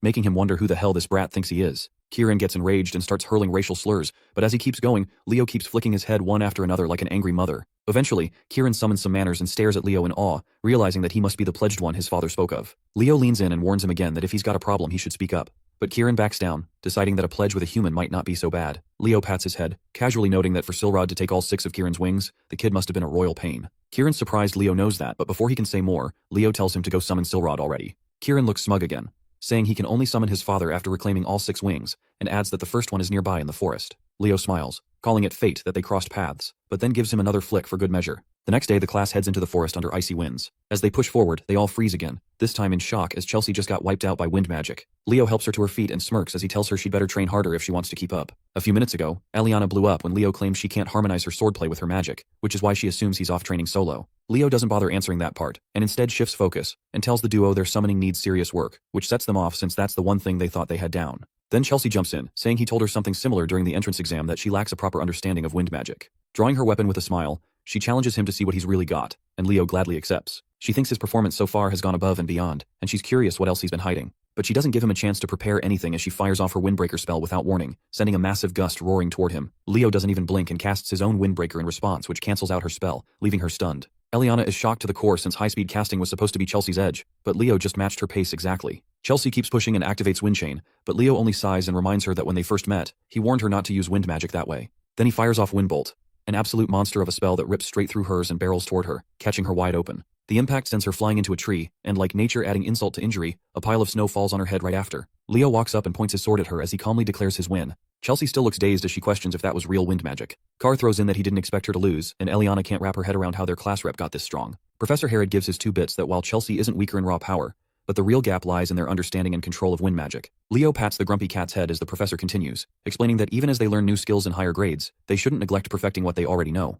He wraps up by telling everyone to sharpen their abilities under the class rep's lead, which immediately triggers a bunch of complaints about the freezing cold. Later on, Leo walks alone through the snowy forest gathering herbs for a mission. He remembers how the others completely tapped out and promised they'd do their missions later and smirks, thinking they're probably still passed out back at their inn. Out of nowhere, Kieran zips in and proudly announces he's collected a huge stash of herbs. Leo gives him a pat on the back for doing good work, which has the little guy all puffed up and glowing in his tiny fairy pride. With that, Leo decides the haul is enough and stashes the bag away. He starts wondering if it's time to get serious about investigating the forest, and states that the hunt for Kieran's wings officially begins now. As they move ahead, he suddenly stops and asks when Kieran was exiled, which the fairy answers it was around 100 years ago. Leo narrows his eyes, telling him to look closely because there's illusion magic at play here, which Kieran quickly picks up on and confirms it's the Fairy King's magic, but not his father's. Leo pieces it together and figures the spell belongs to Silrod's father, the Fairy King during the Calamity era. It's been a century since the magic activated, so judging by the timing, the energy fueling the spell must be Kieran's wings, as he somehow repurposed into an ancient formula. Suddenly, a voice cuts through the air that he heard something valuable is hidden nearby. Both of them go on edge as a nasty aura floods the area. The stranger steps closer and asks why humans are wandering around elf territory, but Leo flips it back, saying it's weirder that the undead are hanging around here. The nasty-looking skeleton roars that this land has long been under Tartarus's influence, but Kieran shoots back and shouts that this place is a fairy sanctuary. The skeleton laughs and mocks him that how could a weakling like Kieran could even call himself a fairy. That gets under Kieran's skin as his magic flares and he charges the skeleton without hesitation. The thing barely reacts in time before Kieran blasts a hole clean through its chest and reduces it into a pile of bones. Kieran mutters that it crumbled too easily for something that loud and full of itself. Leo just raises a brow and asks why a fairy is fighting like a raging barbarian. Kieran stretches and says it worked out since fairy and undead powers naturally cancel each other out. But then he freezes as the skeleton starts speaking again, admitting that while Kieran may be low level but he's still a fairy and begins reforming right in front of them. Kieran holds his nose at the rank stench and charges in again, vowing to crush the thing properly this time. But mid-attack, something feels off and Leo yells at him to get out of the way. The skeleton slams its sword into the ground, releasing waves of that foul aura. Kieran dodges at the last second and crashes straight into Leo. Our hero steadies the dazed fairy who asks what in the world that thing is. He answers that it's an ancient monster from Tartarus known as Death Knight. The skeleton stands tall and finally introduces itself as Kargor. It declares its loyalty to the Lich King and just like that, it lunges toward them again. Leo steps up and tries to counter with his blade, but Kargor vanishes and reappears behind him like Houdini. The Death Knight lifts his sword and coldly announces that he's here to lead Leo straight to his end. Thinking quickly, Leo activates spectral form and forms a barrier just in time to block the Death Knight's strike, the clash echoing through the eerie silence of the forest. The monster steps forward, and is surprised that a human could pull off an aura shield in such a short time, then gives a crooked smirk and swings again. However, this time Leo successfully blocks the attack. The Death Knight mocks his efforts and calls it futile as he begins to press Leo back with brute strength. Kieran panics and rushes in to help but gets blasted into the ground without effort, groaning as he rubs his forehead and mutters that he is already drained of power and bitterly wishes he had his wings back. Without wasting another second, Leo begins chanting and is soon engulfed in red flames which catches the Death Knight off guard. Suddenly, Phoenix wings burst from his back and their brilliance lights up the dark woods. Kieran watches in awe as he realizes Leo must also be a contractor. Our hero then delivers a swift and precise strike that slices the Death Knight clean in two. The tiny phoenix lands proudly on Leo's shoulder, followed by Kieran who immediately starts fussing over the fiery fluffball. Kieran tries to shoo it off and the annoyed bird puffs up, but before the squabble escalates, the Death Knight's voice bellows once again as he swears that none of them will leave this place alive. He drives his sword into the ground, unleashing a curse that opens a dark pit and summons an army of undead from beneath. One by one, skeletal warriors start to rise with weapons drawn, and Leo realizes it's a curse that endlessly revives the dead. He lowers his shield, which makes Kieran alert, who asks if he's giving up, but Leo only smirks his response as he strikes a confident pose and says that he finally got a hold of Kyle's mana. Without hesitating, he casts Earth Ripple, which sends shockwaves bursting outwards and causes the undead to lose their balance. Leo charges forward as he slices through them with ruthless efficiency, using his Vortex Slash, and ignores the Death Knight entirely. The monster roars in frustration and demands that Leo face him properly, but our hero simply calls him out for hiding behind his summoned horde. Using a jump boost, he propels himself high into the air, while the Death Knight screams after him. Eventually, Leo stops running and figures he's gotten far enough, though he can't shake the feeling that something is off about a Death Knight showing up in a fairy forest. As he tries to make sense of it, a skeleton stumbles out of the trees. He readies his blade and assumes it's a straggler, but before he can act, the creature is shredded into pieces. An elf appears who raises his sword to Leo and demands to know if Leo was the one who summoned it. Leo calmly explains that he's just a Lumern student with no involvement. Leo identifies him as a Seiren student as he recalls Arian's uniform, but the elf doesn't buy it and lashes out. Leo sidesteps with ease and knocks him down using the base of his sword. A voice interrupts and asks him to stop as a red-haired elf steps in and apologizes for the other's rudeness. She introduces herself as Runia and assures Leo that not all Seiren students behave like that trash bag. He accepts the apology and asks what brings her here, to which she replies she's on field training while Leo explains that his class is here on a school trip. He excuses himself to report the incident to his professor, and Runia sees him off, though he pauses for a moment as he tries to remember why her name sounds familiar. Meanwhile, she's already yelling at one of her students for messing up and calls her an idiot sandwich. Back at the academy, Loon seems sus about the whole Death Knight situation, and says while monsters have been appearing, things haven't gotten that extreme. Professor Herod backs Leo that he wouldn't lie about something like this. Just then, someone calls out to them and states that misunderstandings can be caused by ignorance. A dark-haired elf steps out and scoffs at the idea that a first-year candidate met a Death Knight. He introduces himself as Professor Herdium, and Loon motions for him to speak. Herdium goes on to suggest Leo likely mistook a skeleton knight for a Death Knight since the real thing would have killed him instantly. He questions if Herod genuinely believes such a story, but Herod firmly replies that he does because Leo is the all-class representative. That surprises Herdium, who now considers that Leo might be worth keeping an eye on if he can really change the way Siren students see things. He then asks Leo if he's skilled in magic as well, and proposes a joint class between Lumerne and Siren. Sometime later, all the students are enjoying themselves at a party, while Carr wonders how grand this event is, but Chelsea adds that it makes sense since the Emperor himself is hosting it. Eliana and Nella buzz with excitement at the thought of experiencing Siren's teaching firsthand, though Leo remains a bit sus, and figures Herdium is the type who only believes what he sees with his own eyes. His thoughts are interrupted when Runia shows up again and asks if he wants to dance. They move in sync as if they've done it for years, and she gets thrilled to learn that he knows the elven dance to which Leo tells her he learned it long ago. She realizes that she never asked his name, and asks what to call him. The moment he introduces himself, her mood completely shifts, and she grabs him by the collar and yells that he's the one who stole her contractor. Her grip tightens on his collar as she declares that she is going to end him on the spot, though Leo doesn't even flinch. Just then, our hero recalls what the Phoenix Lady said about someone else being chosen to become Fiora's pact-bearer before him, and figures Runia is that person. Her body starts trembling with rage as she glares at him and calls him a shameless thief, but Leo only smiles and tells her that Fiora is doing well, which pushes her further over the edge. She screams at him to die and lunges forward without thinking. Sometime later, Runia lowers her head and apologizes for her outburst, while Leo doesn't make a big deal out of it, and forgives her on the spot before walking off with Professor Herod. Meanwhile, Herdium immediately begins scolding Runia and warns her never to make such a careless mistake again, especially since she is the first-year representative. Runia looks dejected and nods that she understands, but the professor continues that they now have to prove Siren's superiority over Lumerne, and starts shaking her like a blender. He loudly declares that they must rise above all other hero academies, but then suddenly panics that maybe he overdid it. However, Runia starts yelling with renewed fire that she will absolutely crush that nasty thief for the sake of Siren's pride. The next day, the joint class finally begins, and Professor Herod introduces himself to the students from Siren while explaining that today, they will get a first-hand taste of how things work at Lumerne Academy, which instantly sparks their curiosity. He calls on Carr, Eliana, and Thad to step forward and instructs them to lead the class, which clearly surprises the trio. Herod calmly explains that they are among the top students who have survived so far at Lumerne, and that it is now their turn to show what they have learned, which practically melts their hearts. Chelsea quickly realizes that one student from each department has been selected to teach, while Leo just suspects the professor is trying to avoid work again. The three begin teaching everything they know about their respective magics, and their enthusiasm easily captures the attention of the elf students, while Professor Herdium smiles faintly and notes that exposure to other races can sometimes unlock entirely new approaches to magic. However, he wonders to himself why the class representative hasn't stepped forward yet. Chelsea cheers them on while they take a bow, and the elf professor compliments their efforts, saying he can sense how much devotion each of them has poured into their training. Picking up the chalk, he begins explaining that at Siren they follow a different teaching method, and though elves naturally use magic as a foundation, they make sure not to rely solely on it in order to maintain balance. Leo immediately calls him out in his mind because even though they pretend to teach everything, the curriculum is still soaked in magic. He thinks elves have always been pretentious and nothing really changes. As the professor starts explaining a complex spell theory, Leo starts yawning from boredom, and Herdium silently notes that not only did the boy claim to fight a Death Knight, but now his attitude in class is absolutely trash. Deciding to switch gears, he abandons the theory and forms a glowing golden star in his palm, which he calls the essence of Siren, and even Leo starts to show interest. He continues explaining that elves are a race born from magic, and then sends the star into the air, where it explodes into countless smaller stars that scatter toward the students, who react with wonder. Chelsea's eyes sparkle as she yells out that this must be the star magic, which is an original spell system developed by elves. The professor nods and proudly says that this is the core of their magic and draws on the board, a spell directly derived from the Great Luna's legacy, and it forms the foundation of all star magic and includes countless variations. He smiles and asks the class if it is not beautiful, but then pauses as a hand goes up and he allows the class rep to speak. Leo thinks he doesn't really care about star magic,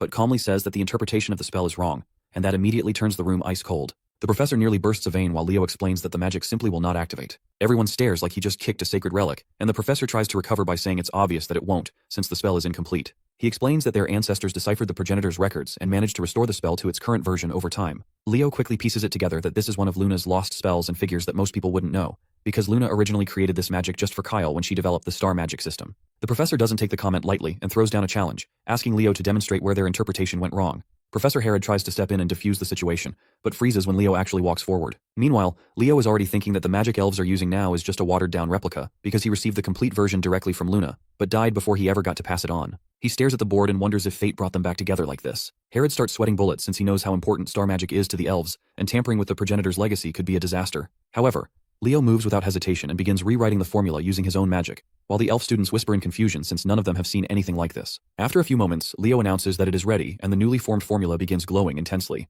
The professor stares at the magical pattern with teary eyes, softly asking what kind of spell this is and if Leo has used it before. Leo is suddenly pulled into a flashback as he stands on the edge of a cliff, where Luna calls out to him and proudly says that she has completed the magic. She smiles warmly and tells Kyle that she will now teach him this spell, which can make flowers bloom as he stands there holding a golden glowing flower in his hands. Leo repeats the magic Luna once taught and releases a wave of glowing flowers across the lecture hall, instantly lighting up the room as the students grow even more excited. Eliana turns to Nella and wonders if the class rep just pulled off something wild again, and Nella nods without saying a word. What grabs Runia even more is the professor's stunned reaction, and she starts to question if Leo really just cracked the founder's legacy in front of everyone. The professor drops to his knees in disbelief as he holds a golden flower in his hand, and mutters that he can't believe the magic they've all been using is just a flower blooming spell. Leo calmly corrects him and says it's not that simple. He explains how flowers nearly vanished during the Age of Calamity, and suggests that they probably meant something important to the founder of the nebula. Back then as Kyle, he remembered once telling Luna that this kind of useless magic wouldn't help them survive battles, but she told him that flowers were beautiful, and that someday she wanted to see a world blooming with them. The professor agrees that the founder must have embedded a deeper truth in the spell,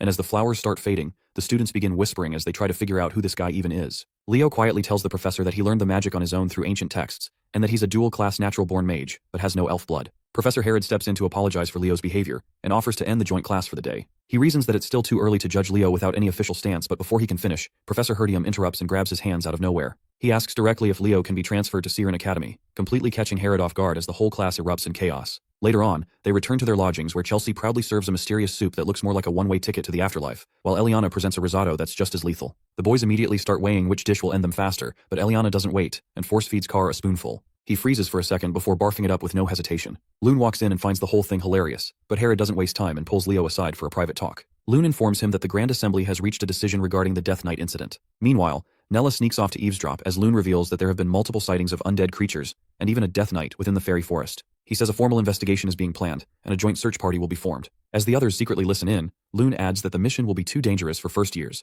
so they'll be teamed up with Siren seniors, but Leo then asks if that's the only reason Loon showed up. Loon shakes his head and says he actually came for Leo since his granddaughter wanted to see him. Erin steps forward shyly, asks how he's been and says she came because he said she could. Leo turns to introduce her to the others, but the girls immediately dive in and start fangirling over how adorable she is. Erin gets overwhelmed and runs upstairs while apologizing to everyone. The girls wonder if they messed up somehow, and Loon informs Leo that he's counting on him. Without a word, Leo heads upstairs and finds Erin curled up silently on the balcony. He puts his jacket around her, which surprises her, and she quickly tries to hand it back, but he tells her not to worry about it. He asks why she left Siren, and she answers that she did it because she thought she was not suited to become a hero, which Leo is already getting tired of hearing. She explains that when she was struggling, she met someone who shone like the sun and then states with admiration that it was Runia, who seemed like a real hero in every sense. From then on, she began watching her from afar and realized that Runia was everything she wasn't, so she decided to follow in her footsteps. She even made it to the top of the class, but something must have gone wrong during the dual assessment because after that, Runia started to hate her. Leo finds it a bit strange since Runia doesn't come off like that, so he decides to ask her about it later. He thinks Iron reminds him of Verkia and asks if she knows her story. She perks up right away since it's her ancestor's tale, so Leo tells her that Verkia followed in the path of the great hero mentors, and that's how she became a hero. He reassures her not to worry about what others think, and that she should walk her own path, which instantly lifts her mood. With a smile, he invites her to come back down, and assures her that his class is filled with kind and fun people. Sometime later, as everyone gathers for the expedition, Runia storms up and demands to know how Leo won Aran over like that. Leo answers that he just told Aran there was no need to be afraid of Runia, which clearly throws her off. He adds that Aran told him Runia had given her a terrifying look which made her believe she was hated. Runia says she was just focused since Aran is genuinely talented, and Leo tells her to look out for the girl because she probably needs her. Just then, Professor Herdium calls out to someone who grabs their attention as a group of third years approaches. Lauder steps up to greet him, and the professor says he's impressed with the work Lauder submitted before. Leo glances at Runia and asks who that guy is, and she says he's her senior who suddenly jumped from zero to hero this year, which Leo finds a little suspicious. Professor Herod then gathers everyone and announces that it's time to assign teams. He says each team will have 3 members, and right after, Herdium reveals that the first team will be Leo, Runia, and Lauder, which doesn't feel like much of a coincidence at all. Runia starts complaining the moment they leave as she grumbles about the professor's suggestion to use this as a chance to grow closer. Leo throws in a jab about the thief comment, which instantly sets her off again as she snaps that she still hasn't acknowledged him, but he just ignores her like he's tuning out background noise. Instead, she looks around and wonders where Lauder went since they're supposed to be moving in teams, and Leo recalls that Lauder said he'd go separately, guessing he must have something else in mind. Placing his hand on the ground, Leo suddenly senses that something feels off, and Runia comments that for all the ground they've covered, they haven't seen a single undead yet. But Leo is caught up with something else as he notices the surface around them doesn't seem any different from before, and remembers the conversation he had with Kieran. There's a curse of the dead laid over this land, but only someone like him who lived through the age of catastrophe can feel it. The Death King Hellkaiser was Erebus's most loyal follower and the Legion commander of Tartarus. Leo doubts he came personally and believes that instead he sent Kargor, the Death Knight, as his agent. Standing up, Leo figures out that beyond this point lies something inside the Fairy Lord that Silrod is desperately trying to guard. Runia looks at him in confusion and asks if he sensed something, but before he can answer, the sound of footsteps breaks the silence as they realize someone is heading their way. Leo instinctively points his sword forward, only to be met by Lauder, who casually asks how the investigation is going. He checks if they've run into any undead, which they deny, and then asks if Leo was the one who first reported the presence of a Death Knight. Leo confirms and shakes his hand, though he notices something strange about the black ring Lauder is wearing. Lauder then claims Leo may have jumped to conclusions and suggests that he might have gotten too hyped up as a first-year student. He asks if they're aware that high-level undead like Death Knights can't stay summoned without a necromancer feeding them mana, which is why demonic summoners usually accompany them. Runia realizes that if that's true, there must be a demon hidden somewhere in the forest. But Lauder argues back that this is the capital of El Salbekia and reminds her that as a Seiren student, she should know about the star magic that surrounds Berkia. Runia agrees, but Leo cuts in with a firm tone and says, "There's no rule that states the necromancer must be a demon. Other races are fully capable of using dark magic, including elves." Lauder laughs and fires back that elves are way too prideful to stoop that low. He drops the argument there and tells them to just finish the investigation, though Leo can tell he's searching for something. Even Runia starts picking up on how off his behavior feels. Later that evening, the students gather to compare notes, and everyone agrees they didn't even spot a single undead, let alone a Death Knight. Chelsea immediately finds it suspicious how everything just disappeared the second they started investigating. Carr tries to dip out early and pretends he's going to bed, but Chelsea drags him back anyway. Meanwhile, a certain someone who clearly has nothing good planned jumps out of his dorm window and lands without a sound. Leo makes his way to the academy dorms and slips into Lauder's room like a professional. He already guessed Lauder would sneak out, but once inside, he spots a strange map with the entrance to the fairyland clearly marked. Just then, Runia barges in and shouts at Leo as she demands to know what the hell he's doing here.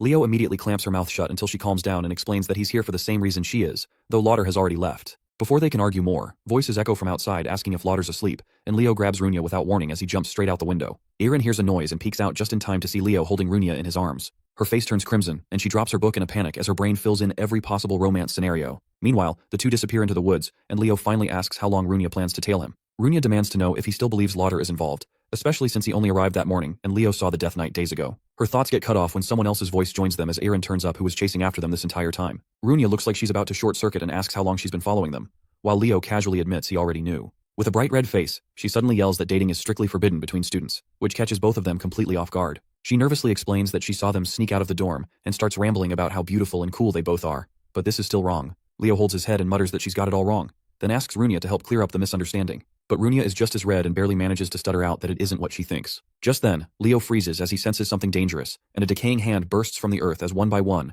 the undead begin to rise. Leo doesn't hesitate and draws his sword immediately as a chilling voice greets them with a slow welcome to the fairy forest.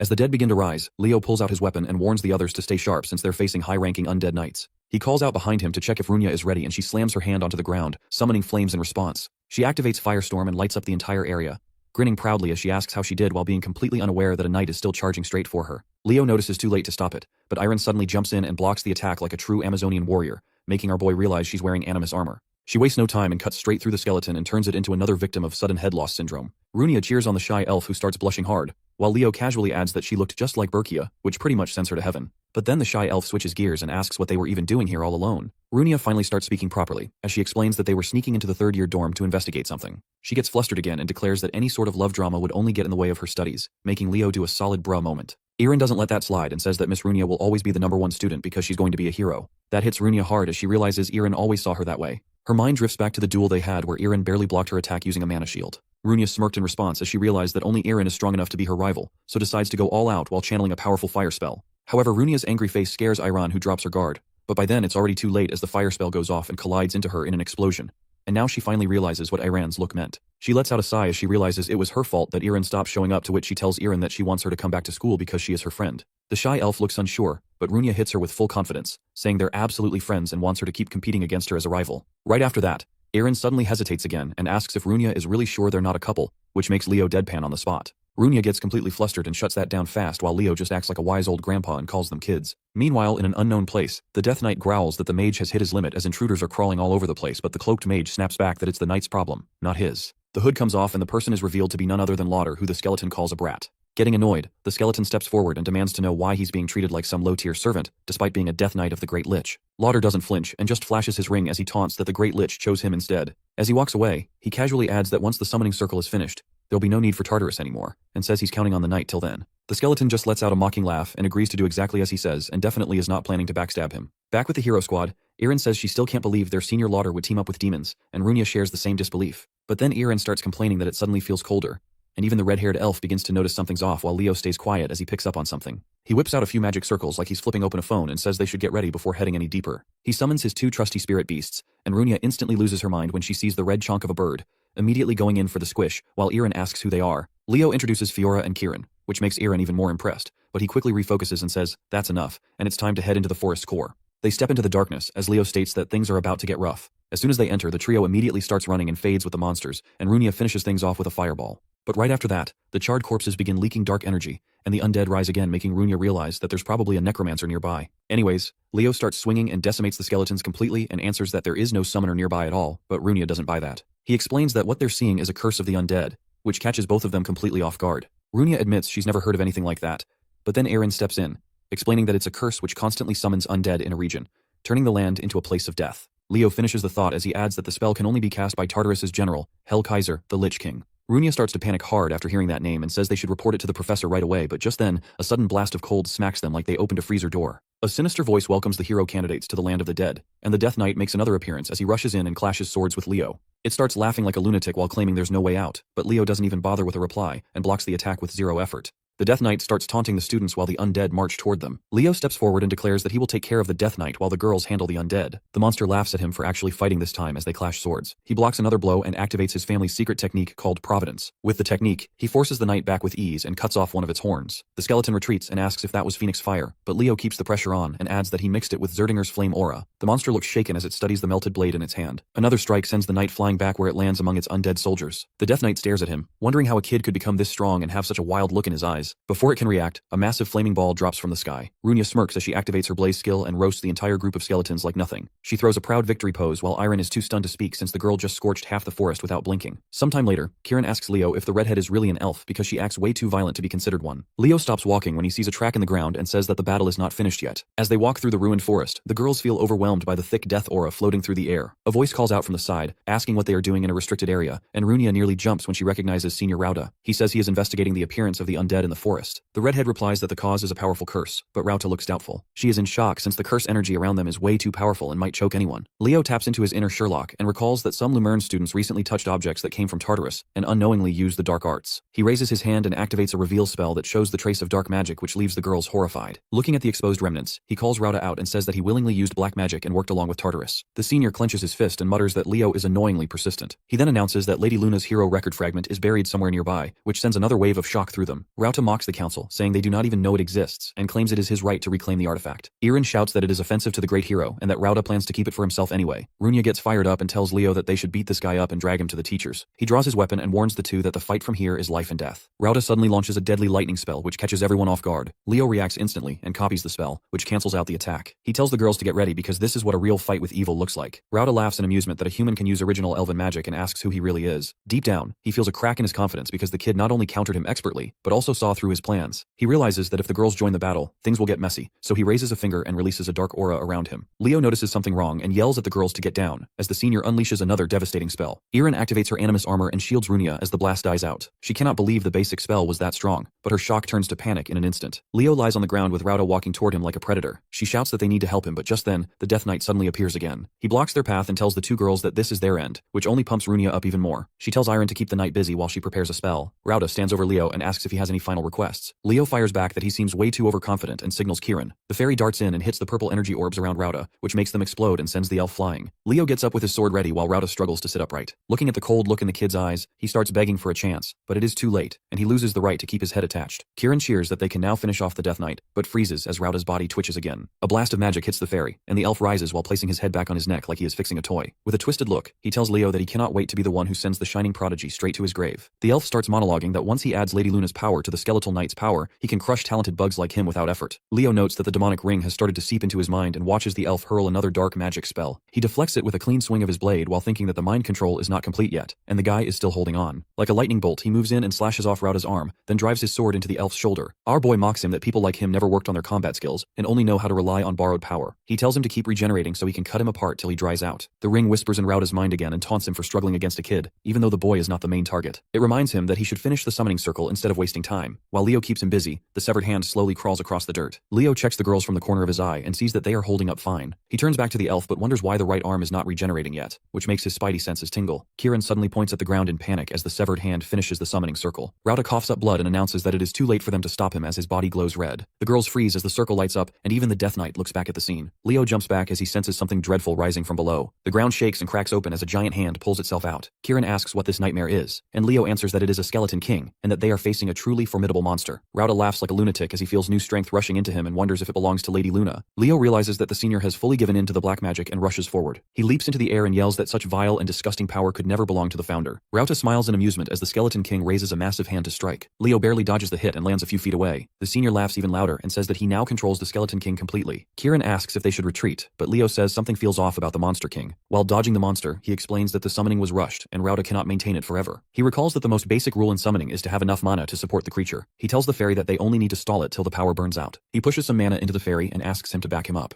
Kieran shoots off to distract the creature while Leo blasts it with a light spell. The skeleton king barely shows damage, and its eyes glow red as it raises its sword for another attack. Leo jumps again and thinks that the gap between their powers is massive, but he only needs to buy some time. Rauta does not stay idle and fires another spell at Leo as he lands, catching him off guard. Just then, Runia leaps in at the perfect moment and raises a wall of fire that blocks the blast. She says she will keep the senior busy while Leo finishes the skeleton king. He asks if Aaron can handle the Death Knight alone, but she reassures him that Aaron is not some fragile girl. The scene shifts to the shy elf as she blocks the knight's sword with her shield, but the force sends her sliding across the ground. The monster mocks her for choosing to fight him alone. Kargor swings again, sensing her presence approaching him, but she ducks and avoids the blow. She tells herself that she must push through or her friends could get hurt, and drives her sword through his body. The Death Knight laughs as the blow does nothing and sends her flying with a brutal kick. She struggles to stand while he taunts her that she is a beginner noob, and that he will take her skull as a trophy. She counters the monster, saying that great heroes were always supported by people who believed in them, and then stands back up. Irin taps into a power inside her and says that her ancestor Berkia also followed the hero's path and made a vow to never waver in her belief. She then raises her sword with renewed resolve. The Death Knight starts sweating since the energy looks like fairy magic and charges at her. She grows confident and tells him that this is a secret technique passed down to the fairy knights. As the Death Knight closes in, she activates the skill Evergreen and slices through the skeleton with fierce determination. After taking the full Gojo treatment, the Death Knight starts fading away, unable to accept that it was a kid who defeated him. Irin tries to stay on her feet and tells herself she has to help the others, but her vision turns blurry and she drops to the ground. Back to the main fight, Rauta asks Runia if she is ready for some more. He fires a lightning dragon spell, determined to end her right there and then. Runia summons her fire turtle at the last moment and uses its shell to deflect the spell. The senior's eyes stretch open as the lightning shoots straight back and drills through him. Runia mocks him and asks if he thought she would just stand still. She fires another blazing strike that engulfs him in flames. Rauta drops to the ground, smelling like charred meat, while the redhead turns away. Her expression twists in shock as he suddenly fires an attack that sends needles through her body. Leo calls her name and breaks focus, letting the skeleton king close in. The monster slaps him so hard that he gets blasted away in an explosion. Far from the battlefield, Leo drags himself out of a cracked tree trunk and holds his arm while Kieran circles him in panic. The fairy asks if he is alright and points at the injury. Leo tells him to calm down since he is still breathing, then starts walking back. He stops mid-step as the skeleton king unleashes a curse skill that makes the whole field spin. To counter it, Leo summons Fiora and tells her to make some noise. The baby phoenix lets out a sharp cry that breaks the curse and heals both Runia and Iran. Asking for her help again, Leo lights up like a super saiyan and focuses on the enemy. The skeleton king swings with another massive strike, but Leo pulls back right in time. Watching him fight, Runia realizes the boy has zero fear of death and moves with the heart of a real hero. She recalls the flame turtle and praises it for doing well. She then fires another burning attack that hooks onto Rauta's hand. He mocks her again and says her flames are as useless as she is. She reminds him that her house has always been linked to the phoenix, and her ancestor swore to reduce Tartaros to ashes, along with every demon in it. Rauta tells her to stop spouting nonsense, but then senses something wrong. The flame on his hand refuses to die, which puts him on edge. Runia continues that as long as she lives, the oath lives with her. She reminds him that his left eye is demonic, so the flames will not stop till he is a charred brisket. She closes the distance and tightens her grip on his arm, making the flames rise even higher. She reveals that the technique also burns the caster. Rauta calls her insane, but she has already decided to take him with her. Out of nowhere, the flames vanish without warning, which makes him relax for a heartbeat. He tells her he will return the favor, but his ring goes berserk. A vortex opens and starts dragging him in while he screams at it to stop. The ring devours him whole, and he disappears from sight, leaving Runia collapsing in disbelief. She wonders why the skeleton king is still here even though its summoner is gone. The ring then starts glowing with a different aura, and Leo tenses up as he senses a familiar, terrifying presence. The demon king orders the skeleton king to continue the mission, and the monster raises its sword again. Leo braces himself while thinking that the energy feels exactly like Hell Kaiser, who is now using the ring as a vessel. He guesses that the demon king is aiming to break the barrier protecting the zone. Leo rushes in and yells at Kieran to cover him. The skeleton king slams its blade down and Leo intercepts it with everything he has. He realizes he is losing ground fast as the barrier cracks behind him. The monster then launches him away and sends him crashing through the collapsing shield. Kieran screams his name as Leo flies across the battlefield and smashes into a distant building while the barrier finally shatters. After some time, Leo's eyes slowly open, and his two familiars rush over, but they have been reduced to tiny little orbs. He stares at his hands and realizes that his spiritual energy has run dry. Pulling himself up, he starts checking the ruined landscape around him and feels his chest sink as it hits him that fairyland has really been reduced to this miserable state. Just then something catches his eye. He turns toward a knife resting on a slab. His eyes widen in recognition as he recognizes the weapon. A memory memory from his former life hits him, dragging him back to the day he handed that dagger to Berkia. She fired back instantly, asking if he was trying to get rid of it. She threw a whole tantrum and said that it looked like something useless, while our boy roasted her that this thing carried him through countless battles. His old party called out to him right then, and he realized it was time to leave. Berkia looked crushed, but he only patted her head and told her that he had to go. He walked into the portal while she stared at him the whole time. Snapping back to reality, our hero picks up the dagger and calls Berkia a gremlin. He remembers perfectly how she said she never needed the stupid weapon. Suddenly it glows bright, which catches him by surprise. A ridiculous amount of mana bursts out of the dagger, and it responds to its true owner, Leo. Feeling the charge shoot through him, he wonders what spell he should throw at the Skeleton King. He then looks at a fire spell that smacks the monster in the face and realizes the girls are still fighting. Runia and Aran can barely stand as the creature focuses on them. Iren's eyes widen when she senses a massive shift in magic somewhere behind them. A bright golden light blasts out of a nearby building and they brace for impact. Runia then states that if the guy really did make a contract with the Phoenix, then he should be able to pull something like this off. Changing into a Temu version of Alien X, Leo claims that the spell is still nowhere near the original version, but it should do fine. He figures the girls will enjoy it, and quite literally makes stars rain from the sky. The duo is thrown into shock while Iran instantly turns into a walking Wikipedia and explains that she read about this in the ancient texts. This is finale, the strongest spell ever recorded. The raining stars crash into the Skeleton King and wipe it out of existence. Leo strolls out like he is just taking a walk and summons Kieran. The fairy pops up ready to fight, but Leo breaks it to him that the battle is already over. He then tells Kieran to go get his wings back, and the fairy zooms away instantly. The girls call out to him and he asks how they are holding up. Runia starts yelling that he is supposed to be the injured one here, while Aran is just relieved he is still standing. Runia then asks about the spell, and Leo explains that it was only possible because of the dagger. Aran lights up since this is a great hero's artifact, while Runia wonders if Tartarus was aiming for this the whole time. Kieran then reappears and proudly announces that he found the wings his dad stashed away. He asks Leo to help him get the bandages off while Runia stares like her brain just blue screened. She then blurts out if that object is a hero fragment as it starts glowing. The hero record unfolds and the whole group suddenly gets sucked into another world. Runia spins around wide-eyed, but then a voice calls out and asks if they really plan to defeat Erebos. The voice calls them stupid for even attempting such a thing, but then casually agrees to tag along since she likes the idea. Leo turns around slowly and sees her introduce herself as Luna, the one who shines stars in the night sky. Only then, Leo finally processes the fact that this hero fragment belonged to him back when he was Kyle. Meanwhile, the two teachers rush to the scene, worried sick for the students. Runia calls out to Professor Herdium and shows him the hero's fragment they managed to recover. He stares at it in disbelief while Professor Herod tells Leo he did well and asks if anyone else is missing. Leo answers grimly that there was one more, and Iron breaks the news to her grandfather as she tells him about Senior Rauda. The group walks away while Leo glances back one last time, remembering Luna again. The scene then shifts to the final day of the visit as the students gather in front of the portal. The professors exchange goodbyes and shake hands before parting. Runia tells our hero that she is going to get much stronger and demands a rematch the next time they meet. Just then, a voice calls out as Iran rushes toward him at full speed. She announces that she has decided to return to her classes, which makes him smile. He ruffles her hair, tells her they will meet again, and then starts heading toward the portal. Back at Lumerne Academy, Kieran is more excited than ever now that he has finally reclaimed his wings. He uses the baby phoenix as a moving target practice and zips after her, but she dodges every single attack with a perfectly timed glare. She gives him a bombastic side-eye while he looks ready to launch round 2. He tries to corner her as she lands and warns menacingly that he will show her true fairy magic. Just then, Leo plucks the fairy straight out of the air and warns him that he will confiscate his wings again if he keeps acting up. A voice calls out, and Fiora's form begins to shift. She transforms into a young girl and introduces herself properly. Our boy figures that it is Kieran's magic causing the change. He crouches down and tells her there is no need to act so formal. Meanwhile, the fairy immediately tries to attack her again, which only irritates her further. She grabs him tightly in her fist and tells Leo she wants to show this form to her mother. He agrees and opens a portal, telling her to take the fairy along. Kieran protests with everything he has, but it is useless, and the two vanish into the portal. Our boy finally relaxes on his bed for the first time in a while. He had to hand the dagger and the hero fragment over to Siren Academy. First, it was the Queen of Monsters at Lumerne, then Hell Kaiser at Siren. He thinks that it seems pretty clear now that Tartarus is trying to wipe out every trace of the great heroes. There are still hidden moles inside Lumerne Academy that need to be rooted out. Just like Rauda, there must be direct traitors lurking within the academy. He figures Lumerne needs to identify them as fast as possible. The scene then shifts to the main academy hall as the night department's head announces that the headmaster will arrive shortly. Meanwhile, the students whisper among themselves, confused as to why everyone was gathered according to their field. The headmaster steps onto the stage and asks if they enjoyed their vacations. He then announces that he gathered them here for the upcoming event, the department tournament. The students finally understand why they were divided like that. This is the major event that decides the top department for their grade. The old man explains that the professors will guide them and that they have invited special lecturers for the event as well. Chelsea is thrilled while Carr yawns, completely unbothered. Just then, someone calls out to him and says she read his magic report. Torua roasts Carr on the spot, saying his report was complete trash. She loudly announces that she thinks all the first years are trash in general. She calls them out, saying she knows they only wrote their magic essays just to pass and nothing else. Emio then asks if she read his report too and nervously wonders what she thinks of it. She recalls perfectly that it was 17 pages and says it was still just basic common sense. She launches into a long rant, but the students zone out instantly, unable to follow a single part of it. She gets cut off as Senior Lee walks in and introduces himself. Flexing his muscles dramatically, he lays it on thick that knights overcome problems with their bodies and that training is the only path to success. The students immediately flock to him, fleeing the lecture at full speed. Another senior shows up by the name of Ulta, who asks the crowd what the most important thing for a summoner is. The students try guessing one after another but fail miserably. Ulta then reveals that the most important thing for a summoner is love, which earns a collective deadpan stare from the room. The principal continues and announces that these top students of Lumerne will guide everyone for the upcoming event. The old man then suddenly freezes in confusion and asks why Leo is standing there all alone. Everyone turns toward him, not understanding what is going on. However, Leo just smirks and declares declares that he is standing in the all-class zone. Meanwhile, Torua asks what he means by that and if he is feeling alright in the head. The principal explains that this is an interdepartmental competition. All the departments immediately try recruiting him one by one, but the old man smiles and says that maybe he is right. He then tells him that this is a rare chance to get special teachers, to which our hero answers that he does not plan to waste the opportunity. He continues, explaining that he intends to take all the classes. However, the principal grows serious and asks if he realizes that he will have to face off against all the departments alone, but Leo does not back down. After a brief standoff, the old man admits defeat and asks for a little time. Meanwhile, Torua and the magic professor focus intently on getting him on their side. On the other hand, Lee observes him standing alone like an alpha, and comments that he is perfect for the night department. Yura suddenly appears and puts Ulta in a headlock for not being more involved with the students. The principal then resumes his speech and announces that this year's competition will be a battle royale, every department for itself. In his office, the teachers are not in agreement with the idea since fighting each other could damage their unity. The principal counters that fighting together strengthens bonds instead. Professor Len persists, arguing that such a thing has never been done before. The principal then reminds them that this year they have a very unique student. At first, everyone was surprised that he was an all-class student, and the teachers thought he would reach his limits soon. However, against all odds, Leo continues to defend the top spot. He then reveals that the Academy's board has taken a personal interest in him, which surprises the teachers further. The night professor asks if the board seriously wants Leo's name to go down in the hero records as an all-class. Yura looks uneasy, recalling the board members and realizes that they are the ones who are backing our boy. Professor Len is overjoyed for his student, as it also means a future generation could inherit the all-class status. The principal interrupts these thoughts and says that eventually Leo will have to choose a department. The scene then shifts to the training grounds, where everyone starts complaining about the cold. Professor Ain calls them to attention and explains that he created the ice wall to help teach aura skills. He then calls Celia forward, who looks surprised. He challenges her to see if her flame aura can break through the ice wall, which excites her. She gets confident and unleashes her fire skill, releasing a massive attack that causes a huge explosion. Meanwhile, Leo hits a JoJo-style pose in the background. However, to Celia's surprise, there isn't even a dent in the ice. Professor Ain then reveals that he will be teaching the aura technique known as Hero's Breath. He walks up to the ice wall and explains that it was derived from the beast people, and it was modified for humans to use. Celia is caught off guard as the ice professor suddenly unleashes a flame aura and launches an even more powerful attack. The students start sweating as the ice shatters into pieces, wondering if that special breathing is the reason behind his aura's power. One student shouts in disbelief that the professor is an ice user, but the blonde explains that the teacher once conquered dungeons and must have gained a new power. The professor confirms that Duran's theory is spot on. He explains that despite being opposite to his innate ability, the strength is greater than Celia's because it amplifies his aura. He then announces that the training session officially begins, while Leo stares at him, dumbfounded. He quickly realizes that it was Arian's technique all along. Sometime later, everyone is busy practicing the technique. The professor smiles, thinking that the students are progressing quite well. Eliana collapses to the ground after the session. Chen offers her a tissue and she lights up, saying that she really is a good person. They then notice Leo, who is deep in concentration, and wonder why he is struggling. The professor smirks, thinking it is rare to see Leo like that since he hasn't manifested the skill yet. He figures that this is a perfect opportunity for him to focus more on his night studies. Just then, Ain's eyes widen in surprise as he realizes something about his breathing. He then walks up and asks the boy who taught him that breathing technique. The professor reveals the truth that Hero's Breath originally came from a beastkin who studied at Asnia Academy. He modified it so humans could use it, but Leo's breathing style closely resembles how a beast person would wield it. Our hero confirms that this is correct. Professor Ain then asks if Leo can shift the point in his body where aura manifests, and charge mana from there. Guided by the professor's advice, Leo ignites his aura in an impressive flame that rises sky high. Duran is blown away by the power of that ability, and the students start gossiping, wondering what has just happened. The teacher smiles and compliments him, saying that he is unlike anyone he has ever seen before. Leo just smiles back and thanks the professor for his words. The scene shifts to the hallway, where Chloe is carrying a pile of books, struggling with the weight. Leo shows up and comments that those look heavy, then offers to accompany her since they're both headed to the magic class presentation. She turns red for no reason, wondering why she can't maintain eye contact with him even though he isn't doing anything special. Just then, Tarua appears and immediately starts teasing the poor girl. Chloe is shocked that the senior even knows her, but Tarua explains that she read and enjoyed her paper on Northern magic. She then bluntly asks our boy when he plans to join their department. He counters that forcing him to pick is literally against the rules and thinks that she really is way too forward with her approach. The group heads up toward the clearing and Tarua suddenly freezes. A second later, she rushes ahead, demanding to know what Professor Albie is doing here. He explains that he's been hired as a special lecturer starting today, which shocks her even more. She immediately starts throwing a fit about how he never agreed to give their batch a special lecture, while the students behind them enjoyed the display. Leo watches her lose her mind and thinks that any student would want to take the professor's classes since the man uses fairy magic. Professor Len finally shows up and announces to the class that the Golden Professor will conduct the class. He then notices a strange-looking first year lurking around and ends up dragging Tarua away like a misbehaving child so she can prepare tournament materials. The professor starts the class and introduces himself with his well-known nickname, the Evil Eye Magician. Many also call him the Tartarus Destroyer, considering the number of demons he has blasted into the afterlife. He then asks the students what they think is the most important element in a magic battle. Emio confidently claims it's mana quantity, but gets shut down on the spot. Chelsea suggests chanting speed, but her answer gets rejected too. Carr guesses that it must be the type of spells, which also gets tossed aside. Leo raises his hand and the professor calls on him. Leo answers that mobility is the most important factor, and and the golden professor immediately agrees. Still salty, Torua mutters that she obviously knew that already while Professor Len tells her to keep enchanting. Emio argues again, saying that mobility doesn't matter anymore because it has been surpassed by magic. Professor Albie asks if he is referring to wing magic, and the other students murmur that it should indeed be enough since everyone has it. Diving into lore mode, wing magic is actually a levitation spell that surpasses the fly spell with sheer speed. It can even lift objects through the air. The professor then calls both Emio and Leo to the front. Emio shoots daggers at our boy, who wonders what he even did to deserve that stare. The golden professor asks Leo if he thinks Emio is right, and Leo instantly says no. The professor then tells them to test their theories to see which one is correct. He asks if they brought their own magic devices, but Leo doesn't have one. The professor simply smiles and tells him to manage somehow, and Leo looks ready for whatever challenge comes next. The teacher announces that they'll race to the Isle of the Beasts and then return to this spot. Emio gets fired up on the spot and pours magic into his board. He launches forward at top speed, tearing toward the isle. After a while, he looks back and is about to start mocking Leo but gets interrupted by a lightning bolt hitting him out of nowhere. Carr demands to know what Leo thinks he's doing right as he fires another lightning spell. Leo calmly explains that this test is about mobility, so naturally, he's testing his opponent's mobility. The professor agrees with the idea, though Carr still appears unconvinced. Our boy then activates his aura skill, Phoenix Step, and rockets into the sky. Carr shouts in protest that Leo is using aura in a magic class, but the professor just calls his name and explains that they'll be fighting departments in the tournament that absolutely can use aura, so this is nothing unusual. The scene then turns back to Emio, who somehow manages to maintain his balance on his wobbling board. He vows not to let this humiliation slide. However, his expression shifts into shock when he sees our boy already catching up from behind. He watches his doom approach helplessly as Leo slams straight into him, sending him off the board. The gray-haired kid screams as he falls, but he gets caught before he hits the water. Back in class, Emio jolts awake while the professor wraps up his lecture that wing magic is inferior in mobility. The fly spell is superior in every way, and wing magic was derived from it. However, the newer spell lacks control. Professor Albie then instructs the students to focus on the fly spell from now on. The demonstration hypes up the students, and everyone immediately starts practicing. Leo approaches the professor afterward and directly asks if he can enter the forbidden archives. Professor Albie tells him it's forbidden even for teachers, but Leo calmly clarifies that he's asking a member of the Jiran family, not a lecturer. While staring at the class, the evil eye magician asks why he wants access. Leo answers that he's searching for a document about an unknown hero. The professor agrees to prepare a recommendation letter for him. He then tells our boy that to actually enter, Leo will need the permission of the head, his brother, Altek. Leo remembers that Altek is known as the Infinity Mage, famous for memorizing countless spells. The golden professor then lets him know that the head is away on a mission, so Leo will have to settle for the representative. Leo asks who that is, and Albie reveals that the representative is his senior, Elena Jiran. The scene shifts to the summoning island. Leo overhears whispers that the other departments have already started their special sessions, and even Professor Albie dropped by for the magic class. He then recalls the conversation he had with his friends about Elena. Chelsea explains that the girl is basically campus royalty and also the third-year representative. At only 18, she already sits at the top of the magic department as the current rank 2. Carr jumps in and says that she is also insanely hot, which is why people call her the queen. She has crowds of followers, and will likely be one of the strongest candidates for next year's student council president. Our boy sinks into thought and wonders how he should even approach someone with that kind of reputation. He gets snapped out of it as Professor Yura starts yelling and demands to know where Ulta ran off to. The students light up since this means their special summoner training might finally begin. Just then, Ulta barges in with a dramatic apology and a pile of strange equipment. He marches forward with a proud expression, but everyone freezes when they spot what he is holding. Professor Yura nearly explodes and demands to know why the hell he brought that many butterfly nets. Ulta simply answers in awe that a fairy was spotted, which shocks everyone. Leo instantly recalls the tiny menace Kieran and wonders if it is his doing. The professor looks ready to combust and asks if this is really what he plans for their training. Her patience finally snaps and she tries rushing him, but the associate professor jumps in to calm the situation. Ulta simply turns to the students and asks if they ever dreamed of capturing one of the legendary 3 beasts. He asks if they are excited to see a fairy, which gets everyone worked up. Yura calms her voice and asks for the real plan. Ulta reassures her that it is not only about fairy hunting. Then he asks the students what he told them earlier about the most important quality for summoners. Eliza answers with tolerance, but he corrects her and repeats that it is love. He explains that true summoners must love not only their contract beasts, but every creature in nature and must learn to move alongside them. He says that is the real essence of summoning. Leo sighs and thinks the guy is still weird, although his message makes sense. Professor Yura adds that they must also learn to connect with beasts that are not their own. She tells them they will be staying here for 3 full days for the special lessons. Ulta adds with a threatening smile that he already submitted their dorm papers, so they have no reason to leave. Students panic at the idea of surviving out here and complain that they had other plans. Eliza is not that bothered by the situation, but Ulta quietly puts a butterfly net into her hands, which makes her surprised. The twist then lands that they are forbidden from using their summons, aura, or magic. They must survive the forest with their own strength, which makes the entire class panic. Ulta then leaves, but students create a ruckus that the forest is full of danger. One of them tries to reason with the professor, but she tells him that summoners are different from the other departments. They are humans who form bonds with other beings, and that is why they must learn to adapt and understand nature on its own terms. She continues that this is why Ulta focused on love and asks how many of them have seen a true summoning. She points out that many of them rely on their family's mediums instead of witnessing a beast's real form. She then smiles and tells them she will see them in 3 nights and wishes them luck. The days pass as the students learn basic survival while sharpening their instincts through different activities. The story then shifts to Leo, who is gathering berries. He admits that the summoning classes are way more challenging than the others in a good way. Suddenly, someone screams that they found a fairy. Our hero turns toward the sound and sees one unfortunate student swallowed halfway by a massive plant. The others stare at their classmate without rushing to help. Instead, they roast him for charging ahead without checking his surroundings. Leo then spots the little troublemaker watching from a tree branch and decides the fairy needs a lesson. Kieran takes off and wonders which student he should torment next. However, he gets caught completely off guard when a trap springs and a butterfly net captures him. He cannot believe he got caught by such a cheap item. Leo picks him up and reminds reminds him that he warned the fairy to behave. Kieran claims that he was not causing trouble and says he is just investigating the weird changes happening in the forest. Leo is not convinced, but the fairy swears that something strange is going on. A while later, the two sit next to a fire and Leo asks what he knows. Kieran explains that the beasts on the island have started behaving violently. During his search, he ran into the students, which then led him to become instantly famous. Leo then points out that this territory belongs to the phoenix Purina, who would have normally reacted if something was wrong. Kieran then reveals that Purina is not even on the island, which catches him by surprise. The fairy explains that when they arrived, Fiora found a message saying her mother had gone to visit the Oathbearer. This made the baby phoenix sad since she wanted to see her mom. Then they both noticed the forest beasts acting odd and decided to investigate. Fiora ventured deeper into the forest, and Kieran followed behind her. The story makes Leo think that Fiora is the second strongest beast here, so she should have noticed something serious. He wonders why these incidents started only when Purina left, and if it is really just a coincidence. He tries contacting Fiora through telepathy but gets no response. He assumes she must be distracted and then grabs the fairy. Leo places him on his shoulder and says they are going to find the girl. He tells Kieran he sensed a strange aura somewhere on the island's west side, but the fairy keeps complaining about being dragged in this stuff. The scene then jumps to a glowing lake in the quiet forest. A soft voice calls out as Fiora crouches near the water with stars in her eyes while admiring a strange stone she is holding. She whispers that it is beautiful. The baby phoenix pops the stone into her mouth and chews happily. She suddenly gets alert when a voice asks what she is doing. She tries to play innocent, but Leo looks down at her and asks if she has been eating magic stones here since the day she came here. He recalls that magic stones easily form in a place filled with spirit beasts, and young beasts use them to grow and evolve. Fiora tries making an excuse that eating a lot helps her grow up faster, but Kieran reminds her that she is a top-class spirit beast. Our boy tells her the stones are delicious, but driving the other beasts away is not the right thing to do. She throws out another excuse that she intends to share some, but then Kieran calls her out again, and the two start bickering like always. Leo breaks up the fight and asks instead about the strange things happening in the forest. She explains that she felt a weird energy in a certain part of the woods. Before she finishes, the two freeze as an ominous aura fills the air. Our boy instantly recognizes it as the same energy from the beast summoner from before. Feeling something is wrong, he summons his weapon and tells his familiars to get ready. All of a sudden, he yells for them to dodge as a giant mouth of a monster closes in on them in a flash. Our boy manages to dodge it and stares down the attacker. The beast summoner makes a second appearance with new tentacles mixed into him. The guy starts monologuing that he was wondering why the magic stones were decreasing in number. Laughing like a madman, he then tells our boy that fate must have led them to meet again. Leo smiles back and says that this rivalry goes back to their previous lives as he readies his weapon. The evil summoner launches a tentacle at him, wanting to finish things early, but Leo ducks in time. The tentacle grabs the tree behind him instead, and lifts it as the summoner declares that this ends now. Another tentacle bursts from the ground and grabs his foot, which locks him in place. He realizes the enemy must have hidden a few tentacles underground. It managed to catch him off guard since he did not sense anything at all. The summoner then launches the tree at him full speed. Leo closes his eyes for a second and lets out a powerful scream, releasing his phoenix aura in a blazing shockwave. The blast cuts off one of the tentacles, but it grows back almost instantly. He turns to the summoner and says he has a question. He asks if the tentacles at his feet belong to a gorgon and if this is a chimera hybrid. The evil summoner smirks and asks Leo who he really is to figure that out so quickly. Our boy smirks back and says he is just a first-year hero candidate. He then commands Fiora to charge. She rushes at the summoner at full speed and the hit causes a massive explosion. Kieran compliments the baby phoenix's attack power, but Leo warns them the fight is far from over. The beast summoner throws a tantrum that his beast got destroyed, but then decides he will return the favor. He dips his hand into the water and summons a giant death slime like he is some kind of Pokemon trainer. Kieran complains about the sewer smell rising from it while our boy summons a windshield. He finds it thrilling since this is one of the strongest slime monsters out there. The evil summoner smirks and says that this battle is as good as over now. A voice suddenly calls out and demands to know what the evil man is doing with his junior. A bolt of lightning drops from the sky and strikes the summoner, who lets out a high-pitched scream. Ulta swoops in on his majestic Pegasus, while the enemy is left smelling like burnt brisket. The thug finds it unbelievable that his beast armor got destroyed so easily. He then admits it is to be expected from the strongest summoner in the department. Kieran focuses on the winged horse instead, asking what it is saying. Our hero explains that it is a Pegasus, a mythical great beast like them. Ulta comments that the monsters look as ugly as ever, and tells his Pegasus that it is time to clear them out. The summoner realizes he needs time to regenerate and orders the death slime to attack immediately. Another powerful lightning strike falls and zaps the monster before it gets far. Kieran asks if they are truly supposed to be on the same level, but Leo explains that it is not just the Pegasus's power. He continues that what makes the attack so overwhelming is the summoner's domain power working with it. The beast summoner tries to play it cool, but then activates another summoning circle. Someone suddenly steps in front of our hero and asks if the thug would keep the same confidence if he were about to die. Professor Yura appears and shouts at the evil mage for using spirit beasts to make chimeras. She activates her own summoning circle and the air ripples with energy. The beast summoner calls forth a towering cyclops and mocks the professor, claiming her summons will be useless no matter what she brings out. The professor summons a tiny rat, which makes Kieran lose his composure. Leo warns him not to underestimate it because devour rats may look cute, but they are deadly deep inside. The rat starts multiplying until a swarm surrounds the entire area. Professor Yura then commands the rats to move forward and have a full mukbang with the cyclops. The cyclops screams in pain as the rats rush him and start eating him alive. The summoner begins sweating hard, realizing this is not looking good. He pulls a scroll through a portal, but Ulta orders him to stop and fires another lightning bolt. Even while getting hit, the beast summoner manages to rip the scroll and vanishes in black smoke. The senior looks at the fading smoke and wonders if his attack did not reach in time. As the area grows quiet, Professor Yura begins lecturing Leo for entering a restricted zone. He explains that he was following Fiora, who was the one eating the magic stones by the lake. That calms the professor down and Ulta starts crying tears of joy that our hero loves his familiars so much. The professor gets serious and says the beast summoner was most likely trying to corrupt the magic stones here. She mounts her black wyvern and says she will report this to the headmaster immediately. Yura then asks Ulta to continue the training, but to be careful. After she leaves, the senior then turns turns to Leo and comments that he is the Phoenix's contractor. He even notices Kieran, who is invisible, but chooses not to say anything. Our hero changes the subject and asks if the small Pegasus belongs to him. Iria walks up and introduces herself politely. Leo pats her head and she melts under his touch. This surprises Ulta since the Pegasus do not usually like being touched. He then asks if our boy has ever handled one before, which he denies. Leo recalls his previous life, where he handled a Pegasus, and the memory brings him a warm feeling. The senior tells him to continue the training, but notes that he will consider the fact that he used his powers. Leo agrees without complaint. He then goes deep into thought that since the beast summoner is that strong, the enemy hiding within Lumerin is likely a professor. A few days later, the entire class gathers for the first time in a while. Carr asks his friend about the summoner training, but the guy is too tired to reply properly. Eliana asks where the class president went, but Carr reminds her that all the representatives were summoned separately. Meanwhile, Leo walks into a large tent, and Reese greets him immediately. Luce, the second-year representative, is head over heels for him, while Hark, the fourth-year rep, sleeps soundly in his seat. Our hero looks around, searching for someone, when a hand touches his cheek and calls him cute. He recognizes the voice as the girl asks if he is the shining first-year rep. He realizes it is Elena, the one with access to the archives, and she asks him straight up if he wants to be her boyfriend. Leo rejects her immediately while Luce enjoys the scene with popcorn. The senior leans closer and says that big sister will take good care of him. Being a true man of culture, he tells her she is too young for him. His comment catches her off guard and she bursts into laughter, saying that this is going to be fun. Luce finds it amazing that Leo is as dashing as the rumors and that he is not backing down against Elena. Reese then asks the third-year rep how her mission went, but she dismisses it as boring. He moves over to the fourth-year rep and shakes him awake. Hark gets up and immediately challenges Reese to a fight. Reese just smiles and tells him he will deal with him later. Elena begins trash-talking him for wanting to fight the moment he wakes up. The fourth-year rep fires back that a faction mascot like her would not know what a real fight is. The two begin bickering non-stop until Luce interrupts them and warns that they will get in trouble. Reese asks Leo what he thinks of the representatives, and he nervously replies that they seem like good friends. Fast forward to the gathering. The principal enters and greets all the students before explaining why they were summoned. He announces that from today onward, all academy staff and students will be cut off from the outside world until the competition ends. Everyone will be placed under strict lockdown without further notice. Leo grows tense and realizes the principal must be planning to catch the traitor. The scene shifts to the classroom where Eliana and Chelsea complain about being cut off from the city. A student suddenly calls out that the location for the battle royale has been chosen. It is a restricted place named Negrong. Carr looks up the details in a book and reads that it is a city in the southeastern area that was destroyed by a stampede from the hero dungeon. Even though the dungeon was conquered, the land became cursed and no one could live there afterward. Nella looks worried about going to such a place, but Chelsea reassures her that the rumors say it is not that dangerous. She brushes it off and reveals that only mid to low tier monsters are scattered around, but that still frightens the students. Leo studies the pictures and realizes the place looks familiar. He starts sweating a bit as he recalls that this is where he teamed up with Lycinas to defeat a Legion commander for the first time. Going to the library, Leo digs through documents like a man on a mission. He finds out there are 5 lakes inside the restricted area, and starts wondering which one is Urdia. He wants to find the lost Oathkeeper of Lycinas, the Spirit of Radiance, Luminous. The scene then jumps straight to the day of the tournament. The announcer starts his dramatic speech about the first years while parents in the stands worry about their kids. Meanwhile, the principal and Yura overlook the whole place and talk about how dangerous it was to invite a crowd this big. The professor wonders if the lockdown should have stayed longer, but the principal reassures her that their defensive forces are back. Purina flexes her flames in the background while Yura silently fangirls over the Phoenix, dying to talk to her. Just then, Sejin steps up on stage and announces that he will be the overseer of the competition. He confirms that the battle royale will proceed as planned. The students will put everything on the line until one emerges the victor, and that student's department wins the whole thing. He then reveals that each student gets a bracelet that monitors their body. If it senses that a student might die, it will teleport them to safety immediately. Sejin then drops the bigger news that this tournament also serves as their final exam, which shocks everyone. He explains that surviving the longest won't be enough because if they hide the whole time, they get low marks. All their actions will be recorded from start to finish by the bracelets. The professor continues that a person who fights early and gets eliminated can still score higher than someone who camps throughout the match. He then wishes them good luck. Leo smirks, thinking that if someone takes one for the team, then that student's exam score is basically toast. The announcer declares that the department tournament starts now as a golden light wraps around every student. Carr opens his eyes and realizes they have been thrown out of the Fortnite battle bus and are now free falling. Students panic as they fall victim to gravity, but our boy doesn't react at all. He assesses the area and sees curses spread all over the land, activating and dispersing on their own. Leo senses the only clear spot devoid of curses sits at the center of the map. He figures everyone will rush to that safe zone, which makes it perfect for him to slip away and search for the lake. Students start adjusting to the fall and begin activating their powers. Suddenly, Prince Duran and Eliza come face to face and size each other up. They decide to fight right there, but then out of nowhere, Leo flashes past them with his Phoenix aura. He ruins their aura farming moment, which ticks them off. They yell his name out in unison, but he is already too far to hear them. Landing beside a wrecked building, he remembers that Lycinas sealed Luminous somewhere around this area. Then, a curse washes over him and dulls his senses. However, he manages to overpower it. Just as he thinks that the others will struggle with it, Chen drops down next to him. He tells her that the ruins are in the opposite direction. She says she knows that, but she has unfinished business with him. She takes her stance and asks for a one-on-one battle. Leo teases her for dropping that out of nowhere. Chen says that from the moment they met, she wanted to know the difference between their strength and rushes forward. She activates her water martial arts skill, but Leo hardly reacts. She compliments him for using his flame aura to cancel her water attack at that moment. Then she tightens her posture, and Leo senses it instantly that she has a high-ranking water spirit. Chen launches another attack, but he summons a flame in his hand. A massive wall of fire cancels her attack, but then he realizes that it was only a distraction. Feeling for her presence, he catches her coming from behind and blocks her cleanly. Chen slides back, surprised that he countered her last attempt. She knows she has lost the element of surprise, but she refuses to back back down. Leo then lectures her that water is a force that can take any shape. Marching forward with his flame sword, he tells her that her movements are too rigid. Chen sweats as she knows a direct hit would end her. She summons a water shield, but then her eyes widen in surprise. He appears right next to her with a fireball and tells her again that her movement needs work. When the smoke clears, he points his sword at her throat and says that he has won. She admits defeat and says that he fights like a seasoned veteran, but then he tells her to head back. She is shocked he is not eliminating her, but he says it is his choice. Walking away, he then tells her to deal with the two who are heading towards them. Chen hesitates but then realizes what he means as those two powerhouses from earlier rush toward them at full speed. Duran and Eliza rush past while arguing over who gets to fight Leo, both acting like children. As they close in, Chen looks at them like they've lost their minds and asks why they are even here when the ruins are literally in the opposite direction. The prince assumes she must have eaten a loss and asks where the class representative disappeared to. Chen admits the obvious but then says she is injured, so they should head to the center. Duran gets fired up over that, but she cuts him off fast and reminds him that they are in the same department, so there is no point denying her request. That shuts him up on the spot. Chen then turns to Eliza and asks if she can carry her back, but the white-haired girl immediately reminds her that their departments are different. Chen fakes being offended and even brings up the times she helped Eliza cram for her tests. That hits a spot, and the white-haired girl says she does pay back every favor but she really can't right now. Chen drops the puppy eyes like it's her final move, and that ends the debate, forcing the two to agree at last. Eliza warns her that the truce only lasts until they reach the central ruins, while Duran just stands there awkwardly. Looking back, the water girl hopes that Leo finds whatever he is chasing and wraps this up fast. The scene shifts to a red-haired NPC, Juridan from the summoning department. He is sprinting at full speed toward the castle in the center. The boy mutters to himself that he can finally be free from the curse, but a huge fireball slams into his path and forces him to a halt. A voice tells him not to get too confident. Celia stands tall as she summons another fireball, having taken over the north gate with zero hesitation. Students in the area scramble away toward another gate. They try their luck again, but the same fate hits them as Chloe guards the west gate with her ice magic. The red hair student gulps and thinks that only the south and east gates remain. He recalls that Eliza is chasing after Leo and hopes that Walden handled at least one gate. Before they take another step, a giant shadow spreads over the horizon. One of the students panics and yells that it's a black wyvern, but Juridan corrects him fast and says it is the cursed variant from the summoning exam. Everyone breaks into full panic mode, wondering what the hell the beast is doing here. Meanwhile, Zeiss Zerdinger checks the battlefield and notes that Celia is handling things well, but finds it strange that Leo still has not entered the ruins. Looking at Chelsea, her uncle compliments her and says she has finally become a proper mage of their house. The two share a moment talking about how adorable the younger students are, but Zeiss shifts immediately as he senses something off. A massive monster appears on the battlefield without warning. The teachers rush into the control room and demand to know what is going on. The mage inside yells that they lost contact with the other control room. Herod tells Sejin that they need to evacuate every student right now. The white hair professor pours magic into the crystal but nothing responds. He announces that it isn't working, but Herod doesn't stop and bolts toward the headmaster, telling him to keep trying. The scene jumps to a group of students locked in a fight. An NPC wipes sweat and comments that the other departments are built different as he tries to catch his breath. Walden chills on a broken rooftop and decides he has to wrap things up before the monster reaches this area. Right then, the cursed black wyvern flies into view and shocks everyone. Someone yells for cover as the creature fires an energy blast. Walden reacts instantly and raises a firewall to shield them, despite being in different departments. He calls his teammate and orders him to open the gates so they can get everyone inside. The guy gets cocky and says he doesn't take orders from him. Walden casually chokes him out with one arm and says that time is limited. He declares himself captain and repeats the order to open the gate with no room for debate. Somewhere else, Leo is busy crossing out lakes one after another as his search still comes up empty. He figures that everyone must be fighting by now and thinks he should join them soon. Just then, his eyes widen as a nasty aura spreads across the land. He notices that this curse of severance doesn't match anything in the local area. It hits him that he last felt this curse during a fight against Tartarus. He activates his Phoenix aura instantly and rushes forward at full speed. Leo recalls that the curse doesn't attack people directly, but it cuts off every form of outside communication, trapping them in a giant net. He wonders if the traitor inside the academy finally made their move. Zipping across the terrain, he tells himself he needs to find the others as fast as possible. In the central ruins, Nella tries to heal Carr while telling him not to fade on her. Another NPC trembles and asks why the bracelet didn't activate to teleport them away. Meanwhile, Chelsea refuses to back down and takes on the Minotaur at the east gate alone. Out of nowhere, the monster swings its axe down on her and catches her off guard. Someone blasts the Minotaur back before it can land another hit. Her brother, Abad, appears and reminds her that she can use multiple spells at the same time and tells her to focus. Chelsea struggles to get up and tries to figure out what is happening, but a roar shakes the ground and cuts her off. Her brother locks in and announces that the department competition is cancelled for now. He adds that everyone needs to join forces now if they want to deal with these monsters. He assumes that the smart students will head toward the inner castle and says that their job is to prepare to hold down the fort. From afar, Eliza, Sia, and Duran closed in on the castle as soon as they caught a glimpse of the rally signal. They had no idea what was going on, but it was an abnormal situation to say the least. Duran decided to lead the charge, while the ladies offered support. Using his potent lightning affinity, he made quick work of the monsters along the way. In the inner castle of the central fortress, those manning the watchtower signaled the opening of the gates for the last group coming in. Eliza, Chenxia, and Duran cut it close, but they made it. Celia Zerdinger thought Leo would be with them, but that dude broke off from the pack and headed to the outer area. The rookies knew better than to theorize about his reasoning. They were also certain that the class representative would be fine out there. But for those present, exchanging relevant information was the highest priority to better grasp the situation. First, they have found that the artifact bracelets have stopped working. Those with fatal wounds aren't being teleported out. Moreover, beasts are spawning around and even inside the castle. Aside from the basic curse on Negrang, Chen Xia sensed some sort of communication blocker. To sum it up, they are isolated and trapped, besieged by monsters, with only the castle walls to defend themselves. While the top rookies were discussing a plan, Emio Lu Chun, third place in the Department of Magic, argued that they were simply in the middle of a spontaneous event arranged by the school. He did not want to hole up and lose points he could be earning. Celia snarled at the dude's stupidity. They have many severely injured on their side. terrified. Without Nella's healing magic, several might have died. Carl was one of them. Despite the blatant signs that something was afoot, Emio chose to believe that the professors were just testing them. He was obsessed with getting points for his finals. Duran tried to talk some sense into the freak. They don't even know the criteria for scoring, for certain. Still, Emio ignored his warnings and headed for the gate. He would have continued marching out of there if a Minotaur's corpse hadn't suddenly dropped under his feet. It was Walden's prey. Upon arrival, the absolute Giga Chad voted to defend the inner castle. Celia took charge and split the entire batch into 5 groups to guard the gate and each wall. The monsters worked fast. Just moments later, a Minotaur was able to break through the castle gate. Duran flawlessly dealt with the threat by cooking its furry ass with lightning. The magic boys contributed some damage as well. Up on the walls, the strategy was to take down the ogres first. These boulder-lifting monsters were surprisingly resilient against normal magic attacks. Since that was the case, Celia Zerdinger showed off her aura in the shape of a phoenix. One flame wing attack toasted every ogre within her lethal range. Second and third year reps, Lil Luce and Elena Giron, were watching everything unfold with bated breath. Though the freshmen were holding on, Elena reckoned that the situation would continue to deteriorate. If the enemy went through all the trouble of tampering with a Lumerne event, they won't stop with just a few scares. In the worst case scenario, everyone inside might die. The next phase had already started. The sky was torn open by a magic circle, and a gigantic furry hand emerged from the spell. They've discussed this possibility in the classroom. That time, they covered the hero record of Hermelin's Spear Knight, Battle of Bjorn Field. In that battle, heroic forces were terrorized by a 15-meter-tall anomaly. It was a monster known as Gigantes. One look was all it took to plunge the inexperienced crowd into despair. The Gigantes was fast, muscular, and ready to charge in. While the rest were just watching the monster in a daze, Chloe Mueller put some new holes in the creature's body using ice. Her actions woke up the useless sitting ducks. Chloe added that the Gigantes in front of them weren't in full form. Thinking rationally, most scrubs would rather just run, scatter, and wait for the rescue team. Chloe had bigger balls than these fools. She admitted that she was scared, but that doesn't matter. To make matters worse, the Gigantes showed off its uncanny regenerative ability, healing gaping wounds in its body in just a few seconds. While the noobs skedaddled out of fear, Chloe stayed. Someone recently taught her that a hero stands tall in moments of crisis. No matter how hopeless the fight might seem, Chloe Mueller will deliver. Because that's what heroes do. She was so focused on icing out the Gigantes that she neglected defense. Celia ran to her side, but she was too far. She won't make it in time to pull Chloe out of the Gigantes' claw. It would have been GG for Chloe had someone not swooped in to chop the monster's whole arm off. She recognized that ruthless slash. So did Celia. Leo Plov, the goat in human form, had finally joined the siege with style. His fairy buddy disapproved of his flashy play. Fairy magic's healing ability isn't omnipotent after all. Leo did not have the bandwidth to listen to Kieran's nagging at all. He shoved that fairy back inside him. He landed and checked on the ladies first. He made sure to give Chloe the compliment she deserved for standing on business, unlike the noobs who ran. For a moment, she truly looked like a hero. She learned from Leo after all. Afterward, they reconvened with everyone to get an updated status report. According to Carl, severe injuries have halted since they took over the inner castle. However, everyone was terrified of the naked, horned giant monster roaming around the vicinity. Leo proposed a simple and straightforward plan. Work together and kill that thing. If these kids really dream of being heroes, they should be jumping at the opportunity like this. Ilyana voiced out that a head-on battle against Gigantes was insanity, but Leo volunteered to lead the charge because he was confident that he could smoke that monster. Princess Eliza opposed the plan, but Walden was surprisingly open to having Leo as shot caller. The guy was normally arrogant and stoic, yet he knew when to set aside pride to defeat a fearsome enemy. Since Leo was confident in his chances, it's only right to let him lead. Chen Xiao was already on board with the plan. Eventually, Eliza softened up and joined in. Chelsea had seen the same thing happen in the entrance exam. Leo loves throwing himself into impossible fights. Leo personally invited Duran to cooperate, but the prideful young man insisted on being the one to land a heavy blow on the beast. Out in the real world, concern turned to hype. With such an incredible batch of promising prospects, victory might be possible. Elena Giron felt what happened the moment Leo showed up. That kid changed the group's atmosphere. There are many great heroes in the world, but she could tell that Leo Plov is on a whole other level. He's the type of man who can turn despair into hope, the light in the darkness. In other words, that boy is goated. Within the length of the group's discussion, the monster had reattached its arm. This time, Eliza and Abad formed a surprising airborne duo. She handled the transport, wowing Abad with her flying skills. Finally, they successfully baited a ranged attack straight out of the monster's mouth. Eliza swiftly pivoted her summoned spirit out of the way, while Abad wound up a spell. Using the pure destructive power of Tempest, he put that Gigantes in a giant blender. Despite the brutality, the monster survived. The next wave of attacks immediately followed. This time it was fiery and spicy. Celia scorched the skies and landed on top of Eliza. With 3 people aboard, a Wind Wyvern's mobility drops. Even so, Abad couldn't stop rizzing up the hot-headed Zerdinger. Bro was talking about how well wind and fire go together. From the castle walls, Chloe Mueller walked out clad in icy mana for a second-round bout against the ugly bastard. She silently chanted another big spell, and the Gigantes did not want to let her finish. Her icicle spears were formed and active. They will be the perfect companion to the duo up next, Duran and Zia. Zia's water spirit was versatile, perfect for opening a path for Duran's serious damage output. Her sparkling fluids could coil around the enemy and harden into restraints to bind them. Once the Gigantes were sufficiently under control, Duran could finally go apeshit. His lightning attacks gained a perfect pathway through Zia's water. It was a combination attack that was equally striking and inescapable. After inflicting some diabolical damage and momentary paralysis, the next guy up joined in. Walden restricted the Gigantes with his spirit magic chains. The mad lad held down a whole beast with pure muscle power. As the chains tightened, Celia and Abad decided to chip away at the monster with a combination attack of their own. Everyone perfectly played their role. It was now up to Leo and Chelsea to deliver a fitting finisher. Desperate and immobile, the beast stayed still and loaded up another ranged attack. It decimated the castle walls, but the targets leaped out of the way. Chelsea retaliated with a swirling pool of wild wind magic. All sorts of spells and aura techniques have pushed the Gigantes to the brink of annihilation. Leo Plov was up there to push past that brink. Mixing his old Kyle Vortex and Phoenix Breath resulted in something far more desiccating. After he cooked the monster's rancid meat, Chloe cooled it down to absolute zero with Ice World. All in all, it was a successful subjugation, even though the Gigantes still looked geeked out inside all that ice. Thankfully, it despawned when the frost shattered. It was a concerted effort between the top rookies of the batch across every department. As soon as Chloe retreated to the inner castle, she was hounded by Carl. He truly admired her for looking like a real hero out there. While everyone was catching their breath and celebrating, the MVP, Leo, was nowhere to be seen. Right after annihilating a giant naked bullman, Leo Plov went right back to his real mission. He found the spot Lycinas hid from the world and fulfilled its activation condition. It had been a long time since he had seen someone from his old life. The spirit known as Luminous had been awakened. Thanks to his prior knowledge, tapping into the seal wasn't an issue.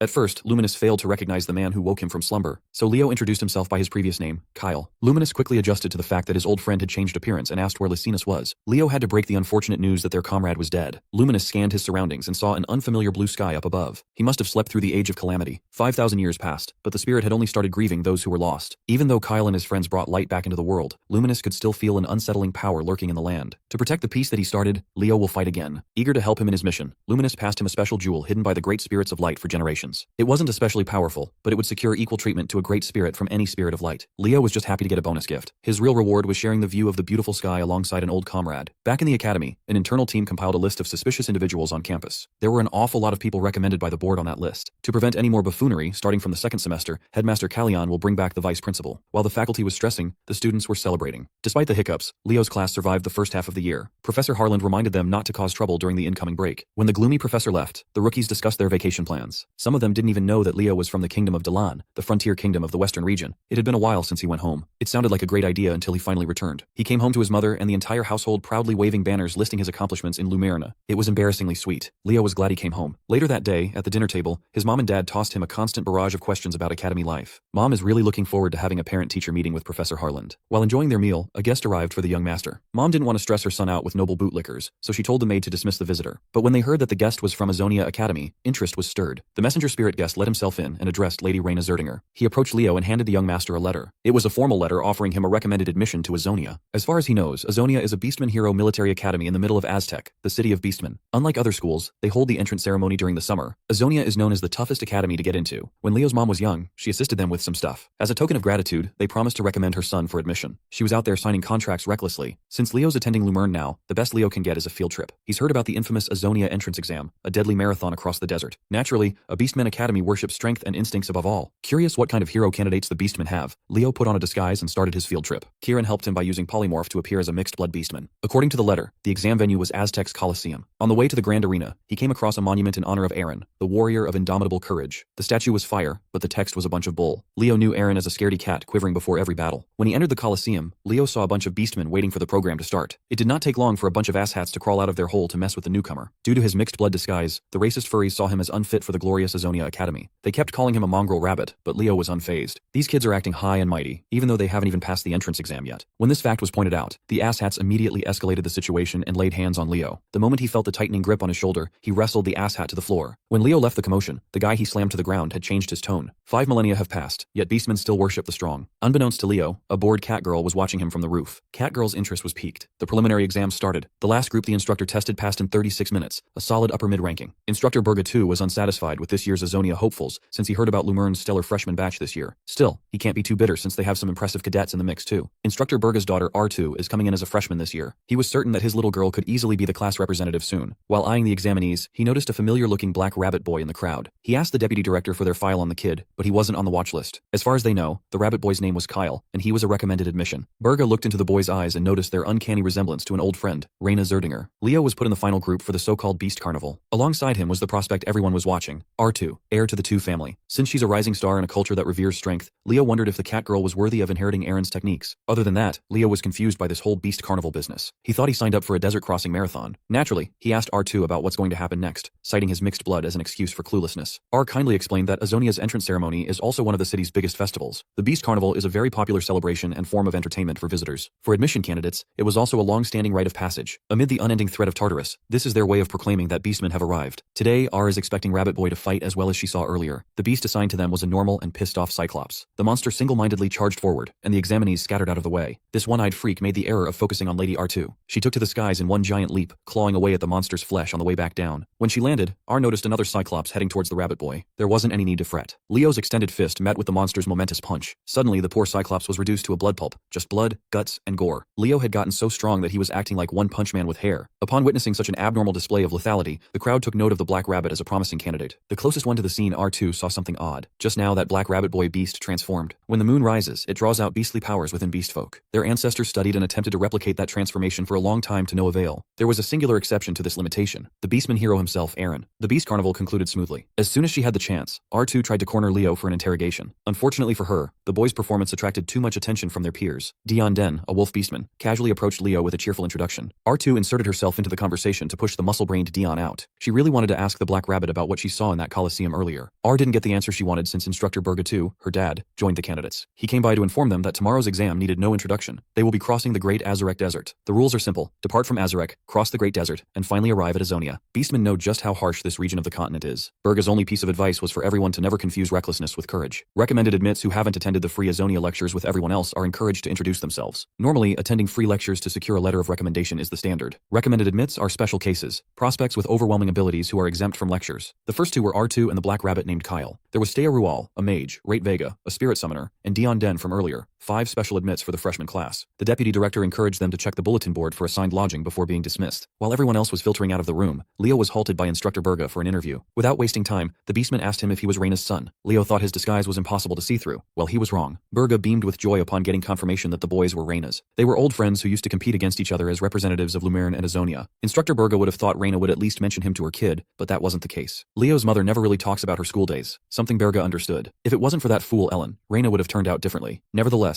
Leo knew for a fact that his mom never regretted her choices. Burga was pleased to hear that. Reyna Zerdinger, the wildflower, was a beautiful and splendid woman then and now. After seeing Rabbit Boy's Beast Carnival performance, Burga will be paying closer attention. Afterward, Leo found his assigned dorm. It was surprisingly better than El Shelbekia's accommodations. He was fresh out of the shower when R2 busted through his window to continue their conversation. She immediately realized that she had picked the wrong time when he saw the Black Rabbit naked. Leo dressed up and gave R2 the floor to speak. She accused him of being able to turn into a beast just by willing it. He confirmed her suspicions by casually demonstrating his beast transformation. Strangely enough, while polymorphed into a beast man, he could access Hero's breath. Of course, the drawbacks are severe if he activates the state for too long. Nevertheless, the last and only beastman in history to freely use the technique was Lord Aaron himself. Much to R2's surprise, Rabbit Boy offered to teach her how to do it herself. He might as well pick Aaron's successor now. He is going to need the power in the upcoming war against Tartaros anyway. Maybe this was the purpose of his reincarnation in this era. As long as R could prove herself worthy of becoming a true hero, he'd gladly bestow her with Aaron's legacy. She took his condition as a challenge. R's instincts were telling her that this boy was looking down on her from a mighty high place. The second day of the Azonia entrance ceremony kicked off merrily. Every admission candidate lined up for the Azarek Great Desert Crossing test. Among the spectators were Professors Ain and Yura from Lumerne, scouting the competition. One name stood out in their report, a boy named Kyle. Ain wondered if the boy would be Kyle the braggart, or Kyle the hero of beginning. The topic of Kyle reminded him of Leo. When they saw R2 on the stage, she was huffing and puffing as she marched towards the competition. She just approached the Black Rabbit to remind him of their agreement. R could not sleep a wink from excitement, so he had better watch closely. The professor's intrigue towards the boy named Kyle grew upon seeing his interaction with this year's frontrunner. Like lightning, both professors were struck with the realization that the Black Rabbit was just their Leo in disguise. Before the entrance ceremony began, recommended candidates were required to take an oath. They were asked to place their hands on Lord Aaron's hero record before reading a declaration. In the name of the Aaron, they shall not act cowardly. While R2 and Leo were reciting the second part of the oath, the pages of the hero record lit up. The light grew into a powerful beam of radiance, piercing the sky. The professors and instructors were taken aback. Those kids just triggered something impossible. They have opened up Aaron's world, a hero's beginning, Aaron's prologue. Burga's deputy panicked. It would seem that their ancestors' hero's world just opened. Lord Aaron's page had never opened for thousands of years. Even if this was due to dungeonization, clearing it could open a rare chance to inherit Lord Aaron's power. Unfortunately, 2 admission candidates were the ones to trigger the opening. When R2 opened her eyes, she awoke in a place and time when darkness pervades the world. She tried to make sense of her surroundings to no avail. To calm her down, Leo directed her attention to the sky. Instead of clear blue skies, the emptiness of gray darkness blanketed the view up above. Leo remained composed. He was used to this world. They were transported to an era of 5,000 years ago, when Aaron lived, the age of despair. He even recognized the city they were in, a refugee city called Laysar. During Hero Studies class, Leo went through a similar situation. When he touched his own hero's page in Berkia, he was sucked into a hero's world. Synchronizing with his own pages was one thing. Resonating with Aaron's page was another. To clear the page, they must fulfill the objective of finding Aran in Lysar. An objective indicates that this wasn't a typical hero dungeon. Still, contact with the outside world was impossible. Leo saw R2 trembling and was worried for the poor girl. In truth, she was trembling with excitement, since the objective suggested that they were bound to meet Lord Aaron himself. She reckoned it would be easy to locate someone so famous and powerful. This girl foolishly believes that they could find Aaron just by simply asking around. Her decision made sense for someone someone from the modern era. Recorded history is different from reality after all. He let himself get dragged along by Lady R, but their strategy to ask around was not fruitful at all. They got yelled at, dismissed, and ignored for the most part. Some pervy elf coming out of a broken-down pub even tried to invite them to his room. For the sake of safety, Leo decided to find a place to stay before it got darker. He estimated the year to be 1462, 20 years since the Age of Calamity began. If his estimation was correct, there is someone in this city they need to meet. Trying his best to recall the place, Leo led the way through the gloomy back streets of the refugee city. They've covered quite a bit of distance and never saw a proper inn to stay at. Suddenly a man tried to sneak up on R2. Her sharp instincts instantly took over, throwing the first strike. Leo warned her not to fight, but she wouldn't listen. As a result, the man who snuck up to her helplessly held R2 by the neck for questioning. If they don't state their business properly, he threatened to finish her off. Leo cited that they were told to come to this place. When pressed for more specific information, he name-dropped doppelganger Aaron. Upon hearing that, the man let go of Lady R2 and asked Leo to take the girl and follow him. The man led them to a shack where they could stay the night. Tomorrow morning they'll continue talking. Now that things had chilled out a little, Leo went out to look at the damned sky. To this day, staring into the abyss above gives him chills. Judging by the hazy view beyond Lacer's boundary, the hero page might have limited activity within the city. During the midterm incident, the objective didn't pop out until he defeated Shoebarn. The current conditions rule out a rampage. The key to opening a hero's world is typically the hero themselves, or an object deeply tied to them. Leo's recent experience suggests that there's another type of key, a person with deep ties with the hero on the page. Of course, it's all speculation at this point, but if Aaron's world did open because of his presence, it would explain a lot. It made Leo ponder if his reincarnation with memories intact was really just a coincidence. If hero records exist for the next great hero to be reborn in the future, then the complete subjugation of Erebus might be possible. The night passed silently, and Leo was woken by his loud cat-girl roommate. She assured the Black Rabbit that her sturdy body was fine after last night's attack. He filled her in on the misunderstanding and the peace talks that happened afterward. Speaking of the devil, the man who attacked R2 visited them bright and early. His name was Aegon, guardian of the Azure Sky, a hero from the Age of Calamity. He was quite surprised by the girl's absurdly rapid recovery. Aegon also came over to apologize for what happened last night. He didn't see how young the two were in the dark. He prepared some breakfast to make up for his rashness. If he's kind enough to offer breakfast, then he's gotta be a good person, right? Still, R2 had her doubts as they vigilantly followed the man outside. Leo knew who Aegon was during the Age of Calamity. He was a father figure to Aaron, a valiant hero they tried to recruit into the subjugation force. Unfortunately, for some unknown reason, the Aegon he met back then was a broken man. Compared to the empty shell of a man Leo met back then, the Aegon in this hero page seems fine. Something must have happened to him over the course of a month. The long walk with Aegon led R2 and Leo to a surprising sight. Street kids have gathered around their uncle Aegon to get breakfast started. He introduced the pair of beast folk as guests and politely asked the kids to get them a meal. R2 passionately stepped forward and apologized for misjudging Aegon's character before mixing in with the street kids. Among Aegon's abandoned children was someone special. It had been a while since Leo last saw him. A mischievous force of nature was hiding among the kids. 5,000 years ago, a plague ravaged the refugee city of Lacer. When Leo's squad arrived, the ghost town had turned more ghostly with all the freshly dug graves. They found the guard of the Azure Sky in a miserable and unkempt state. Regardless, Lycinus gave him the sales pitch to join the subjugation force. Aegon slumped and rejected their invitation, defeatedly asking them to leave. Luna tried to push Aegon to reconsider, but Leo could tell that the man's will was already broken. There was nothing they could do. While a broken will can be revived, someone embraced by hatred can no longer save the world. Before they left, Aegon recommended that they look for his disciple, Aaron. They weren't able to get more information other than a name, but since the name was recommended by the guardian of the Azure Sky, Leo thought it would be worth pursuing. On the way out of the city, Lycinus sensed the presence of a shadow spirit. That was the first time they met Elsie. Leo didn't expect to see her again inside this hero page. He was meant to meet her while the subjugation force is taking shape a year from now. Perhaps it would be better to avoid her. He got his bowl of stew and sat with Aegon and R2. While chowing on some hot meal, Leo asked the hero if he knew where Aaron was. Unfortunately, Aegon had no idea. The last time he saw or heard from that foolish disciple of his was half a year ago. This was R2's first time hearing that Aegon was her idol's master. The guardian of Azure Sky wasn't too proud of his student though. But in R2's eyes, the noble, great, and brave hero from history books must have been raised by a humble master. But Aegon openly talked shit about his disciple. He basically called the Beastman symbol a cowardly bum. Even so, he admitted that Aaron was remarkably powerful for his age. His cowardice makes him unworthy of that talent. Aaron left Lacer because he wanted to avoid fighting. Hearing slanderous first-hand accounts about her role model was breaking R2's brain. She had to run out of there to collect her emotions, leaving the boys to discuss more important things. Although it was half-truth, Leo shared that Aaron saved him before. He concurred that the man was a coward, but in ways that matter, he saved many people. If Aegon could see how that coward would grow into an honorable hero, he would see that Aaron was a disciple he should be proud of. Leo's words were genuine, and Aegon wanted to believe. After giving the guardian of Azure Sky something to be proud of, Leo tended to the shell-shocked R2. The reason she could not accept the accusations that Aran was a coward was that he was the one who gave her courage. When she was younger, Lady R was timid and easily scared. She wanted to give up on her training, but her father told her that she was named after Lord Aaron. Something clicked, and little R worked hard to become confident and brave like the legendary hero. Leo reminded her that, as cowardly as Aaron was, he saved the world. That coward was the bravest when everyone else was wallowing in despair. That's why the gods proclaimed him a hero. Shouldn't his flaws make him even more admirable? Hearing Leo's point of view revitalized the lively cat girl. She is very easily swayed. Come to think of it, Leo never saw any other children on his previous visit to this ominous city. By the time his squad arrived, Aegon was the sole survivor of the plague. That means something will happen, and all the kids Aegon takes care of will die in a month. The death toll piled up too quickly to attribute the deaths to a plague, no matter how severe. Right then and there, a close aide of Lord Levite Lacer walked over with his head held high as if looking down on filth. In the age of calamity, not everyone fought against evil. The turbulent world was divided. Most times, the enemies within were more troublesome than external adversaries. Mr. Aide gave Lord Aegon a phony greeting. Leo had seen people like this before, trash who chased merits and played at being a hero. Today, Mr. Aide came by to try to convince Aegon to stop rotting away in this cursed land. They have been trying to end his long seclusion to make him join the Hero Legion. Every time they come, Aegon gives them the same answer. If the Lord guarantees the safety and well-being of the children, he will consider the offer. Mr. Aide promised to report back to his superiors. However, he is under strict orders to retrieve the sword that devours darkness, Shatton. Leo was familiar with said weapon. It was one of the strongest blades during his era after all. Aaron never mentioned that his master was Shatton's wielder. That blade was the type of weapon that was supposed to be inherited by the disciple. Aegon sighed and insisted that Shatton broke in battle 10 years ago. Mr. Aide interpreted his lack of cooperation as a sign of personal greed. The guardian of the Azure Sky's patience was running thin. Even if he was lying, he dared the snaky bastard to do something about it. Leaking some of his aura made Mr. Aide recoil in terror. That was his sign to retreat with his tail tucked between his legs. But as long as Aegon remains in Lysar, the Lord's harassment will undoubtedly continue. Once the uninvited guests were out, Aegon apologized to the kids for showing something unpleasant. They didn't mind at all. R2 was curious about the Hero Legion the bastard mentioned. Aegon explained that the Legion is an army gearing up to fight Erebus, simple as that. When asked why he repeatedly refused to lend his talent to that cause, Aegon's reasoning was simple. If he joins the Hero Legion, there would be no one left to take care of the children. R2 protested that orphans were supposed to be cared for by the state, but the higher-ups of Lysar would rather abandon the kids than waste resources on them. They would rather sacrifice a vulnerable few for the many. R2 was incensed by everything she was hearing. Her definition of heroism was being put to the test. Aegon pointed out that she was speaking like she hadn't lived a day in the age of calamity. Perhaps being able to cling to such dreamlike ideals is a privilege of the young. In a perfect world, Aegon would love to live life with that mindset. It doesn't matter if it's naive. Leo believes that Aegon was already walking that path. He wouldn't be taking care of the orphans if he weren't a little bit of an idealist. Leo's words touched Aegon. The rabbit boy might look young, but his words carry depth and wisdom. Realizing that they hadn't introduced themselves, R took the liberty to introduce herself and her buddy, Black Rabbit Kyle. Aegon knew of a man who went by the same name, the one they call Surviving Hero. At that moment, R2 realized that the hero most people dismissed as a myth might have truly existed. Before she could derail the conversation with her endless questions, Leo snagged her tail and made her sit her ass back down. He whispered that straying away from their mission with pointless talk could ruin their strategy. Aegon had been living in the shade of the right path for too long. He welcomed the youngsters to stay until Aaron returns. Even though his disciple had been missing for months, Lysar is still his home. He will return sooner or later. They must have triggered one condition that unlocked the strategy objective to meet Aaron, who will return in 3 days. As expected, Leo's plan to go through Aegon was the right call. Unable to contain herself any longer, R2 chased after the ancient hero to ask more questions. Unbeknownst to her, Leo just received a hidden objective to save the guardian of the Azure Sky. The text implied that he must help to keep Aegon's will to live intact. Within the 3 days they were given, something bad is bound to happen. Leo was deep in thought, strategizing, when one of the kids asked him how he knew she wasn't human. Of course it was the Great Spirit Elsie. Unlike the Elsie he came to know, this version was still capable of smiling. One look was all it took for her to connect the dots. An amazing spirit summoner with an all-class category, this boy must be the surviving hero Kyle. No matter what he says, Elsie won't be fooled. The last and biggest tell was the orb of light in his possession. Only a companion of Lysina's could have such a thing in their person. It was a bit of a misunderstanding, but Elsie wasn't too far off from the truth. Apparently, she heard rumors that Lysina's left Guardsron to subjugate Erebus. She approached Kyle for that very reason. Obviously, the vibrant Elsie wanted to do her part and help save the world. The way she was acting was completely different from the shadow spirit he ended up contracting with. As a spirit born in the age of calamity, she had never seen the stars in a clear night sky. She's heard stories about how dazzlingly beautiful they were. Elsie is excited to form a contract with Lysina's after hearing rumors about how she defeated the Legion commander, Jormungand. She finds Lysina's ambition and abilities perfect. She keeps yapping on and on about Lysina's, but Elsie ended up choosing Kyle as her contractor for some unknown reason. Stirring the pot further, she whispered a little secret in Kyle's ears. The sword that devours darkness, Shatton, is none other than her. In the Lysar Lord's castle, reports about Aegon's constant refusal were relayed to the man on top. These days, Lord Rodion often stresses over securing more power to protect his city. His aide brought up Aegon's soft spot for the orphans of the cursed land, riling up the Lord. Rodion took it as an insult that someone wouldn't follow his greater cause to the point of shielding trivial things. The aide pounced on his lord's displeasure and informed him about the plague spreading across the cursed land. If a breakout explodes among the refugees, the city will be shaken, but if they cut it off before the sickness spreads further, they'll have an answer to their homeless orphan problem. Naturally, Aegon won't just stand by. That's why Mr. Aide planted rumors about the plague's spread earlier. They were banking on the belief that a hero won't do something foolish and endanger a city full of people, no matter what. Lord Rodion was a dumbass, completely under the control of his corrupt aide, Levaton. After just a few words, he was ready to entrust full authority over Lysar's security. Levaton's silver tongue and ability to cozy up to his boss were a dangerous combo. After Levaton's last visit to Aegon's shelter, the paranoia about the plague seeped through the city. Meanwhile, Kyle was still thinking about the night he contracted with Elsie. After endlessly glazing Lysina's, she asked Kyle a serious question. Do you think the world is worth saving? Surprisingly, Kyle didn't give a concrete answer. He would rather think about that question once they are done saving the world. The Elsie he met back then was disillusioned with the world. She wasn't as bright as the Elsie hanging out in Aegon's shelter. Kyle was finally certain that the kids did not die from a plague. When he met up with R2 again, he asked her where the Guardian was. Unfortunately, Aegon has left. He was summoned by order of Lord Rodion. Once the shield was gone, the operation to purge the source of the plague ensued. The kids politely politely tried to drive away the soldiers deployed by the city. Their pleading was met with violence. These soldiers saw the orphans as nothing but plague-ridden rats. The situation could have turned bloody and sad real quick, but history won't be repeating itself. R2 swooped in just in time to save a helpless little girl from getting sliced apart. Leo instructed her to prioritize the children's safety, while he squared up with the deplorable soldiers. At the forefront was Jaren of the Laser Hero Knights. In her eyes, interfering with their work is akin to defying the Lord's orders. Leo knew better than anyone that this was Levatan's move. It was obvious that they were using the excuse of a non-existent plague to kill a bunch of kids and retrieve Shatton somehow. Leo cannot stand people who call themselves heroes, but fail to uphold even a minimum line. These people are living insults to those who truly risk their lives saving the world. Jaren knew she was cooked, so she raised her spear and attacked. The rabbit boy easily deflected her spear tip. The parry was quickly followed by trash talk. He showed off his fire attribute aura, an unusual ability in the Age of Calamity. Jaren was confident that her shield would render the flames useless. She quickly found out that overconfidence is a hell of a drug. Leo blew her the fuck up with pure flaming aura. One attack was all it took to melt her shield and burn her armor. Both her skill and equipment were trash. While Leo was literally cooking his foe, R2 showed off her combat skills too. Fully accessing her beastly savagery, she drop-kicked one of the pathetic armored knights. After knocking one out, she glided through the air to reposition on top of the biggest enemy clump. When her feet and knees dropped, the incompetent soldiers followed. Leo was very much impressed by R's proficient use of the elasticity aura. Now that they are fighting side by side, she's even more excited to take on Leo's flame aura soon. The burn victim leading the operation bitterly growled that Lord Levatan would avenge her. She even cursed at Aegon's kids for being filthy orphans. R did not like that at all. At that moment, Leo asked R to take the kids to safety for a bit while he dealt with the trash. She gathered the children and led them away, knowing that shit's about to go down. Jaren asked if the boy was ready to surrender and beg for his life. That could not be farther from what Leo had in mind. He just told R to evacuate the kids, because what he's about to do would traumatize any child who saw it. Jaren tried to beg for her life at the last moment before her head was separated from her body. The captain was beheaded, and the soldiers were damn near paralyzed from the beating. Still unsatisfied, Leo stabbed the fraudulent hero's body repeatedly. Elsie watched the gory scene all the way through. She respected Leo's decisiveness when dealing with evil. This Elsie is still young and inexperienced as a great spirit. This was her first time seeing the ugly side of the world. Even so, she ultimately sacrificed herself to save the world in the end. The last time he saw her as Kyle was a bittersweet moment. As the last embers of her life burned out, she asked her contractor one thing. Elsie asked Kyle to continue looking for a reason to save the world. All she really wanted was to see the starlit night sky that existed before the calamity. In a way, her wish was fulfilled, but she was no longer there to bask in starlight. She saved a world worth saving. Leo thoroughly cleaned up the scene and burned the bodies to ashes. Despite the fight, the clear condition hasn't been met yet. It implies that Aegon's shelter wasn't safe yet. Aegon is stuck in the Lord's castle, but Elsie alone should have been fully capable of dealing with Levatan's untrained thugs. In other words, the kids will face a threat that even a great spirit could not stop. If that's the case, Leo wasn't fully confident that he could measure up to the task just yet. As he theorized, Elsie just sensed stronger enemies heading their direction. Since they stopped the first wave of the attack, a trickier challenge lies ahead. Protecting the kids while holding out won't be easy, but Leo came up with a way to solve their firepower problem. They need to find Aaron. According to their clear objective, Aaron won't reach Lacer for 3 more days, but Leo knew better. Last night, he confirmed the restriction zone of the hero's world. Surely the page owner had already spawned in. He told her to play it slowly while avoiding taking any more risks. Knowing the Black Rabbit, R2 doubted that he would stick to that safe play plan. She came to dream of being a hero because of Lord Aaron the Brave. There was no way in hell someone like R would back down when meeting her idol was within reach. Furthermore, she doesn't want Rabbit Boy to hog all the glory. The revised plan is for Leo to head and search for the Beastman hero while R holds the fort. Back in Leo's subjugation days, Aaron was notoriously strong yet timid. He could take down giants but was deathly afraid of the demon race. Even so, he's always had the urge to fight. One day, he decided to gather his courage at a place that overlooks his hometown, Lysar. Aside from demons, he was also terrified of heights. But that night, he was overcome with the desire to protect his city. Recalling that conversation, Leo headed for the highest peak within Lacer and climbed it. At the top of the concrete lighthouse, he saw a face he hadn't seen in 5,000 years, the only great hero born during the Age of Calamity, ridiculously bashful, yet immensely courageous, Aaron the Brave. Leo knew that all he had to say was that Aaron's siblings at Aegon's shelter were in danger. Without his strength, those kids might suffer a terrible fate. Believing every word Leo said, Aaron's power manifested. It had been a while since Leo had seen a comrade in action. Just from the radiant aura alone, you already know Aaron is going to be a menace. Before hopping off the lighthouse, the Beastman asked the Rabbit Boy if they'd met somewhere before. Leo honestly answered that they will, in a not-so-distant future. With that in mind, Aaron blasted off like a rocket. Leo was glad to see that his old friend hadn't changed. Back then and now, he's always running full speed ahead for the sake of someone precious. R2 stashed the orphans in one of the vacant houses nearby, and they were quickly found by the second wave of attackers. Right now, she's tangling with a pissed-off Lord Levatan, who was forced to dirty his hands thanks to his incompetent army. R was making a fool of him for his sloppy attacks with nothing but brute strength. She was doing really well until a wild bolt of concentrated mana knocked her off her game. She shamed Levatan for being a mage pretending to be a warrior. Levatan did not account for the beast folk kids interfering with his plan. He thought he was in the clear as long as Aegon was restrained. Once more, R aggressively pressed her attacks. She cannot stand bitches who only borrow power from magical armaments instead of using actual skill. That hate manifested in her kick that slammed the corrupt aide to the wall. The fight looked one-sided, no matter how you look at it. Neutralizing a fraud was as easy as pie, even for R2. But her impressive showing of force attracted the attention of the real problem. Talitania, demon of Tartarus, and daughter of the monster queen Silitana, joined the fray. Still feeling herself from the recent stomp, R2 readily charged at the unknown enemy, intent on blowing her away. Princess Talitania found her little kitten attack cute. The demon's clothes started to rip, her body morphed and grew, reshaping itself. R2 failed to pick up on her demonic scent. Now she is screwed. Talitania was quite proud of her scent-hiding trait. She got it after biting off the Fairy King's arm after all. The giant Spider-Woman was not deployed to deal with some tasteless cat girl. R could die for all she cares. She tried tried to crush R2 with her spider legs, but someone interrupted. Shatton finally decided to step in. If it hadn't been for Elsie, R would have been crushed into meat paste. Elsie corrected the demon princess about her name. Shatton was just the name of the sword she once wielded. Talitania doesn't really care. All she cared about was getting a taste of the great shadow spirit. The princess tried to break free from Elsie's dark hold, but it was surprisingly tough to do so. As soon as Elsie's shadows secured a tight grip, Talitania's huge body stopped moving. The shadow tendrils quickly multiplied, completely immobilizing the threat. It was a repeat of their fight 10 years ago, when Elsie defeated the princess alongside Aegon. R2 didn't even know that one of the kids was a great spirit in disguise. Unfortunately, Talitania had learned her lesson from her previous defeat. She was able to free one of her freshly sharpened legs and stab Elsie's body. The impact of the stab pushed R2 away while Talitania was completely freed from her restraints. Being a great spirit, a single stab on the body doesn't mean game over. Elsie still had more shadow juice to grind down the spider. She had gone all out, but Talitania came out alive, completely mangled but still alive. While regenerating her head in full, she asserted that an immature great spirit without a contractor cannot possibly beat the daughter of the monster queen. There is nothing stopping her from biting into that spiritual flesh. While the spider princess was focused on Elsie, R2 seized the opening to kick her head off. The foot dealt some damage, but not nearly enough to knock a giant spider woman out. All it did was make the princess hungry for catgirl meat. Absolutely terrified of being monster food, R2's mind wandered to the coward who saved the world. If she wanted to chase after Lord Aaron, this was her chance. She refused to stand, trembling in terror. She would rather try an attack than succumb to fear. R2 thought she could scratch her way to subjugate a named demon. She was horribly mistaken. All she was in Talitania's eyes was a juicy, furry dessert reserved for later. R's injuries were severe. She wanted to get up, but she couldn't. She prayed and forced her legs to move, but they didn't. She was in a miserable condition until the whole area was suddenly lit up with bright lights. At the epicenter of the light in the middle of the night was a younger version of the man that every beastman revered. Meanwhile, Elsie was reaching her limit from continuously swatting away the spider's attempts to consume her. Talitania stopped only when Lord Aaron stepped in to handle the problem himself. Right in front of R2, he used beast transformation, the lost signature skill. The princess was intrigued. She had never heard of a beastman transforming without the full moon's influence. With an appearance somewhere between man and wolf, Aaron menacingly walked towards the big bug. Princess Talitania swatted him away using a single leg, but it was blocked and held in place by Aaron's raw strength. Taking him a bit more seriously, the princess added more spider legs to the mix. Aaron breezed through her attempts like they were nothing. He successfully closed the gap and put the monster queen's daughter in a firm chokehold. In one flashy finishing blow, he forcefully made that spider eat concrete. After a one-sided beatdown, Aaron emerged from the dust with Elsie in tow. When she woke up, he gently asked if she was hurt anywhere. Elsie was fine all things considered, but the spider princess was still breathing, and she was very pissed off. The great shadow spirit wanted the killing blow for herself, but Talitania refused to let that happen. Morphing into a more demonic form, she lunged at the beastman while looking like venom. Aaron won't just sit by and wait for her attack to reach completion though. His body radiated once more. He used the bright lights swirling around him as deadly weapons. The light solidified, forming intricate columns with ancient engravings. The rugged pillars of light finally sentenced the foe to shut the hell up. Meanwhile, the man behind the shit show was fleeing to the southern region of Lysar. Lord Levaton had no idea that he was conspiring with a demon woman. Collusion with humanity's enemy is a crime punishable by death. In his desperate attempt to escape his offenses, he failed to account for another person. While running, one of his hands fell off without warning. His ugly stump squirted blood, and the pain made him halt his run. Leo wanted to be the one to pass judgment on this parasite. In the past, he had a particular way of disposing of traitors to humanity. Once again, he was being pushed to cut heads and kill bastards. Levaton pathetically offered him status and fame, but what's the value of those things if the world is ending? Out in Aegon's shelter, the night sky had turned bright thanks to Aaron's luminous display of skill. With the spider lady out of the way, the cat girl came out to play. R2 was fangirling hard on the younger version of Aaron in front of her. Leo reconvened with everyone else and checked on Elsie. Despite sustaining a big hole in her stomach earlier, she was already fully healed. More importantly, she was proud of the part she played in defeating the spider princess. It was W in her eyes, but Leo knew better. Princess Talitania won't die so easily. She's a monster that destroyed kingdoms. It would take a hell of a lot more firepower to eliminate her completely. Elsie proposed that they should recommend that Aaron join the subjugation with Lycinas and everyone. Leo responded by ruffling her hair and agreeing to her idea. Today, the great shadow spirit realized something. She no longer wanted Lycinas. She wanted to form a contract with Kyle instead. She changed her mind solely because she grew to like him over a short period of time. Although he was honored, Leo does not have the authority to enter into a new contract at this time. He also confessed that he wasn't exactly the surviving hero. Elsie was surprisingly receptive to his absurd reason since he lacks power despite being an all-class fighter. Even so, she still wanted to make a contract with him. She wanted to bet her future on him since she's quite certain that he has the sauce to defeat Erebus. Leo didn't fight her any longer and accepted. Spirit and human touched each other's hands as Elsie commenced with the ritual. It was faint, but her shadow seeped through his flesh, marking his soul. She vowed to be his sword and shield as long as the contract lasts. Leo assumed that the contract would likely break when the hero's world ended, but contracting Elsie felt strangely nostalgic. While he was reminiscing, R2 was shamelessly clinging to Aaron like a rabid fan. Aaron was too polite to push her away, but the arrival of a familiar figure stopped everyone on their tracks. Aegon had returned and saw his wayward student after half a year of no contact. Leo and R met Aaron and saved the Guardian of Azure Sky. Mission objectives were completed. Aegon welcomed his stupid disciple with a tight hug around the Beast Boy's neck. He didn't even pay proper respect to his master, and he should have said hi to his siblings. Now that the threats had been neutralized, the kids ran to the comfort of Uncle Aegon's presence. Leo was satisfied just watching what could have been from the sidelines. It is a relief to see the past change, even for just a moment. Aegon and Aran personally thanked Leo and R, while Elsie had already hidden herself somewhere. Even the Guardian of Azure Sky was quite disturbed by the young lady's attachment to Aaron. He thought she must have hit her head or something. Aegon wanted to repay Leo for all that he had done, but all he could offer was a tome chronicling his personal oracle cultivation method. It was the same method Eren used to gain the ability to beast transform at will. Leo was astounded by the value of the ragged tome. In his hands was the original version of Hero's Breath. As soon as he received his reward, he informed R that they had to go now. If she has anything to say to Eren, she had better say it now. The hero world can only stay intact for so long. She was naturally reluctant to go. She wanted to stay with Lord Eren a little bit longer, but she would settle with a pat on the head to cheer her on. Eren was confused by her request, but Leo just gestured at him to do it. Clueless and awkward, he gave his biggest fan the head pat she wanted along with a few kind words. That day, Lady R2 took an oath to never wash her hair again. As the hero world collapsed, Leo spent his last moments talking to his old friend. He warned young Eren that life is about to get a whole lot harder. There will be people they can't protect. There will be despair and endless trials. But he assured Eren that he would make it. After all, he's braver than everyone else. There is nothing more courageous than sacrificing oneself to save the world. Quietly, Leo promised to do his part to the best of his abilities. Out in the real world, Instructor Burga too had grown frustrated by the lack of progress in shutting down the hero's world. Thankfully, the professors of Lumern left their front row seats to calm Burga down. Since the issue concerns hero worlds, it would be good to share experiences, especially these days when Lumern just went through several unfortunate incidents the past semester. Professor Ain added that one of Lumern's students is also involved in today's situation. Before he could explain further, the stone tablet's light covered the whole area. This type of reaction means either a hero world clear or the pages closed due to the challenger's death. Fortunately, this light signified the former. R2 and Leo were gently spat out by the page. Now that they're back, Burga ran up to his baby girl and enveloped her in a tearful hug. He wanted to know if she was hurt. Not only was she fine, but she also cleared Lord Eren's world. While Burga was scolding his daughter, Leo fished something peculiar out of his pocket. He pulled out a pendant that wasn't supposed to be there. Inside was none other than the slumbering Elsie. R2 proudly credited the Black Rabbit Boy for the successful clear. Instructor Burga was glad to have another promising prospect entering Azonia. Regardless of the method, R and Leo cleared Lord Eren's world. That alone proved that they are worthy of becoming heroes of Azonia. Before Burga could get carried away, Miss Yura interjected. With thinly veiled anger, she asked what in the world Leo was thinking. He tried to play dumb, pretending not to know his summoning professor, but Miss Yura wasn't playing. She grabbed him by his magic ears and scolded the boy relentlessly. Professor Ain had to explain what was really happening. It's a mystery how the kid snuck through Azonia's selection process, but the jig is up. Leo Plov disabled his disguise, showed his true appearance, and reintroduced himself as Lumern's first-year representative. Back in Leo's family home, Lady Reyna was informed that a guest had arrived. It was a young woman claiming to be the young master's school friend. Since the young lady didn't flaunt her family name, Reyna allowed the girl to be escorted into her home. She took it as a sign that they must be truly close to her son. The mystery guest was Chelsea Llewellyn. Reyna knew her as the kid who teamed up with her son during the entrance exam. Chelsea brought a scrumptious strawberry cake as a gift. It was the perfect way to get in Reyna's good graces. She recognized the box from Rodrin Royal Bakery. It's been a while since she's been to that store. While sharing cake, Reyna informed Chelsea that Leo is away from home for several days. The young lady didn't mind at all. She was planning to stay in Delard during summer break anyway. Luckily, she didn't have to wait for long. Leo just got home. After washing off the long journey back home, he invited Chelsea back to his room. Her heart was pounding out of her chest when she entered Leo's room. The tension she felt quickly dissipated when she saw just how plain and ordinary his room was. What really interested her was the story of how Leo sneaked into the Azonia entrance ceremony. He told her the story of how great hero Eren's record suddenly came to life. Leo even told her about Miss Yura and Professor Ain's involvement. Hearing all about his adventures made her fired up, so she demanded a special training session from Leo. She was welcome to sleep over and do whatever she liked. At night, when everyone else was sleeping, Leo pondered the pendant he received. Lately, every hero's world clearly rewards him with things he could never dream of. But Elsie is supposed to be a being from the past. She wasn't supposed to cross from the page into reality. The only plausible reason for this anomaly is his connection to the past as Kyle. First, he wanted to check on the Great Spirit's condition. As soon as he opened the pendant, shadows and light exploded within his room. Elsie slowly opened her eyes and asked him where they were and where the rabbit ears went. Strangely enough, she felt stifled. Something was holding her back from using her full power. As expected, she's not in perfect condition. Still, the implications of her crossing from the distant past into the present were a mystery. Looking around the room, Elsie saw a moon that wasn't blood red through the window. She also saw the strange specks of light in the night sky. It was exactly like the starlight she had only heard about in stories. Leo took this chance to explain to Elsie that she's in the future now. Believe it or not, she somehow crossed over to a world 5,000 years after her era. He also told her that in this life, his name is Leo Plov, rather than his old name, the hero who survived, Kyle. Finally, he was able to truthfully share how he defeated Erebus and reincarnated into the current era. It was a lot to take in, but seeing the night sky made Elsie believe his every word. After all the struggle, she is now in an age of peace. It's not completely peaceful though. Erebus was defeated, but he hasn't vanished completely. Tartarus is still scheming in the dark. Leo will need Elsie's help to defeat them once and for all. If this is now her reality, then fate must have a hand in it. She will be in Leo Plov's care once more. A day later, Leo's father pointed out how close Chelsea and Reyna have grown. Interrupting their father and son stroll, a butler informed the head of the house that another guest from Lumern had arrived. Hearing that reminded Leo of something he forgot to tell his parents. Today was the day scheduled for Professor Harlan's home visit. He wasn't expecting to see another student of his in Plov family's home at all. Chelsea was quite pleased to see a familiar face, but Harlan warned her to head straight home soon, since she's next on the list for his summer home visits. Leo and his father met up with the rest out in the yard, and Harlan politely thanked the man of the house for the warm welcome. Lady Reyna, on the other hand, was excited to see Professor Harlan for a different reason. She was eager to tease and mess with Harlan like an annoying little sister. When the parent-teacher meeting officially started, Harlan spoke frankly about Leo's record. There is no doubt that the boy has all the qualities one could ask of a hero candidate. He is truly unmatched. Leo's mom and dad were floating on cloud nine, hearing their boy receive such high praise. Harlan handed Reyna Leo's results in night studies, magic studies, and summoning studies, all of which were marked with top-tier grades across all three departments. Leo's leadership is also exceptionally strong, but in Harlan's personal opinion, the kid faces incoming crises far too readily. Throughout Lumern's history, there have been very few students who could hold a candle to Leo's potential. He's a 15 15-year-old boy accomplishing feats comparable to full-pledged heroes one after another. It sounds like a good thing on paper, but even Reina could see how that can't be purely good. To achieve heroic feats usually means risking one's life, and Leo had been involved in far too many extreme cases in just one semester. Reina had not voiced her concerns, but she's truly worried about her son's safety. So Professor Harland asked why Leo keeps pushing himself so hard. The kid eloquently stated that trials are unavoidable on the path to becoming a hero. He is not the type who merely idolizes the heroes of old. Harland knew better than anyone that this psycho is truly dead set on the complete annihilation of Erebus. After the home visit wrapped up, summer break flew by in the blink of an eye. Leo had returned to Lumeria City to take in the lively vibe. On his casual walk around town, he came across Hero's Rest, a cafe managed by the academy. Outside the cafe, a pair of youngsters wearing Lumeran uniforms were making a scene after being kicked out for not having student IDs. They insisted that they had left their identification behind, and they had been hanging out in this cafe all semester anyway. Leo reckoned that Dumb and Dumber here must be hero candidates who were advised to withdraw after the final exams. He could see that the argument was on the brink of escalation. One of the kickouts threatened to use force if he wasn't allowed entry. Suddenly Leo felt the world stop spinning as a man clad in black drip appeared beside him. The man outrightly stated that Lumern does not give second chances to those who can't cut it. He stared the youngsters down and strongly encouraged them to give up and walk their own paths. The road to becoming a hero doesn't stop at Lumern. His words did not have any effect on the Dumb and Dumber. Since they refused to listen, the man just sent them to the Shadow Realm right away. The man was briefed about how impressive this year's freshmen were, but seeing dropouts shamelessly rampaging gave him a bad first impression. When asked where he sent the kids, the Gigachad answered that they are now somewhere far away. Leo just held his breath and watched the whole thing happen. He was 100% certain that this enigmatic man was a genuine dragon in disguise. After coming across a mythical beast in human form, Leo headed to the port where he met up with Celia. The start of the semester felt more real by the minute. Chloe Muller found Leo and Celia and joined them in waiting to ask about their vacations. Celia's vacation wasn't the best. She was swamped with family issues and such. Leo says his vacation was normal, but Celia outed his secret outing in the Azonia entrance ceremony. Finally, the best bro arrived. Always on the lookout for profit, Carl arrived at the port with a massive bag filled with wares to sell. Not long after, their little group had grown big when Ilyana and the others joined up. Now that everyone had arrived, the man Leo encountered at the cafe emerged from out of nowhere. He gave greetings to his cadets and introduced himself as Riven, the vice principal of Lumeran Academy. The only thing cadets knew about the principal was his 5-year absence from Lumeran. Getting right down to official business, Riven counted 346 of 440 students who made it to the second semester, a high survival rate. Riven has heard murmurs about the first-year batch being called the Golden Generation. He's not the type to believe rumors until he sees for himself. Today, the surviving cadets will demonstrate their capabilities to the vice principal. He already canceled the ship that was supposed to take them to the academy. Vice Principal Riven vanished into a puff of dark smoke. He will be waiting for the kids at the front gate of the school. Before vanishing completely, he warned the kids that crossing the lake wouldn't be easy. Perhaps no one will make it across. Summer is over, and daily life in Lumeran has officially restarted. Leo's lake crossing method was straightforward. Just pump aura and fly over the water. Staring at the lake below him, he recalled that this area wasn't filled with water before the Age of Calamity. This place used to be the center of the world. Though Lumeran Academy now occupies the territory, it was originally said to be the land of dragons. It was the first area attacked when Erebus appeared. Leo's historical musings were interrupted by a hostile bolt of lightning coming from behind. Duran chased after him with a singular goal in mind, defeating Leo Plav. Before he could properly get his hands on his one-sided rival, the lake water below them created a massive wall of separation. The culprit was Eliza and her pink dolphin summon. Similar to Duran, she's been chasing after Leo to settle their unfinished duel from before. Chinsia saw the commotion and laughed. She was just having a fun time out there. A few other cadets gathered around the interesting spectacle, intentionally slowing down to watch. Eliza and her pink dolphin rode the cooling wave towards Leo. Without footing, he can't dodge this one. So he improvised and froze the water in place. Eliza expected that he'd have a method to counter her every move. So she showed him something he had never seen before, a pink dolphin firing beams of energy from its mouth. The pink beam tracked his position and diligently followed Leo. It was a pain in the ass to take in raw. Eliza was very pleased with herself. For a minute there, it looked like she had the upper hand. But Duran was still sparking off in the distance, and he is very territorial when it comes to his prey. He was down to play dirty and struck Eliza Hergen from behind. As a result, Leo was freed from hostility, while Eliza and Duran argued about who got to fight him first. To stop them from bickering, Leo proposed a compromise. Just like a tournament, they should fight, and whoever wins will get to fight Leo fair and square. They were so competitive that both of them readily agreed. Eliza came out of the gate swinging with a showcase of her Delphinus's Dominion ability. Her Aqua Gorgos turned the water itself into a troublesome weapon. Duran was no slouch either. And if we're talking in Pokemon terms, Electric owns water types. With both pursuers distracted by each other, Leo snuck out and continued crossing the lake. At the rate they were going, everyone should make it to campus safely. Ilyana was cruising in the air, and even Carl dared to tempt fate by asking for a Kraken to appear and dare to stop him. Even so, the man overseeing this test is a dragon old enough to have lived a long life. Leo wasn't worried for nothing. Suddenly, thick fog rolled over the lake and swallowed every cadet whole. They initially dismissed it as naturally occurring fog, but quickly realized it was highly irregular. Consumed by the fog, they were separated from one another and trapped in a pitch-black space. Ilyana sensed a presence standing before her and immediately drew her blade. In front of her was Professor Harland, but he looked a little off, a bit illusory. Leo was the only one who knew for sure what was happening. The fog was a type of dragon speech magic. Long ago, one of the powerful forces of Tartarus created a potent dragon clan curse. They called it Nightmare. This curse forces the victim to confront the last person they would want to fight. In Leo's case, as expected, his nightmare was facing off against his dear comrade, Lysinus herself. While he was stuck in the pitch-black curse, most of his fellow cadets were face down and out on the water. The academy arranged for dive teams to retrieve the unconscious freshman from the water. Riven's illusion magic was just too much. Most professors don't like the vice principal's inelegant method, but it was very effective. They were completely unaware that one of the cadets was having a tender moment with a great hero. Instead of absolutely smashing him to bits, the illusion of Lysinus let him out of the dark freely. Leo knew she would do something like that. He was very grateful. Vice Principal Riven Riven, just like he said, was waiting for the cadets at the other side of the lake. While he was watching the water, Leo reached the finish line while criticizing the old dragon for making up an impossible test. Riven was legitimately shocked that one youngster pulled through. He asked Leo to sit down and have a chat with him. Riven has been serving Lumerne for a long time now. In doing so, he had seen many students become heroes, but no one dreamed of something beyond being a hero. The vice principal had grown bored of watching the world stagnate for so long. He overlooked Leo's potential, and for that, he apologized. With just the two of them sitting on the bench facing the lake, the old dragon asked the kid what his dream was. Consistent with his goal, he answered the complete annihilation of Erebus. He truly understood why Riven had grown disillusioned after working at Lumerne for so many years, but he reminded the vice principal that the King of Wisdom once saved the world and never gave up. Even if he was frustrated and disappointed, he saw no reason to give up. If Riven is a legitimate descendant of the King of Wisdom, then Leo's advice was to follow the king's example. He basically confessed to the old dragon that he knew about Riven's true identity. In truth, Leo is looking forward to working with the great King of Wisdom from now on. Vice Principal Riven was left with countless questions about who Leo Plov really was. One thing was for sure, he felt a familiar will oozing from that kid. Some say that to this day, Eliza and Duran are still fighting in the lake. Once everyone was rescued and awake, the Lumerne Academy opening ceremony commenced. Leo met up with his senior class representatives and was cheerfully swarmed by Lil Luce, the second-year representative. She was a big fan. She lamented the fact that she's squeezed between outstanding seniors and juniors, even though Monster Girl Lil is the undisputed #1 in her batch. Lil doesn't like the Monster Girl nickname and scolds Hark for pouring poison in Leo's ears. As far as Leo knows, Hark Ligward possesses the accumulation aura trait. He stores up power and pours it all out during battle. It's a rare trait that keeps him perpetually sleepy. While Hark naps, Lil tries to convince Leo to use her other nickname, Spirit Master of the Gale. Third-year representative Elena Geron arrived just in time to insist that Monster Girl was a better fit. She was also in the mood to finally grant Leo the favor he wanted to ask. But in return, he must promise to grant Elena a favor down the line. Hark heard her voice and woke up angry from his nap. He low-key hates her for real. Thankfully, the most senior representative arrived just in time to defuse the situation with a smile. He led the other representatives out of the tent, leaving Hark and Leo inside. Hark gave his junior a fair warning to be careful of Elena Geron. Ever since she was young, she's had a habit of treating the people around her like toys. Leo was aware of her willful personality. Everyone was. But the real problem comes when that girl finds a toy that she finds particularly special. Her eyes are on Leo now. He genuinely appreciated Hark's advice. He might be a bit rough around the edges, but Sleepy Boy was quite welcoming to his junior. Headmaster Kalian stood on the podium to address the whole academy. It was a pretty boring speech. During the yap session, Leo was preoccupied with thinking about the heightened threat of Tartarus, now that he's made too much noise to get their attention. Hell, the hidden traitor in the academy might even try to eliminate him directly. No matter what, he must stay sharp. After what seemed like forever, the headmaster's welcome speech concluded, and the cadets filtered to their assigned classes. On the first day of the second semester, Carl was already complaining. The first lecture was led by the terror professor hiding under a kind smile. Apparently they must cover a new issue that cropped up in the field of hero studies. As most cadets know, for the first time ever, the prologue page of Aaron the Brave was cleared during the Azonia entrance ceremony. Those who cleared the page were certain that a certain name was mentioned in the scenario. For the first time in the world of great heroes, the hero of the beginning, Kyle, was officially mentioned in the record. Leo reckoned R2 must have included this tidbit in her report. Today, they must ponder whether the man with no known hero record was a real person. They must manage their expectations carefully. All they have right now is a single mention of a name. On that note, Chloe Muller raised her hand and asked what would happen if the hero of the beginning was proven to be real. In that case, the entire landscape of hero studies would be overturned. Among the many hero pages with unknown owners, some may belong to Kyle. That would mean humanity would also have a great hero to look up to. Leo felt a bit complicated, given that he was the topic of discussion. To this day, 5 races exist on the surface, namely humans, elves, beastmen, dwarves, and dragons. Among them, only the humans had no great hero to praise. For the past 5,000 years, humanity has lived with an inferiority complex toward other races. If his existence was revealed and proven, then humanity might finally be able to stand proud. According to the professor, there's a high probability that Kyle would have been an all-class fighter. After all, they now know how powerful an all-class can be thanks to a certain student in their school. The lesson about the hero of the beginning went on for far too long. By the end of the school day, Carl and Leo washed up before heading back to the dorms. Given the lecture earlier, Carl was quite curious why Kyle was labeled the surviving hero. It can be interpreted as a symbol of strength that survived many battles. That interpretation is partially true, but more precisely speaking, it was because he was the lone survivor while countless heroes were massacred. Before bedtime, Leo checked on Elsie, opening her cozy pendant. Even now, the great shadow spirit couldn't stop herself from admiring the bright night sky. It's about time for her to meet Leo's other summons. He also asked her not to tell them about his true identity for now. Free at last, Kieran stretched his wings while Fiora politely gave her contractor a practiced bow. They immediately noticed Elsie sitting by the window and turned to their master with questions. Leo explained the bare minimum and let his summons sort themselves out. Kieran immediately tried to make Elsie believe that he was the captain among Leo's summons, but Fiora also wanted to be captain. She was Leo's first contract after all. Kieran sees himself as the most dignified and highest-ranking summon, so naturally he should be captain. The Phoenix and Fairy Prince bickered like children in front of Elsie, making her chuckle. She liked how full of life her fellow summons were. Elsie calls them lively. Leo calls them immature. The next day's classes kicked off in the Magic Department's outdoor lecture hall, led by the popular Professor Len. During the break, he gave a lot of thought to how the second semester should go. This year's freshman batch is receiving a great deal of attention from the school. To answer why that is, Professor Len pointed at Carl Thomas to discuss. The reason was quite straightforward. It's partly because this batch is exceptionally outstanding. In addition, the upcoming Lucijan is generating quite a buzz. Previously, the Magic Department's seniors in second, third, and fourth years had never won once. As far as Leo knows, Lucijan was the friendly match between Siren and Lumerne.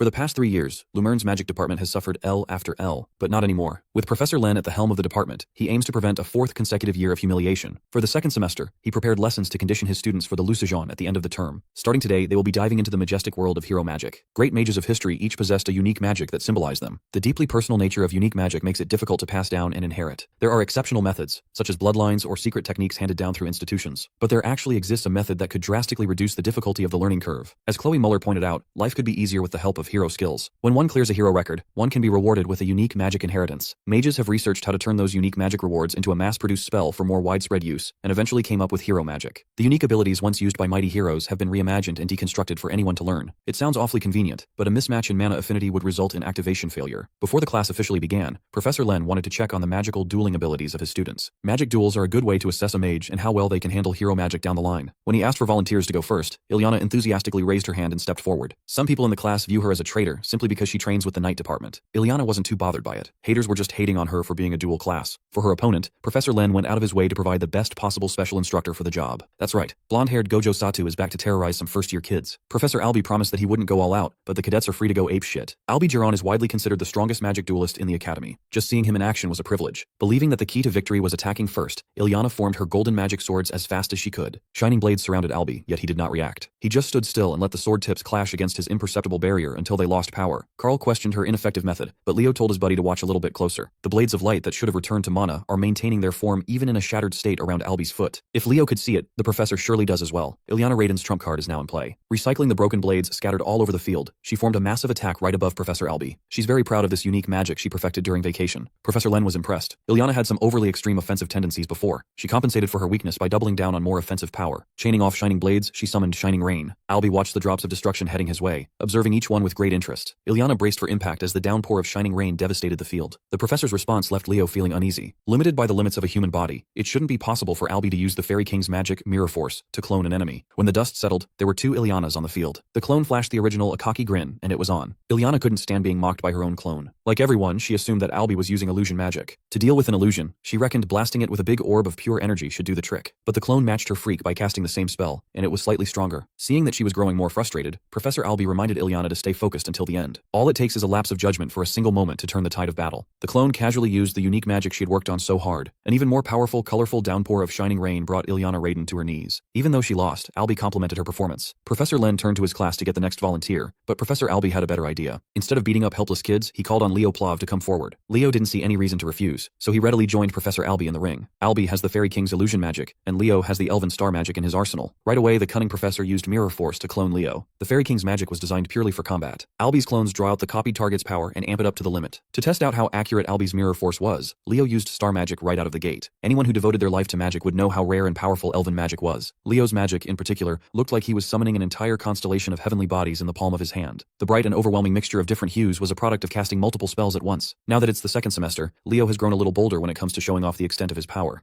On the other side, Professor Albi's clone of Leo casts the exact same magic as him. As the flashing stars fly toward our boy to absolutely cook him, Professor Ren gets chills from the sheer power of his senior's spell. You see, Professor Albi's cracked Mirror Force spell creates a perfect clone of whatever target he chooses, but the clone can only use the caster's magic, not the target's own abilities. In response, Leo defends himself with a double-layered barrier. Everyone watches as the insanely powerful magic explodes on impact and lights up the battlefield with destructive force. What shocks Professor Ren the most is that Leo can actually keep up with his professor. With skill like that at his age, there is no doubt in his mind this kid is destined to become a hero. He has the talent to leave a deep mark and carve his name into Lumern Academy's history books. As the stars explode around him, Professor Blonde Gojo silently evaluates the skill level of his opponent. While he is not sure what words could describe him, he knows the first year dueling him is definitely no average NPC. Meanwhile, Leo prepares his counterattack by casting a barrage of fireballs to distract the clone for a short moment. Naturally, his balls are not average. They are boosted by multiple layers of magic enhancement spells to make them hit hard. Seeing that, the professor thinks Leo is a complete clown if he believes such simple magic will actually do anything useful. However, Leo reminds him that the clone was never his real target. The duel was always between them from the start. Fired up by the cocky little remark, Albi decides it is finally time to give this smug first year the beatdown of his life. Still, Leo already knows the best way to beat someone using Mirror Force is to distract the caster and attack when he least expects it. While his fireballs keep the clone busy, he rushes straight into its face, which forces it to defensively cast Firewall. That still is not a problem for him because our boy never skips leg day. He leaps right over the flames. Combining Cinder Explosion with Windstorm, he unleashes a combo attack that his clone definitely will not forget. Watching the entire exchange from afar, Professor Albi is left stunned. He quickly realizes Lumern Academy's star student will overwhelm the clone despite their massive gap in experience. After the devastating combo spell lands, Leo finishes the duel by instantly closing the distance and grabbing the clone by the face and reducing it to ash. After that, he stands confidently facing face to face with his professor, casually telling the man that he knows elven magic too. Professor Gojo is impressed by how he did not try to cancel the firewall like a normal person. Instead, he blocked his vision and used a timing window tighter than Dark Souls dodge frames to dispel his clone. Albie reluctantly admits that it is no wonder the other professors treat him like the biggest prodigy in his class. Inwardly, he is convinced our boy is talented enough to surpass him before even graduating from the academy. Later that day inside the tower, Vice Principal Riven stares out the window with a deep look in his eyes. The headmaster asks if he has eyes on some baddie that caught his attention, but the vice principal explains he is watching the first years show off their skills. Curious about his opinion, the headmaster asks what he thinks of them. Turning from the shadows, the vice principal shares that he has high hopes. They are not just good, they are the brightest batch the academy has seen in decades. Appearing before the headmaster, he hands over a report on everything he found about hero dungeons during his travels. He has spent the last 4 years searching across the world for any clues about them. Riven admits he still is not sure whether they truly exist, but one thing is certain. Revealing their existence would definitely benefit the students greatly. Holding 4 years of his blood, sweat, and tears in his hands, the headmaster thanks him from the bottom of his heart. Anyways, the vice principal hopes he was not called here just to watch some first years. He understands the real reason for the meeting is the news that a traitor is also hiding inside Seirin Academy. The headmaster grows frustrated hearing that, admitting Tartarus is becoming more and more active lately. At his age, he is no longer capable of keeping them fully under control anymore. In fact, he believes the era of swordsmen and his influence as the Sword Saint will soon be over. He asks the vice principal if he truly believes Gen Z can handle the endless disasters plaguing their era. But Riven simply throws a question back at him, asking whether he himself can place all his trust in the new generation. With a smile brighter than gold, the headmaster says there is nothing he trusts more than his proud students. The next day, Professor Harland announces to the class that their next event will involve training through a real mission. As future heroes, it is only natural they are expected to at least make a difference against the threats around the world. Of course, the academy will cover every expense since this is only a training exercise. They will even earn credits from it, making it a win-win situation. However, he warns them not to get cocky and choose some mission clearly above their pay grade. On the battlefield, there are no save points or respawns. If they screw up, they die. That brutally honest statement leaves some students trembling in their boots. Right as class ends, everyone stampedes toward the bulletin board covered in requests. A crowd quickly gathers as the students search for the right mission to pick. Chelsea notices Leo there too, but she looks surprised that he plans to take a mission in some dogwater village sitting in the middle of Alabama. She comments that a bandit subjugation sounds like boring grunt work that will only become annoying, but he responds that he has always wanted to visit that place. Right then, the two freeze when they hear a snobby voice behind them. As expected, it is Queen Elena of Lumerne Academy, and she is visibly disappointed by Leo's pathetic mission choice. Ignoring the squawking harlot, he does not even bother making eye contact as he tells the princess not to judge a book by its cover. In reality, the place where he chose his mission is somewhere not mentioned even in history books. No one knows that the location used to be the legendary city of Gardzron 5,000 years ago. That also happens to be where he first met Rashina's. Somewhere nearby, two first-year students rush toward the first floor to grab their very first practice mission before all the decent ones get snatched up. In their hurry, they slam straight into a massive senior. The freshmen instantly go pale when they realize they just crashed into an upperclassman. The tall dude glares straight into their souls and barks at them to watch where they are going properly. A bright blue pin carrying the crest of the moon and clouds shines against his otherwise dull outfit. As the mysterious guy walks away, the first years point out how weird it is for a senior to be hanging around the first-year building lately. After talking more, they realize he and several others belong to the Blue Moon Party, led by the third-year representative Elena herself. Just hearing that name sends a shiver through the juniors like somebody name dropped a serial killer. They find it strange that the Queen of Lumerne would come to such a pitiful place, unless she had some personal interest there. The scene then shifts to the first floor, where our boy is already talking with the Queen herself. Leo asks why Elena came to him out of everyone there. Elena bluntly replies that her party is going on a dungeon raid, and wants to take our boy along personally. Without even thinking twice, Leo rejects the blondie on the spot, leaving her completely stunned, speechless. A pink aura spreads around them as the Queen asks him to repeat himself again, but her shock is immeasurable when Chad's answer remains exactly the same. Meanwhile, Carl and Chelsea secretly eavesdrop on the argument and are blown away by their classmates' audacity completely. Elena strengthens her ability as her eyes glow bright pink and her aura intensifies, demanding that he explains himself properly now. Leo slides a crisp paper toward the senior, saying he already picked his mission beforehand. He is afraid to share that Her Highness would never care about a backwards village, so the mission is meaningless for her. Without waiting for any reply, he strolls off with his friends and leaves the Queen of Lumerne hanging. Around her, the juniors completely lose it and start yelling at our boy just to earn Elena's approval desperately. Elena, however, smiles while staring at Leo like a middle schooler in love. She keeps thinking about how he resisted her subjugation ability without the slightest struggle whatsoever, making her even more interested in this junior now. Not long after that, news about Elena getting rejected spreads across the academy like wildfire through the school newspaper.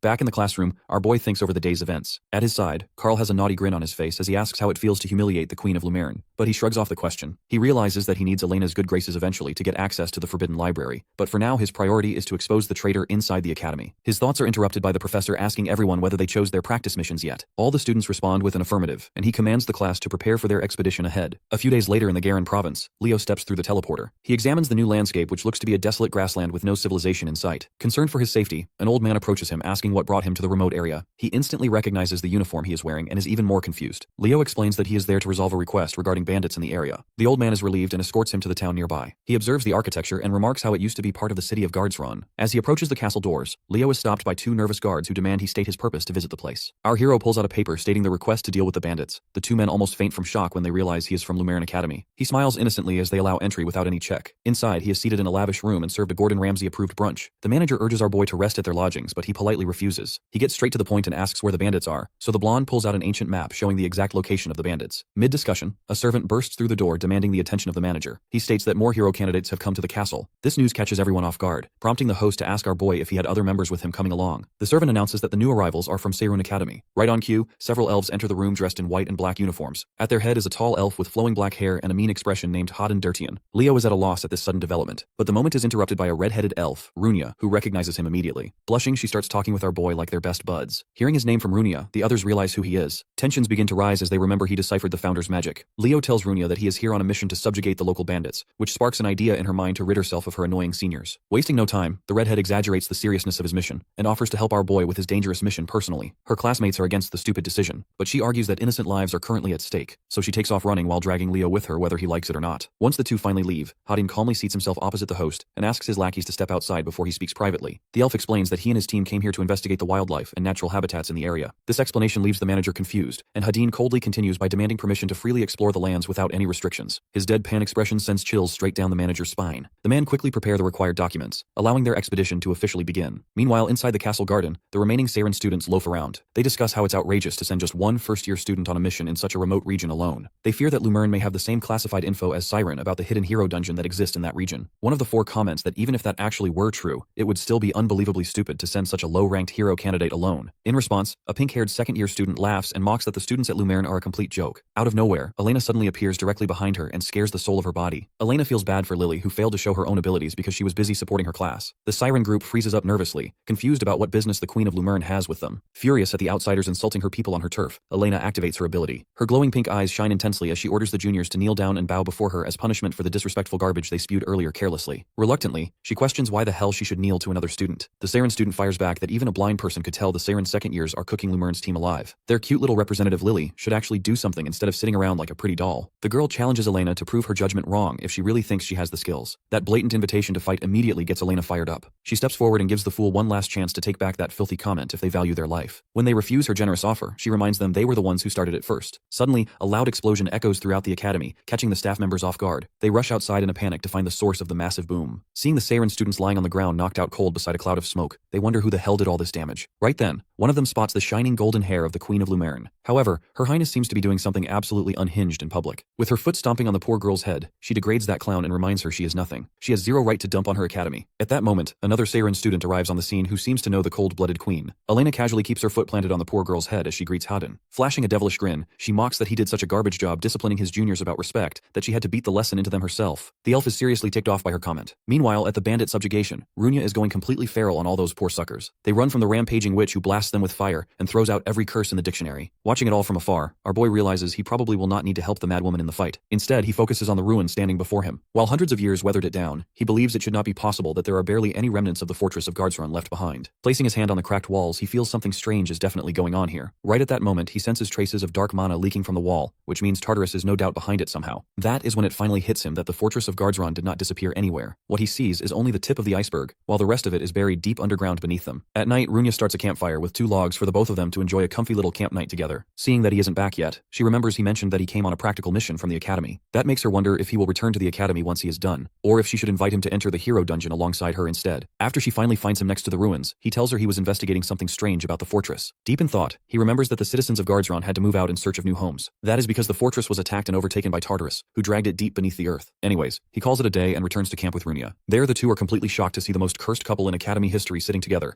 Hadin and Elena. Inviting them to sit down for what feels like an interrogation, the queen straight up asks if she accidentally blocked their little date night. Runia immediately turns into a blushing mess on hearing that, which does not help her case either. After that, Elena officially introduces herself as Leo's senior from Lumerne. Confused, our boy asks the princess what she is doing here considering her party was supposed to explore some dungeon. She was against wandering around this boring place. Elena smiles and says she ditched them because she finds quality time with him way more interesting than some dusty dungeon. That gives Runia all kinds of dangerous ideas, and she asks what happened to the seniors who were with Hayden earlier. While Elena breathes down his neck with that smug, haughty laugh of hers, he explains that a certain psycho sent them to the infirmary. Leo is quick to sense some drama definitely went down between these two. Moving on, Runia asks Hayden what this means for their dungeon exploration mission. Hadin explains that it changes nothing. The two of them are more than enough for the mission, but Queen Elena suddenly grabs his face shamelessly and questions if he might be talking about a certain hero dungeon instead. Hadin realizes the queen has spies everywhere, so it seems Lumerne already had insider information on the newly discovered hero dungeon. With the most punchable grin imaginable, Elena reveals his juniors leaked everything about the newly discovered hero dungeon. She grabs our boy up like her Gucci handbag and declares they will explore it together the next day. Girl completely ignores the fact he still has a subjugation mission to finish first. Elena is somehow 4 steps ahead already and says she wiped them out on the way, so they're cooking. A thick atmosphere of competition fills the camp. Runya stares at them and swears she will find the hero dungeon first no matter what. On a rainy morning the next day, our boy demonstrates some of his abilities to Elena, who looks genuinely impressed by his performance. She is surprised to see he completely outclasses most first years by a landslide. Feeling weirded out by her bubbly girl personality, he questions what happened to her usual stuck-up queen bee attitude from the academy. In return, she ambushes him with a sudden headpat attack. The queen finds it adorable that he used to see her that way before. She asks him to describe her personality now, to which Leo instantly replies dumb as bricks, and she bursts out laughing. On the other hand, Runya is surprised to see the two of them have spent quality time together. Staying focused, Hadin reminds her they need to stay extremely cautious. They will be forcibly dragged into the dungeon if they fail to detect the mana signal correctly. Later, Elena gets tired of waiting after finishing the exploration on her side first. She calls Hadin pretty slow for someone who talks like a know-it-all genius. But the elf fires back that he actually does his job thoroughly, unlike her. After that, the two teams head out together. Elena tells Leo that Hadin is a massive nerd who gets tilted way too easily whenever she flames him. Suddenly he senses a powerful mana reaction nearby. The squad is shocked when he suddenly says he might have found the dungeon while standing directly in the middle of a strange magic circle. He activates what he remembers was a teleportation gate from Guardsron itself. This is massive news, because if the gate is somehow still intact, that means Guardsron might not have collapsed underground after all. Staring in complete awe, Hadin questions how a first year managed to decipher what he senses is ancient magic. Leo claims he analyzed the magic formula earlier, which appeared to be a teleportation gate, and luckily his guess was correct. Since it opened successfully, he believes the other side should still be active too. Runya hesitates to step inside, but Elena says they cannot know where it leads without entering first themselves. She asks her favorite junior to come with her immediately. Leo, however, has serious doubts about whether Guardsron could still be erect that deep underground after all this time. That is when Elena suddenly touches the gate. She accidentally activates some ancient system that announces the hero world has officially been unlocked. It declares that the first record to play is the prologue of Varharun. A bright flash of light bursts out from the newly opened gate. The squad freaks out when they realize they are not being transported into some normal dungeon. It's a one-way train to a hero world instead. A glitchy interface pops up in front of Leo and Elena. Beneath the glitched out name, the chapter title appears as Prologue Varharun. The moment he reads that name, cold sweat starts pouring down our boy's face. He stares blankly into the endless light pouring from the portal before it swallows him whole. When he wakes up, Leo suddenly finds himself standing inside a fancy hallway beside a massive window, with warm sunlight shining through. Our hero quickly checks the user display for his mission objective. But as expected, the screen is blank because of the nature of this dungeon. Snapping back to reality, he decides the first thing he needs to do is regroup with the other three immediately. Not a second later, a short girl carrying a dangerously huge stack of books crashes straight into him. The poor elf girl instantly drops to her knees in panic while scrambling to pick up her books and apologizing over and over for the accident. When he looks down at the kneeling girl, he is flabbergasted. It is the founder Luna. The two stare at each other awkwardly for a brief second before Luna suddenly turns pale and screams an apology to Professor Archant. The fact she knows his name catches him by surprise. The panicking girl swears that she only skipped class because she was busy researching magic again. Only then does Leo realize this is a possession-type hero world. So he has possessed a professor, and everyone sees him as Professor Archant. He remembers that the man was a legendary historical figure who taught the founder Luna magic. He practically raised her like a daughter. While handing the books back, our professor asks the elf where she is heading in such a rush. Confused by his calm reaction, Luna nervously asks if he is not going to scold her. He replies that this is probably not the first time she ditched class, and definitely not the last either. With that, the two begin walking toward the library together. As he watches her happily bounce along beside him, our professor realizes her perspective on life is surprisingly simple. The easy-to-please girl is overflowing with joy just because she did not get flamed by him. If the modern elves ever saw their legendary founder acting like this, they would never believe she becomes the same historic figure they worship. Luna leads our boy toward a nearby table where he places the books down for her research. She clumsily drops herself onto the chair while thanking the professor, but the goofball gets cut off halfway through when the chair leg snaps under her non-existent weight and sends her crashing to the floor. Our boy can only smirk at Luna's disaster class level clumsiness before excusing himself. He tells her he would love to stay and chat longer, but he has more urgent business to handle first. Staying focused, he needs to find more information and regroup with the other three members to clear the dungeon. As he walks through the halls, the professor mentally reviews the basic mechanics behind hero dungeons. A normal dungeon forms when a hero record becomes unstable. It starts distorting reality around it enough to create an entrance. However, if the rampage continues too long, the record can merge with reality. What scares him most is the possibility that ancient monsters could also spill into their world, leading to casualties beyond imagination. His thoughts drift to Luna next. He isn't sure yet if this entire world truly revolves around the founder's story, and wonders how old she is in this chapter. What's disturbing him, he still has no clue what the objective of this hero world is supposed to be. Suddenly, the professor's thoughts get interrupted when a student loudly calls him, demanding to know why he is wandering around there in the first place. Confused, our boy turns toward the panicked young elf like he doesn't know who Archant is. The student hurriedly blurts out that he is late for class, and the students are throwing a riot over being ignored. Realizing he cannot afford to break character if he wants to clear the hero world, Leo decides to roll with it, and asks the nervous elf to guide him. The two rush to a massive open arena together. Along the way, he remembers that Varharun was the ancient elf city that existed before the Great Calamity. There, it served as an elite academy where the strongest young elves were trained into absolute monsters. Crossing the arena, Leo enters a massive dark room with several hundred elf nobility awaiting his arrival in tense silence. As soon as he steps in and apologizes for being a little late, the crowd erupts in anger, screaming that this was a completely unacceptable thing he did. One of the members goes on to say that they are all candidates for the elf throne. A bold student steps forward toward our professor, screaming just like the rest. The elf has short curly hair and a fierce sharp look in his eyes. The scrawny elf shouts that such a teacher cannot be trusted and must be replaced immediately. The crowd echoes whatever the lad says as if he is leading them like a commander. Leo asks who the person was, and he responds with clear surprise. He is told he is speaking to Herkian Besron. The name sparks a new new wave of anger in the MC as he remembers all the crimes this scumbag committed. He recalls Herkion betrayed his own people and allowed Tartarus to invade the ancient city. The elf was a disgrace to his race. He controls his anger and politely asks Herkion why being late demands replacement, knowing there is something deeper and darker behind the riot. Upon further pressing, the boy reveals that they all think the professor is incompetent because he is babying Luna. She is a disgrace everyone frowned upon in elf society. From behind, another elf responds to what Herkion just said. He goes on to insult the man, saying that he speaks absolute nonsense. This strikes a nerve in Herkion, and his eyes start glowing bright red as he asks if Zira just dared raise his voice at him. The two quickly get into a fight, grabbing each other's shirt collars aggressively. The curly-haired dude asks what relation Zira has to Luna to justify such anger. At the same time, Leo is quietly watching the drama unfold. He deduces that Herkion must be a senior from third year who was offended by Zira, who must be a junior student. The snobby elf roars that he wants to discipline the guy, but he can't do much due to school rules and needing permission to duel. Without a care, our professor suddenly declares that he gives full permission for the duel. This move leaves both elves in visible shock, and he further elaborates that since both parties want to fight, then who is he to refuse it? The elf states that this kind of behavior does not suit the professor, and with a sly smile he gets ready for action. Later outside, the students cheer Herkion to kick Hadin's teeth in and get the disgrace expelled already. Staring him down like a demon, the loser swears he will demonstrate what a real mage actually looks like. Casually fixing his glasses, our boy marks the official start of the duel. Herkion goes completely all out from the beginning. He bombards his opponent non-stop with magic attacks. Unable to understand how any of this is impressive, Hadin looks slightly disappointed instead. Leo knows that he is a third year at Siren Academy. At his level, there is basically no type of magic he does not already know compared to some bargain bin king like Herkion. Before the Age of Calamity, high elves like him were nearly wiped. The reason being they became spoiled by peace and comfort. With an arrogant smirk, Herkion is already making plans about how he should finish his opponent dramatically in front of everyone watching. However, that smug grin gets erased from his face when his student suddenly forms a powerful aura around his body. Watching his magic get blown away by a mere second year, Herkion is left stunned. Even Zira's classmates stare in disbelief at how the heck he is using such an advanced technique. Seeing that, Leo realizes Hadin openly used a technique the body he possessed never could have handled before. After all, lazy bum elves from back then never trained both sword and wand together like the current generation does now. Rather, magic was not considered important enough for an elf to physically train with. Even then, Herkion shouts that cheap aura training will never help against his advanced magic. He launches 2 more slimy magic missiles, and Hayden senses that the king's raw power output is impressive. That said, it is still pathetic compared to what he has handled before. He draws his sword and rushes straight forward to make the king regret ever crossing him in the first place. His aura shatters Herkion's barrier in one giant explosion. When the dust clears, the loser is sitting flat on the ground with a blade pointed directly at his neck. Furious, Hadin mocks him for having zero real skill, yet still daring to insult their founder Luna publicly. That causes an uproar because a disgrace to the elves like Luna could never possibly be their founder in their eyes. Hadin is pissed off by the sheer nerve of this man who keeps talking trash despite already getting cooked. Then he does what nobody expected, and kicks the elf king right in the mug. Warning Herkion that he brought this humiliation upon himself, the student climbs on top of him and starts beating the daylight out of him. Before he goes too far, Leo intervenes. He brings the guy back to his senses and tells him he has already gone far enough. Still not satisfied with the blasphemer's punishment, Hadin requests permission to pound him just a little bit more. There is honestly nothing he would enjoy more than that. However, he reminds him it would seriously mess up their progress in clearing the hero dungeon later. Hearing that, the elf instantly realizes that he is actually Leo. Our boy offers to share information, but first they need to move somewhere more private. As Professor Archant, he declares that the duel is officially over, and orders some students to drag Herkion straight to the infirmary. Meanwhile, he takes Hadin with him. The only problem is, he has absolutely no clue where his room is located. So the clever guy orders a nearby staff member to escort him, and the man leads him right to Professor Archant's study room. A nearby student overhears him saying he will personally punish Zira later himself. But this silver-haired baddie is not actually a real student, and she figures out they probably do not belong in this world either. Inside the professor's study room, Hadin throws a complete tantrum over the nerve that bastard had to insult their founder lady openly. But our boy explains that it is actually a natural thing to hear during the time period they are currently in. Hadin asks in confusion what exactly he means by that, so Leo gives him a reality check that their hero world is actually thousands of years in the past before the Age of Calamity. His senior finds that incredibly hard to believe since the hero records from that era were supposedly wiped out completely. The only exception would be if this is the world of a great hero, and the elf suddenly shoots up in shock after remembering the only hero from that exact period. He confirms that it is the world of the founder of star magic herself, Lady Luna. Still completely stunned, his senior demands to see some kind of proof that the world they entered truly belongs to Luna. So my guy drops the bomb that he saw her a few minutes ago, no cap. That news hits his senior like a lightning strike. Man instantly becomes desperate to know what the legendary elf shoddy actually looked like in person. In his mind, he pictures her like the petal of a blooming flower, or maybe an innocent beauty even the stars would kneel before. His thirsty senior grabs him and shakes him back and forth, dying from suspense to know. This is a once-in-a-lifetime chance to see his idol. But disappointment smacks him like a truck when he learns what she is really like. Leo comforts the poor guy by saying she is still pretty cute at least. Regardless, it is a fact that they are inside the Founder's world. Tartarus should not even exist here because the organization only came into being after the Age of Calamity. Returning to the mission, his senior figures their objective must be something huge, since they are not inside the world of some average hero. While he is still unsure, the elf senior suggests they avoid using modern magic since it does not even exist during this era. The moment Leo hears him mention magic, everything instantly clicks in his head. Back when Founder Luna was still a student, this was the very beginning of her research into star magic she later became famous for. He realizes his objective must be to assist her research into star magic while acting as Professor Archant. Right then, a knock on the door suddenly snaps him out of his thoughts. The staff from before informs him that the headmaster would like to meet with him personally. Bro genuinely asks what he did to make the headmaster angry at him. The man explains it is because of the huge fiasco he caused earlier. Even the higher authorities of Varharun are getting involved. They have strict orders for student Zira to be placed under arrest immediately. Realizing it is best to play along for now, Hadin agrees to go to jail without causing more chaos. Our professor also figures out he's going to have to deal with this smartly. After that, he accompanies the man toward the headmaster's tower. Inside, he walks alone through the eerily silent tower, with not a single soul anywhere around him. Suddenly, he sees something he never imagined could actually exist standing before his eyes. The staff of Polium rests on a pedestal right within his reach. It is explained that the staff was one of the greatest treasures of the elves before the Age of Calamity. It is a sentient weapon that chose its own master. The staff only acknowledged founder Luna as worthy, and it shattered alongside her at the time of her death. Unable to hold himself back anymore, Leo slowly reaches out to touch the mythical rarity item. That is when he suddenly hears a voice from above calling him interesting. His eyes widen in complete shock as he looks up and sees the mysterious person. However, it is not too surprising though. There is a demigod on Earth as the headmaster in the times before the Age of Calamity. The demigods are supreme beings who the common laws of nature don't apply to. Before the Great Calamity, these beings freely roam in the mortal world. After seeing Fibua, our professor politely greets him, but Fibua tells him that there is no need to be formal. Then he explains that the deities who come to the mortal world can't use their powers, so the only thing which they can provide the mortals is knowledge. After that, he asks our boy if he is receiving blessings from the deities, but our boy counter-questions him to reveal how much he actually knows. The deity is surprised to see that this guy knows how to deal with a deity on equal terms. Impressed, the headmaster understands Leo is not an ordinary guy and is the current user of the record system. He introduces himself as Fibua, the current headmaster of Varharun, and Leo also introduces himself back. The headmaster, being curious, asks our boy how a low-life person like him can become the master of the record system. He asks him if he is talking about the power which can remake the past. The deity is astonished to see that our boy doesn't even have a full understanding of his own powers. He explains that the deity who gave him this power was seriously irresponsible. So the headmaster asks him how much he knows about his powers. Our professor explains to him that first this power records the accomplishments of the people which are recognized by the deities. Then it recreates the past and rewards are granted to him if he clears them. Fibua explains that something like this is not possible. When that happens, it means that the system is really powerful and isn't created by a single entity. Curious, he asks Leo how he got his hands on this power, to which he replies that he saved the world. He was the one who defeated Erebus. Hearing that name, the deity cannot believe that a mortal can beat such a beast. Our boy asks him why the supreme beings didn't kill Erebus in the first place. The headmaster explains to him that the beast has powers rivaling the deities, and the mortals cannot even put a scratch on it. But since it's the darkness of this world, it can't be separated from it. The deities cannot defeat it, but they have supported mortals, and with their help, they were able to push it into the darkness to maintain the balance between the light and the dark. But when the light shines brighter, the darkness also gets stronger. So Erebus is restoring his power, and with time it will get so strong that no deity or mortal will be able to defeat it. Finally, that is the mark of the Age of Calamity. But Leo did something which even the demigods weren't able to do. Then our boy asks if it was really that important, because the only thing that happened to him was that he lost his memory. The headmaster thinks that it's really sad, but he replies that he's gotten used to it. After all, he has something much more important to do. Fibua asks next what he wants to do, to which he declares his real goal is to completely annihilate Erebus. The deity understands he must have gone through hell and back when he was trying to defeat Erebus the first time. Yet now he is reborn, which was not expected by the deities. So he always has the option of leaving the rest to the future generations and living a peaceful life. Fibua questions if he really wants to go through all that pain for the second time. Leo tells him he has already made his decision and is going through with it. The headmaster says the deities gifted him this world for a reason. Our hero remarks that this world belongs to Luna. Fibua argues that the deities gave the hero record to him, meaning in other words the record belongs to him too. That is the main reason why he is the only one to receive the rewards in this world. Fibua reveals the staff is an accumulation of his knowledge, so he should take it since it will definitely help him. Our hero asks him if it is really okay for him to have an elven treasure. The deity simply answers that the Polium has chosen him as its master. With that, he tells him to go and advises him to be careful. While he can't explain it, something bad is going to happen to this world, and he prays that his path is full of blessings. Meanwhile, somewhere else, some Tartarus demons are possessing bodies. Wiener says the commander told them that the elves of this era were already corrupted. It's no wonder this rotten city makes her feel comfortable. The corruption makes her feel more at home than disturbed for their mission ahead. Sid says they should not lower defenses because elves from this era defeated many commanders and also played a major role in taking down the great being. Then, Sid and Sarman ask Venner why she suddenly called them out here for an emergency meeting. She tells them that an outsider has entered the dungeon. Sid shrugs it off as it is probably some weakling from the academy. Sarman asks her if she has any information about them, and she says that one of them is a student named Zira who is currently in the underground prison. If he finds a chance, it's his job to eliminate him. Sarman, however, theorizes there must be more than just one. Confident in herself, Viner sees that as a big win if there are more since that means more fun for her. She wants to see the look on their faces when they see that page of their great hero burn and disappear. While they had some setbacks in the mission to conquer this world, they are going to overcome that. It is also that they can fulfill the wish of their lord Erebus. Sodom. In the past, the hero world came into existence when a small part of Erebus was revived. After subduing it, the hero record was divided into 5 parts, and that is how the 5 hero academies were formed. The main reason behind dividing the hero record was to acquire Kyle's page. But in the end, the main question remains, how could Tartarus influence a hero record made by the deity? Our boy decides that he will go and have a look at the forbidden archives. But before doing that, he has to get Hadin out of the prison and find Runia and Elena. Suddenly, Luna appears in front of him and says that today is Elf King Ergen's birthday, so there is a party in the World Tree Plaza. She says that he did not receive an invitation, and asks her favorite professor if she can go with him. But in reality, our boy also did not get an invite either. After hearing this, he notes that Luna was not from a noble family, but she got into the academy because she has got great skill and talent. She told everyone that due to her overwhelming talent, the Elf King also supported her. So he asks her that if she is supported by the Elf King, then why did she not get an invite at all? To his shock, the poor girl tells him that the Elf King has stopped supporting her almost a month ago. The only thought which comes to his mind after this is that history has been changed. He thinks that they only got here a few hours ago, so there is no way history can be changed like this so fast. That's when he remembers that Fibua told him that the darkness has already fallen upon this world. The thought crosses his mind mind that Tartarus might have entered the hero world as well.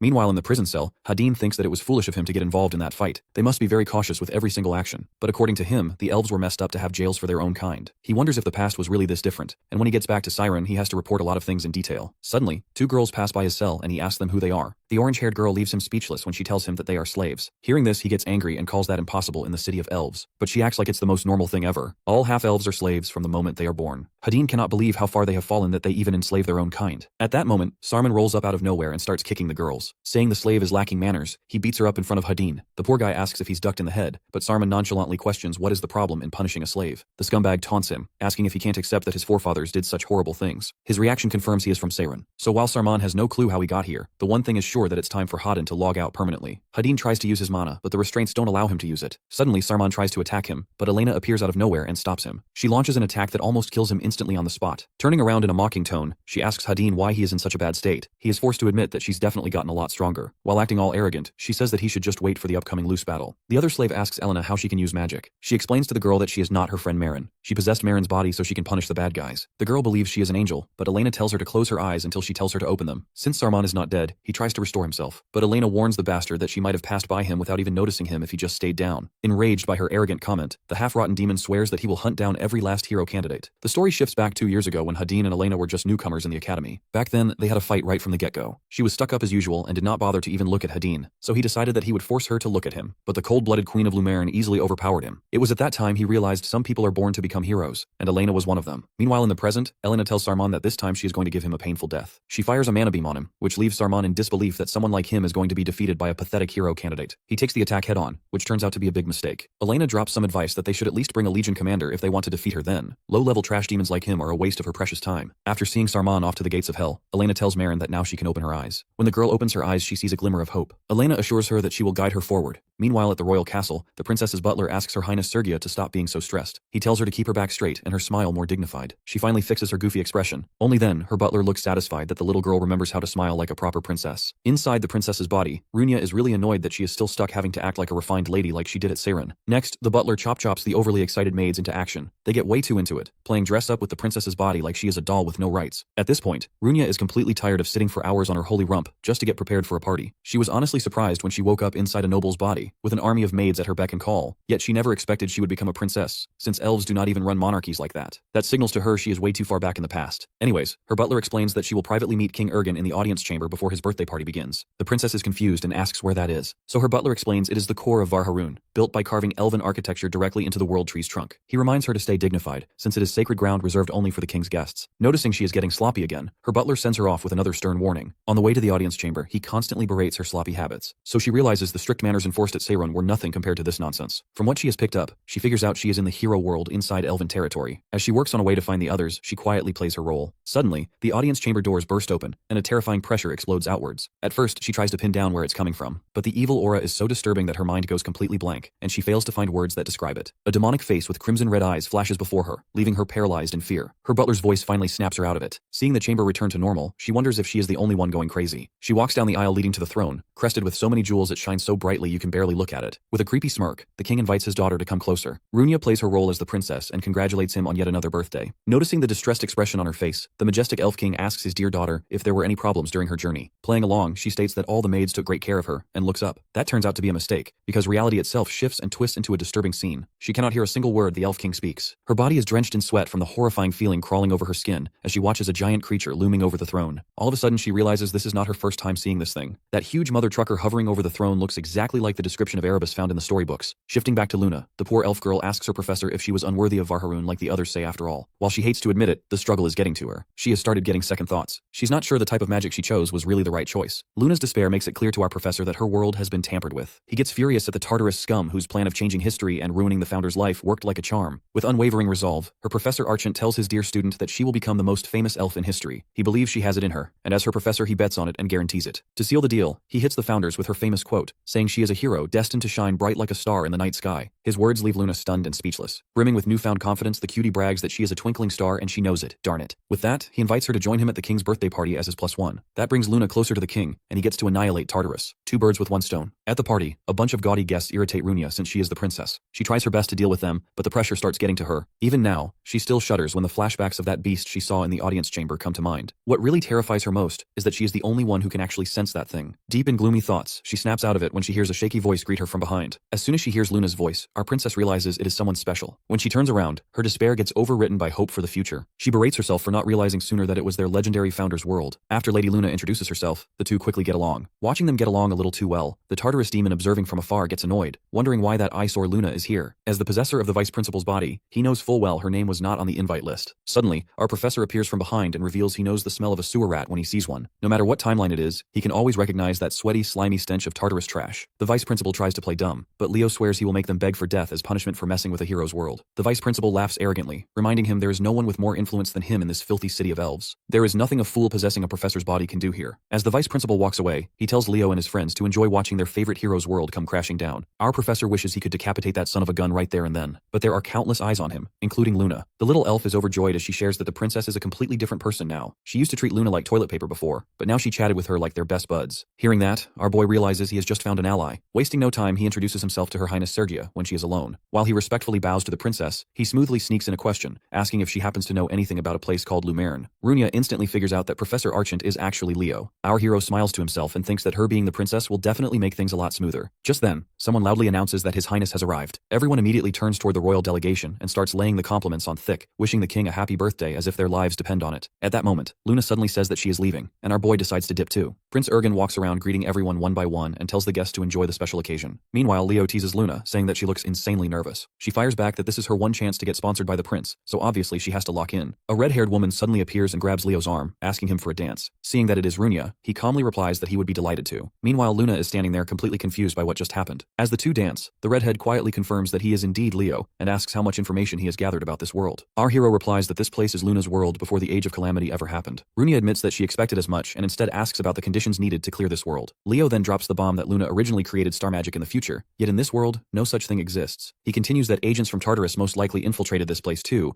and there is a good chance some of them are even attending this party. The redhead gets surprised and asks if he means the Tartarus from the past. However, our boy denies it and explains that the demons broke into this world from the outside as well. Recalling what she witnessed in the audience chamber earlier, Runia agrees that it is completely possible. She then tells him not to freak out before casually dropping another nuclear bomb that Erebus somehow managed to reach this world too. Meanwhile, back at the dungeon, Elena snaps her fingers and unleashes a giant lightning spell. She complains that this fight is getting boring since they are only chipping away at each other. The third-year representative then orders Hadin to clean up the trash already. Without wasting time, he launches a massive sword slash that tears through the demons with ease. Elena gets even more annoyed and asks why they cannot just go all out already. Hadin reminds her that people live nearby, but the blonde instantly claps back that the place looks like a dump anyway. Just then, a voice suddenly calls out, saying that Elena is a giant pile of horse manure and a hypocrite pretending to be a hero. The blonde girl's mood instantly improves as she fires back that a cockroach somehow crawled out of the sewers. The demon girl from before mocks Elena and tells her to keep talking while she still can, since everyone here is about to die anyway. Elena immediately claps back, saying that no matter how disgusting cockroaches are, bugs can never kill humans. Viner declares that only human blood will be spilled because their lord is finally about to wake soon. That catches Elena's attention as she guesses that the lord they keep talking about must be Erebus. The demon instantly gets offended and tells her not to stain their lord's holy name with her filthy mouth. Elena starts rage baiting her even harder, bragging that she brushes her teeth at least 3 times a day, and not everyone smells like expired roadkill. The blonde then asks if the disgusting smell is coming from the demon herself or from the corpses nearby, before wondering if maybe they are the same. That finally makes Viner snap completely as she screams that she will tear every human here to pieces. Giant tentacles suddenly form in the sky and rush toward Elena at full speed. Hadin instantly creates a defensive shield and asks the slave girl if she is alright. The girl takes a moment to recover, but then her eyes suddenly widen in horror. She screams Elena's name while staring at the giant pile of rubble and bones. Viner starts mocking the blonde, saying she was all talk and zero substance. The demon proudly introduces herself as Bone-Eating Viner and brags that she has been running fades with hero candidates for over 100 years while building a terrifying kill streak. The poor slave girl looks seconds away from going into cardiac arrest, but Hadin calmly reassures her that everything is fine. Viner keeps teasing the little girl for worrying about Elena while she herself is standing right there. The elf immediately claps back that the demon should be the one worrying instead. On the inside, he tells himself that if Elena really went down that easily, then she was never worth surpassing in the first place. Suddenly, the giant pile of rubble starts glowing bright pink before a massive explosion rocks the entire area. Viner notices the pink aura and desperately tries to remember where she saw it before. But just as realization finally hits her that this is the famous Elena Giron, her body suddenly loses connection with her head, like somebody unplugged the Wi-Fi Wi-Fi router. The blonde casually announces winner winner chicken dinner, while the slave girl watches Viner's head roll across the ground. However, the demon suddenly starts laughing like an absolute maniac, and rambles that she can hear the voice inside her head. A moment later, Viner regenerates like nothing even happened. The two seniors exchange serious looks and conclude that she is definitely referring to Erebus. Staring at the giant snake-like monster, Hadine quietly states that there is clearly more to this place than simply clearing the hero's objective. The scene then shifts back to our boy, who asks Runia if she is absolutely sure about Erebus returning. The redhead confirms that even though she has never personally seen him before, she instantly recognized his terrifying presence. Just then, her eyes widen in shock as she tells Leo to look at himself. Our boy looks down and realizes that he has returned to his original body. Runia then notices that her own hair is slowly changing back to red as well, leaving the two completely confused about what is happening. Suddenly, dark demonic energy floods the sky, and Leo instantly recognizes it as the flames of Erebus. The elves attending the party immediately start panicking and shouting, demanding to know where these intruders came from and what they did to the princess. Our boy clicks his tongue and realizes that the situation is rapidly spiraling out of control. Runia asks what they are even supposed to do now, while the long-haired elf from earlier starts accusing them of infiltrating the celebration. Leo finally pieces everything together and realizes that this world itself is collapsing alongside Luna's memories. Just as he wonders how he should handle this mess, Luna suddenly steps forward and demands to know who he really is and what he did to Professor Archant. At that point, our hero figures that clearing the dungeon is not in their best interest for now. Staring at the glowing sign on his hand, he thinks that there is only one thing left to do now: defeat Erebus. A sudden bright flash of light fills the area. Leo holds the folium in his hands and tells Luna that they need to save the world, and he needs her help for that. Confused, she accepts the staff from him, but then realizes that she is holding the mighty folium in her hands. Luna wonders why it is reacting to her. In her mind, she feels that the human standing in front of her is strange, someone who should technically be her enemy. However, for some reason, it also feels like she has known him for countless lifetimes. While she is still trying to process those feelings, our hero asks for her help yet again. After a few moments of silence, she finally agrees while tightly holding the staff. The bystanders immediately start arguing about what the reject is doing with their holy relic. Meanwhile, the demon starts sweating bullets since he never expected the elf girl to side with our hero. However, he quickly calms himself down because in the end, since Erebus is still going to destroy this world regardless. Runia, on the other hand, wisely decides to stay silent and not interrupt the moment between the two. But the second she processes that they are planning to fight Erebus, her brain nearly short-circuits as she wonders if the two have completely lost their minds. Leo reassures her not to panic because the Erebus of this world is basically a cheap Temu version. That catches Runia by surprise, but our boy explains that the original Erebus had max aura and people would probably faint just from standing near him. Meanwhile, the Erebus of this world has not fully revived yet, and is at best just a tiny fragment of the real thing. If that is true, then maybe they actually stand a chance at winning this fight. Runia suddenly realizes that they have not even introduced themselves yet. Just as Leo is about to speak, she immediately cuts him off and starts fangirling at full speed about how honored she is to meet the progenitor herself. Luna gets confused and wonders if she is really that important. Runia instantly replies that she absolutely is. That praise immediately gets to Luna's head as she starts acting all smug while the redhead keeps on crushing on her hard like she just met her favorite idol. The entire scene reminds Leo of another crazy fangirl he knew before. The progenitor then asks the two what exactly she is supposed to do, and mentions the darkness infecting the world tree. Leo confirms that there is a monster hiding inside it, and they absolutely need to take it down. Luna confidently replies that slaying a monster would definitely make for a great first achievement. Our hero tells everyone to get ready before opening the massive door. The moment they step inside, both girls instantly freeze in shock as a giant horde of monsters rushes toward them. Leo summons his sword and calmly states that Erebus definitely turned this place into a full monster den. Runia also gets fired up, determined to show how much effort she put into improving her own skills. Luna refuses to fall behind either and says that she will do whatever she can while preparing her magic. Hearing that confident reply, the redhead starts fangirling so hard in the background that she almost forgets there is a battle happening. Leo then concentrates mana into his hand and tells himself that there is something else he needs to do first. He fires the energy into the sky like a giant flare and figures that Elena and Hadine should be able to spot the signal. After that, he tells the two girls that it is time to move out. Luna asks if he is taking the lead before declaring that she will support him with buff magic. The elf girl immediately activates her magic, which catches Leo completely by surprise, since he never expected to experience fighting alongside her again. The monsters grow impatient and charge at the squad. Leo instantly jumps into action and starts slicing through them at ridiculous speed. Our boy basically starts playing Fruit Ninja with them. Luna becomes completely mesmerized by the scene while Runia stands there flabbergasted that our hero somehow became even stronger than before. That only motivates her more as she decides to flex her own perfected magic too. Flames erupt around her body as she activates her Crimson Frisbee skill. Massive fire pillars rise into the sky before she launches them straight into the monster horde, instantly turning the battlefield into a giant barbecue party. Seeing how skilled those two are, Luna declares that she refuses to get left behind. Runia's imagination starts running wild as she wonders what kind of legendary magic the progenitor is about to unleash. However, her excitement instantly turns into confusion when Luna only summons a tiny basic fireball. The monsters continue closing in, but the elf girl simply smirks before activating a multiplication spell that creates a near endless amount of fireballs across the sky. Leo sighs while recalling that it has been ages since he witnessed such a simple Unga Bunga brute force spell strategy. Luna confidently tells him to move aside before snapping her fingers and launching the massive swarm of fireballs forward at insane speed. The entire battlefield instantly lights up as burning monsters start running around like living torches. Meanwhile, Runia watches in complete awe as she finally understands why Luna is called the progenitor in the first place. After the entire monster horde gets wiped out, the white hair elf simply stands there proudly with her chest puffed out, as if waiting for something. Runia wonders what exactly she wants. Just then, Leo steps forward and pats Luna on the head, telling her she did a great job. At first, Luna happily accepts the praise, but a second later she realizes what just happened, and immediately scolds him for treating her like a child. The redhead looks completely confused since the two honestly act more like old childhood friends than strangers. Meanwhile, Luna aggressively starts rubbing our hero's head in revenge, while declaring that he is the real child in this party. Meanwhile, Viner Viner summons a gross pile of skeletons and tries to escape by rising high into the sky. Elena calls her a disgusting piece of trash and fires a pink magic beam straight through the mass. Hadin warns her that the demon will not go down that easily, to which she agrees. However, the demon girl starts throwing out every unholy insult imaginable and promises that she will eat them alive before launching a giant magic orb at them. Elena immediately gets alert as she realizes the demon has somehow gotten way faster and wonders if Erebus waking up caused this boost. Hadin suddenly shouts her name as a massive ball of dark energy forms right in front of her face. She barely manages to summon her shield in time before the attack crashes into her. On the inside, Elena wonders how the hell the demon suddenly became this strong, like she just ate a Mario mushroom power-up. Viner mocks her for thinking she only got faster and keeps yapping non-stop while Elena admits the attack actually hurt a little. With just a flick of her finger, the blonde instantly tears through the attack like paper. Meanwhile, Hadin points out that the world around them is slowly falling apart. Elena corrects him, saying that it is not collapsing but fading away entirely. Even the slave girl starts glitching out of existence. On the inside, Elena realizes this is not happening because someone cleared the world, but because the world itself is dying. Just then, the star magic flare our hero launched lights up the sky, and Elena immediately recognizes it as Leo's signal. At that moment, Hadin cuts her off and places a hand on her shoulder, telling her to go while he handles things here. She asks if he will really be fine alone since the demon got way stronger. At the same time, Viner starts screaming at her own subordinates for failing to kill the two hero candidates. Hadin calmly tells Elena that he can handle the demon himself. The blonde finally agrees and flies off after wishing him luck. When she sees the flash of pink in the sky, Viner loses her mind. She declares that she will not let Elena escape and charges another attack. But before she can finish, her vision suddenly tilts sideways as her body splits clean in half like a Kit Kat bar. Hadin gives her the most disrespectful side-eye imaginable and asks where exactly she thinks she is going. He calmly informs her that he is her opponent for now. Meanwhile, back at the castle, our hero slices through another monster and asks where the audience chamber is located. Luna jumps ahead while blasting monsters apart with endless fireballs and yells that it is this way. After that, the group rushes through the hallway while Runia starts wheezing halfway through like an asthma patient and wonders when Leo became Usain Bolt. Luna is also confused because they only met less than a day ago, yet somehow it feels like they have been battle companions for years. A few moments later, they finally arrive before a pair of golden doors and Luna announces that the room is straight ahead. Our hero tells her to prepare her spell, but he is suddenly cut off as a figure appears before them and orders everyone to stop. It turns out to be the demon from earlier. Sid immediately starts powering up as dark tentacles of dark energy surround him. He begins monologuing about filthy inferior beings not being allowed to enter, but Leo does not let him finish that sentence. Our boy instantly vanishes from sight and slashes the demon's head clean off mid-speech before asking why demons always talk so much. The body crashes onto the floor but the head still refuses to die. Sid realizes the human brat is way more battle-hardened than expected and guesses the others must have already been defeated. Putting his head back on like Lego pieces, the demon declares that he will now use his full power. Screaming like a complete maniac, he thanks Erebus for granting him strength and launches dark energy blades at the group. However, Leo claps back immediately and declares that trash will always stink no matter how strong it gets. He promises to burn the demon into ash. Sid still acts fearless and claims all resistance is meaningless, but a giant explosion immediately cuts him off. As the smoke clears, Leo stands there completely unharmed. Sid gets utterly shocked and wonders how a human obtained the flames of a phoenix. Our hero then reveals that he formed a contract with one. Meanwhile, Runia gets stunned too, and realizes Leo's mana is now insanely similar to her family's secret magic. Before the demon can recover, our boy closes the distance instantly and swings his sword, ending Sid right there on the spot. After taking out the trash, the group finally reaches the throne room. The moment they enter, Runia suddenly feels terrified for some reason, while Luna asks where the strange noises are coming from. Leo keeps staring dead ahead and calmly thinks they finally meet face to face again. Runia then notices something alarming and points out that Leo's hands are badly burned. He brushes it off and says he expected this after copying her technique. Using healing magic on his hands, he restores the damage while Luna stands there, completely flabbergasted that such overwhelming power was only a weak imitation. Luna walks ahead confidently and asks if this ugly thing is the monster they were talking about. While they wonder what to do, she declares that the answer is simple, before summoning countless glowing white magic circles around her. Runia tells her to wait because charging in recklessly might backfire horribly. However, Luna ignores every single word and snaps her fingers H. A gigantic explosion engulfs the throne room, leaving Runia completely stunned. The progenitor confidently declares that this was nothing at all but instantly freezes when she realizes Erebus took absolutely zero damage. She immediately rolls up her sleeves and prepares to throw hands personally, only for Runia to latch onto her and beg her to stop. On the inside, the redhead feels completely devastated because her legendary idol is not acting like a graceful ancient hero at all, but like an aggressive teenage gremlin. Meanwhile, Luna declares that she is going to smash that piece of trash herself, while Leo silently watches the entire disaster unfold. Our hero recalls that whenever Luna gets like this, nobody can stop her until she completely burns herself out. Thankfully, he already developed a secret anti-gremlin technique specifically for moments like this. Without hesitation, Leo delivers a clean hand chop right onto Luna's head, which nearly gives Runia a heart attack on the spot. The redhead instantly rushes toward the progenitor and demands to know how our hero could do such a thing. However, Leo answers that she was about to turn into a complete hooligan. That immediately snaps Luna out of it as she grabs him by the collar and demands to know who exactly he is calling a hooligan. Grabbing her hand, our boy bluntly explains that she cannot expect to defeat Erebus by charging in like a barbarian with zero planning. While telling her to take a chill pill, he secretly wonders why Luna's magic failed earlier. Even if she has not developed star magic yet, her raw power alone should still have damaged Erebus, considering this thing is only a fragment. Just then, a furious voice interrupts them and calls the group arrogant filth. The progenitor gets surprised since she did not expect the demon to still be alive. Sid starts screaming like a lunatic, asking how they dared insult his lord. He desperately begs Erebus for forgiveness, but suddenly gets flattened into a pancake as Elena crashes into the room with perfect timing. The blonde announces that she rushed over because she was worried but calms down after seeing everyone still alive. She then walks toward Luna and immediately recognizes her as the progenitor. Meanwhile, the white-haired elf has absolutely no clue what that title even means, but still thinks it sounds insanely cool. The two girls quickly introduce themselves before Elena notices notices that her little crush got injured and starts huffing that she should have arrived sooner. At the same time, the two elves standing nearby become even more confused than before. Getting serious again, Elena points at the giant abomination in front of them and asks what the hell that thing even is. Suddenly, everything clicks in her head about what the other demons were rambling about earlier. Leo confirms her fears and reveals that the creature is indeed Erebus, or rather a sleeping fragment of him. That answer alone is enough for Elena, as she immediately powers up her spell and declares that they should destroy it before Erebus fully awakens. As stubborn as a cockroach, Sid still refuses to die and starts yelling at them to stop.